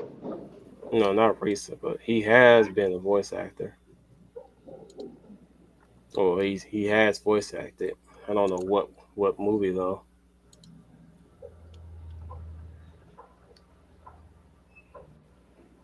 Yeah, so with him, like I can see him like work well in both live and voice acting. I think like more so better than like some of today's like actors, which are hit or miss. You know who I would like to see back in acting? Sure. Odette Fair. Oh yeah. Yeah, that's a name no one has heard in a long time. He would have been my go-to. He would have been my go-to. Captain Adam. I mean Black Adam. Sorry, Black Adam. Black Adam, yeah. He'd have to work up, but yeah, and of course he's in his he prime. Israeli. In his prime, Yeah, he would have been my go-to Black Adam. it would have been at a time when he was being wasted on those Resident Evil movies. Had to tear him away from those. Although I saw a picture somebody posted of him where him and Brendan Fraser and the other guy and I think one other actor or actress from the Mummy series reuniting. Damn, that guy looked great. Oded Fair, I mean, he had like that Chad beard and that smooth, like combed, hair. Look back. The hairstyle you always wish you had. Look all that nice. I don't know if I can find that.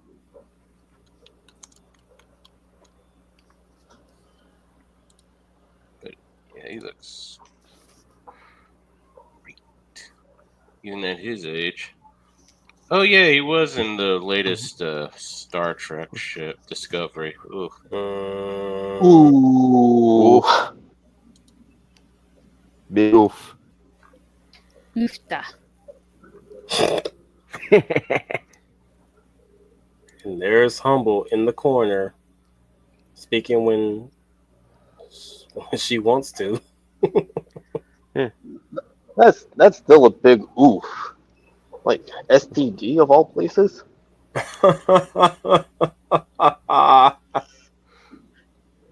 Yeah, there's one pic My of man him. said that is recent. STD. Hey, that joke writes for itself, and it's the people responsible like for naming Star Trek Discovery as such. Mm-hmm.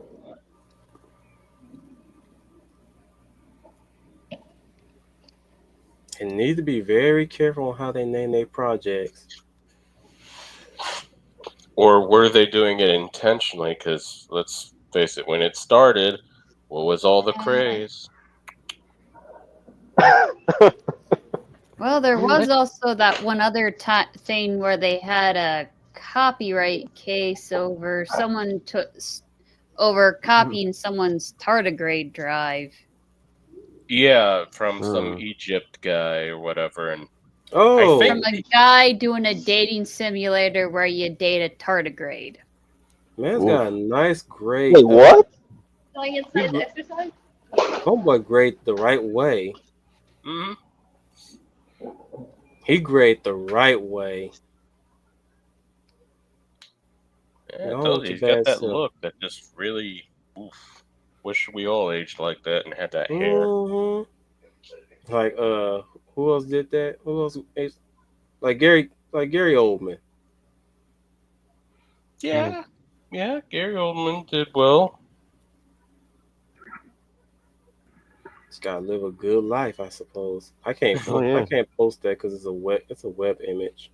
It's gotta be a JPEG. That's true. Y'all want to wrap it up? Yeah, I think I'm about done here today. We've been on for like 4 hours now. Yeah, 4.5. But no star storyteller. She was there. Oh, she was. Yes. Oh, Earlier. That's always been fun hanging with you guys. Oh, you missed that. You missed that moment, dude. Earlier we were talking about Power Rangers. Oh man, we were ragging on him about hitting on Star Storyteller. Oh boy. That was not what I meant. Oh, He God. said that, and yet she pops like, "Oh, hi, storyteller." Because I was excited that she was here. Not that Uh-huh. when did I say that I loved her? Now, thank you. Oh boy. When? You're giving him more ammo, dude. Seems like I'm going to fucking punch you in the face. It's what happened with the boys, man. He's a Florida man. See, you should never stay an introvert for too long, man. I guess you're right about one As a matter thing. of Wolf. fact, we need to sit them down, watch some more boys content. Not the boys content, like movie for boys like us. Oh yeah. Are we not all children at heart? I'm not saying that, like Grease, On Bloodsport. The Sandlot. Goonies. Sandlot was a Monster Hunter classic. Dude. Squad. I'm saying like movies where they had like boys just ripping on each other, Yeah. Yeah, the Grease. The Grease had that. Also, Stand By Me. Like if one of the dudes was voicing concern for a girl, what are you trying to get into her panties or something? You're killing me, Smalls. Yeah. Oh,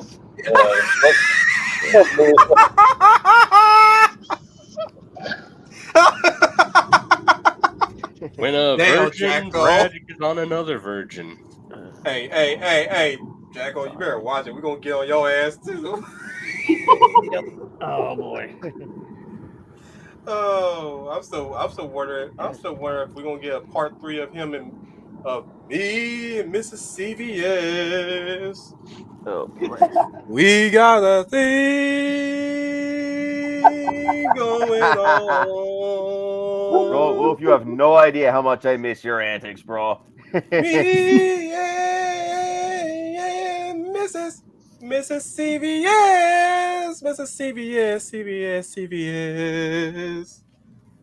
We've got a thing going on. at least it's not Mrs. Jones.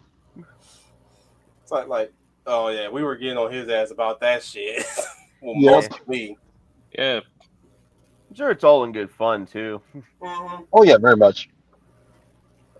I just want y'all to get that experience again, since y'all, because we're all across the country and overseas and stuff like that. So y'all, I know most of us millennial men coming out of the 2000s or the late 90s has never experienced what being around the boys was like. Yeah, I saw that too. I saw that too growing up. Like, man, yeah, like Let's just be comfortable. Be comfortable around the guys, man. For real. It's like y'all so sensitive. Yeah. Like man, they used to get on my ass all the time when I had a crush on a girl. So you're saying finals being why so serious? I'm just saying he's never been around boys. I'm sure he's got guy friends, but I don't think he's ever been around in a group of boys that, you know, The kind of guys that kind of rack each other and make snarky comments and such. yeah, smack each other on the shoulder, pop each other on the ass, A little ribbing. pop each other upside the head whenever time somebody says something really, really insensitive and stupid. Oh yeah. Yeah, you just need a little good amount of that final. And I'm pretty sure we're noticing the change he's receiving from all that. Indeed. Next thing you know, I have an announcement to make. I think I've met this girl who's been very interested in me, and we've been talking for longer than just 2 days. It's like, tell me more, final. Tell me more. Tell me more.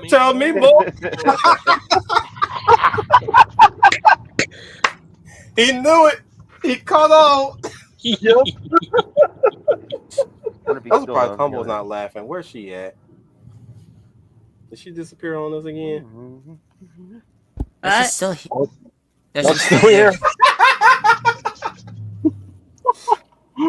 No, she's still here. Oh God, Humble. You're How right. did you? Okay, at what point did you decide to become the girl? From birth.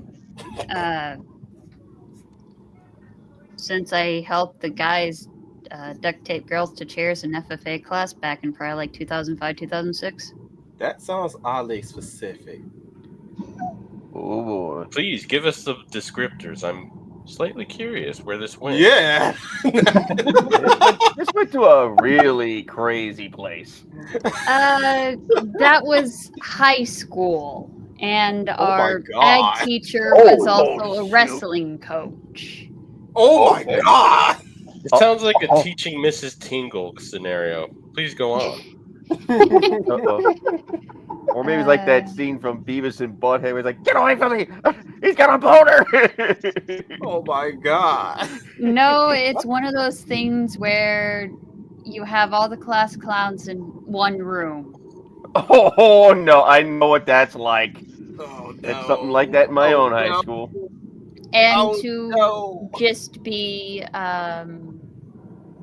just be nice about everyone's privacy, let's just say it was interesting times. Interesting sounds like it could be one word to describe that. It was a time when you found out you could find automated prank calls on an old Apple computer and prank call random numbers and have that quote-unquote prank caller ask people if they were pregnant. Oh man, that's crazy. I'm asking, when did she decide to become the girl through all of our boy talk just now? What I mean by the girl is when the girl ignores all the boy conversations. Because usually Humble doesn't ignore the boy conversations. So that's why I'm asking, like, at what point did you become the girl just now? Just out of respect for Final, I just kind of keep my mouth shut because, well, oh my God, I'm not one to tell someone who to date and who not to date. I didn't say I wasn't trying to control whom he dates. Well, no, him but to date. no, I just don't tease about that stuff. Understandable. You're different, but you're still the girl. Batgirl? Supergirl? Oh, whichever girl she want to Stargirl. be. We can go with Stargirl. Oh, not since that one incident where he became Scottish for a while. That was a complete and total social accident. Mm-hmm. Humble. Then again, it is immortalized on the channel Final, here. are you okay? You done? Did we go too far? Are you done? I think he's had enough, guys. For real. At least I hope we get a Zenkai boost after this. But seriously, are you okay? Yes, I'm fine. In case if you're curious. We're not trying to make you feel bad. We're just giving you a little poke and ribbing. That's all. I've gotten it myself too. Yeah, I rib on Brian all the time. It also didn't help that I was the guy that spoke the least the last. What was it? Last time I was here. Oh, remember that time when I said you gotta break his silence.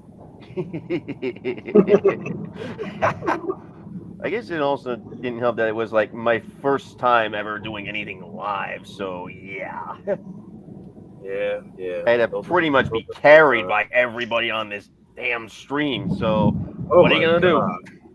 So you lost your streamer cherry to an orgy. I wish it were that exciting, my friend.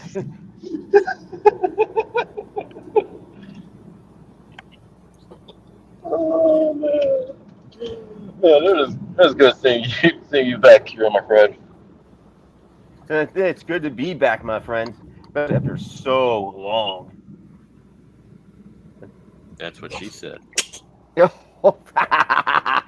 Anyways, I just know that there's gonna be somebody special for Final out there. I just know it, and I hope he do find that special someone. Yeah. Oh, She'll definitely dress up as Tifa for you. Ooh, Who said that she has to? Ooh, dude, if she cosplay as dude, imagine if he found her at a convention. She dressed as Tifa. Oh man, if that happens, I'll probably dance naked around a fire for him. Hooping and hollering, hallelujah! I wonder what would be the neighbor's impression of that. That would be my concern myself, Humble. I'd be very surprised that they didn't call the police right then and there. You know how many times there were so many times I almost got the police called on me. Sounds funny when I say that.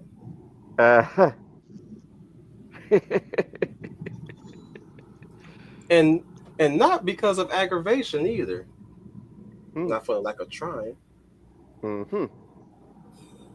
No, I'm kidding. I'm kidding. I wish my life was that exciting. Don't we all? But thankfully, I left my package is here.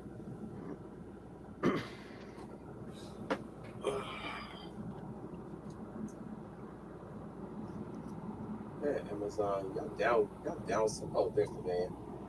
Let's say. It's like he came in here with a car.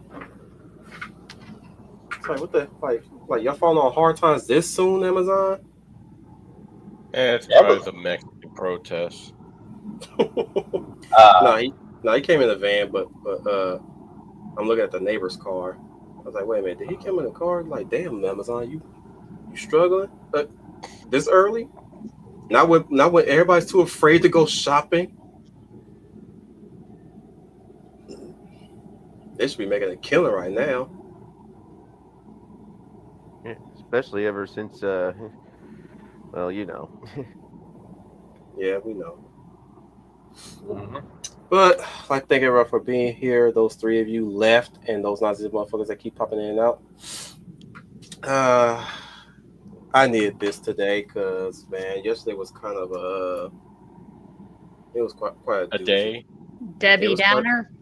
No, it was just, it was busy, but it didn't feel like it was busy. And I inhaled a lot of chemical fumes. That's not good. Having to shampoo the whole hallway carpets Oof. Oof indeed. Where does that come from, Humble? I'm assuming it's an Figure of anime. speech. Oh, it's your language. Okay, it's Humble. Like it's we're It's Humbleese.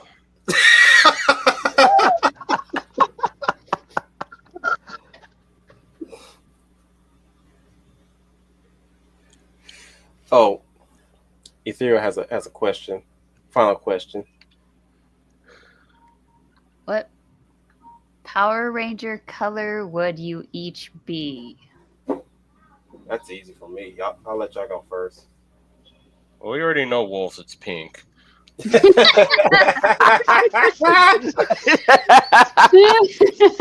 Wait, what? Wait, what mixes with blue to make pink again? What mixes with blue to make pink again? No, What red make- and white think make red. pink. Yeah, red and white make pink. Oh, that's right. The White Ranger and the Red Ranger. I guess I'd either be the Green or the Black Ranger. You only gotta pick one, Brian. Green for me. Yeah, guess that makes me black then. That's your favorite But color. are then. you really? Do you have those privileges? Well, no. Yeah, well, I mean, it'd be like the Black Ranger or maybe a Red Ranger because red's my favorite color. I'm red, obviously. Yeah, red is also my favorite color, but he's already taken that, so be the Blue Ranger. No. Everybody can pick. Everybody can pick the same color. Nah, come on now.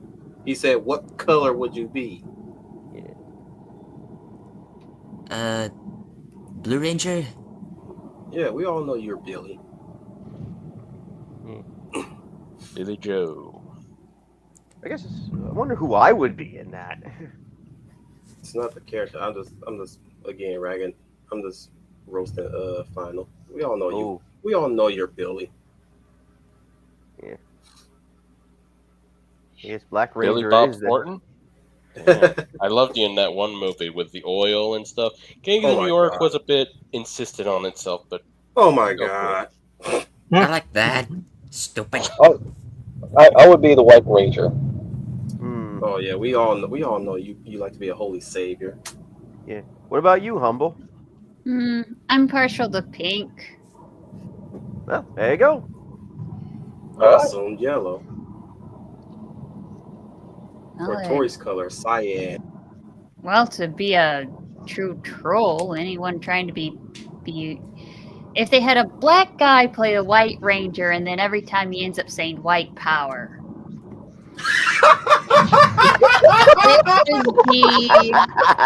it would be memed to death. If nothing else from that iteration was remembered, that would be remembered.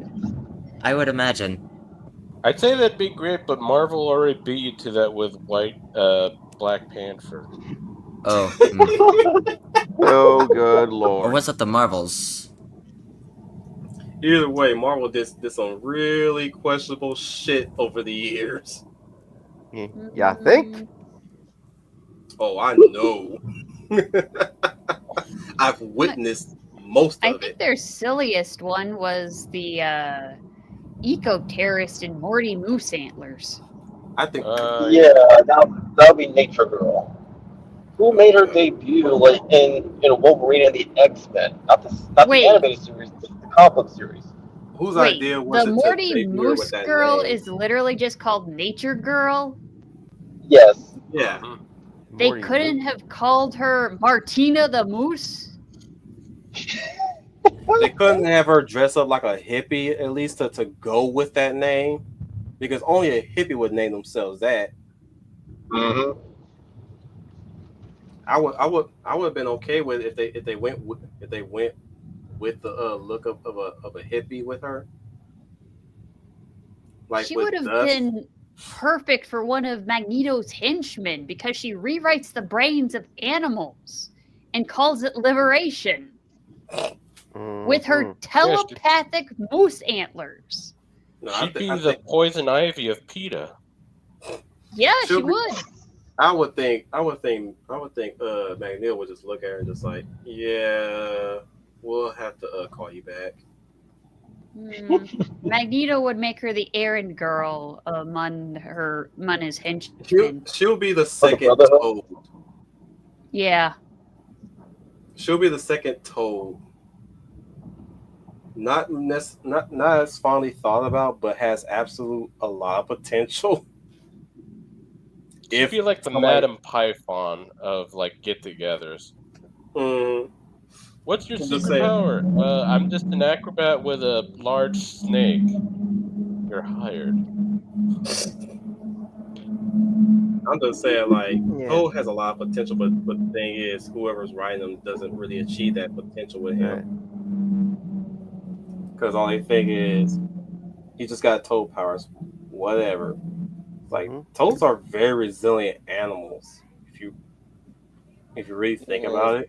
Frogs and toads tend to be like the joke in comics. I think to this day the only one that's been done decent was the My Hero Academia one with Froppy.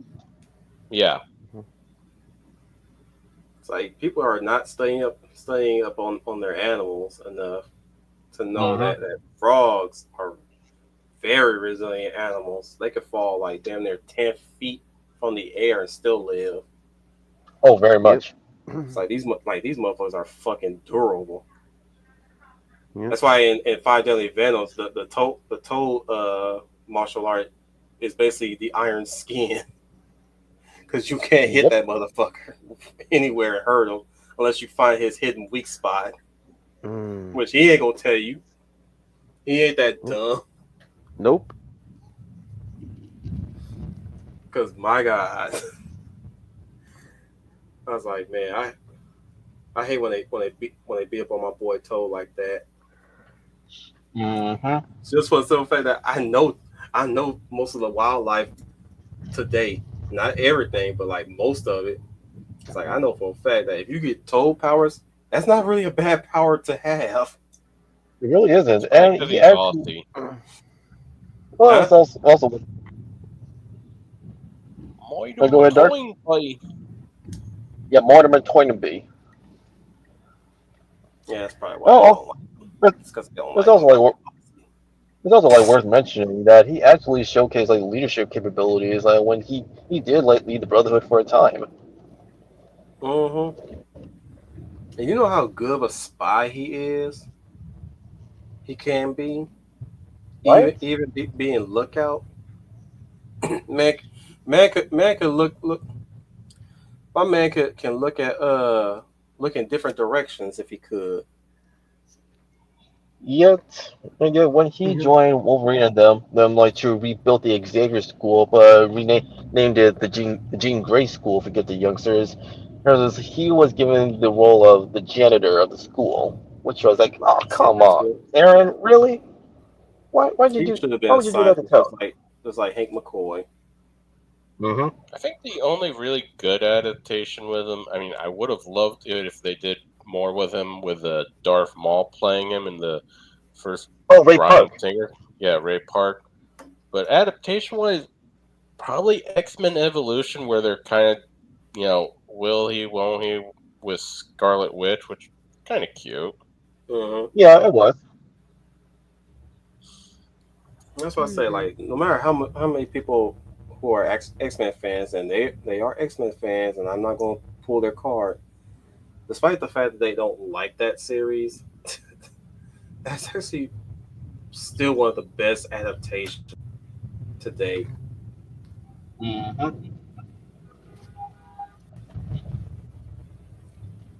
The Maverick Hunter Saint, Brian Gilmartin.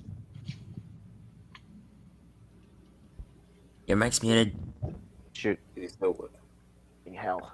There it goes. Yeah. It has been a pleasure coming back since I've been gone for so long, and as always, guys have a good. Make sure you all have a good day, and how do words work? I'm sorry. Too long. No damage to report. No damage to report. Moving to the next area. Let me do that a little bit better. This has been Brian Gilmartin. No damage to report. Moving to the next area. There we go. The Warrior of Light, Final Fantasy Fan 12. Well, that about does it for this video. Thank you guys so much for watching. If you like what you saw, click like and subscribe and share with your family and friends. And make sure to ring that notification bell, that way you get notified of our latest videos. Once again, thank you guys so much for watching. This is Fantasy Fan 12 signing off, and remember, may the light forever shine upon us. The Sixth Ranger, Dark Stranger. Hello, came in late, but thank you for having me all the same, and fun little discourse, and nice meeting you, Brian. Hope to see more of you. Nice to When the stars align. The humblest of writers, Humble Marty. Hello, I'm Humble Marty and I rate things. Have a nice day. Sweetest homes of Alabama. She almost sounds like an AI machine. Is you GLaDOS?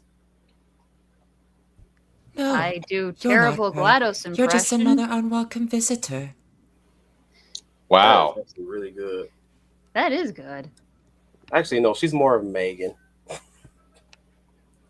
The last time we saw each other, you threatened to paralyze me and rip up my tongue. I was upset. I still need to see the sequel. Anyways, the Hound of South Donick Powell. Well, thank you everybody for joining us in this chill stream on a Monday. I'm surprised that we did this since the morning, but I'm glad we did. No, we should definitely do this again in the future, as well as having you along for the ride, Brian, as well as our other shows. Thanks. I hope to be back again sometime again. Negro, can Until you then, stop talking oncoming traffic? Until then, this is the Hound of the South, Donick Powell, signing off. I swear, Negro, when are you never not at a busy district? When he's not hooking up hookers. I swear, Don. We need to put APB on you.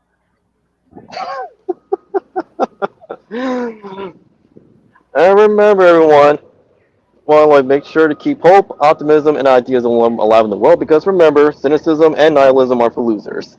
Negro got the whole construction site behind him. Also, he's browsing the men at work.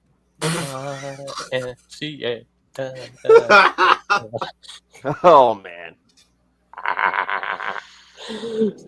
You're funny, man. I think that's what we need to do is detach him from the busy industrial area. Because damn, you can hear that shit in the background. Neat.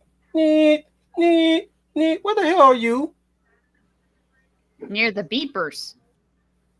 And the bloopers. Sound like he bought a warehouse or something. Probably at Burlington Coat Factory. Trying to buy a new coat. Anyways, this is your Wolf Commander Wolf-Tang. Remind you guys once again that you are the UN Space Sea. Welcome to the Wolf Fleet. Toe jam. Pop that blister.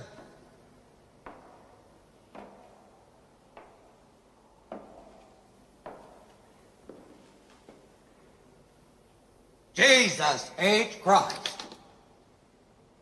Private Pile, why is your footlocker unlocked? Sir, I don't know, sir. Private Pile, if there is one thing in this world that I hate, it is an unlocked footlocker. You know that, don't you? Sir, yes, sir. If it wasn't for dickheads like you, there wouldn't be any thievery in this world, would there? Sir, no, sir. Get down!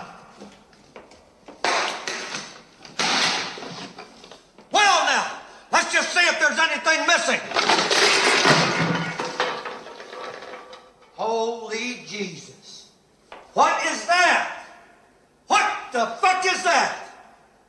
What is that, Private Pile? Sir, jelly donut, sir. A jelly donut? Sir, yes, sir. How did it get here? Sir, I took it from the mess hall, sir. Is chow allowed in the barracks, Private Pile? Sir, no, sir. Are you allowed to eat jelly donuts, Private Pile? Sir, no, sir. And why not, Private Pile? Sir, because I'm too heavy, sir. Because you are a disgusting fat body,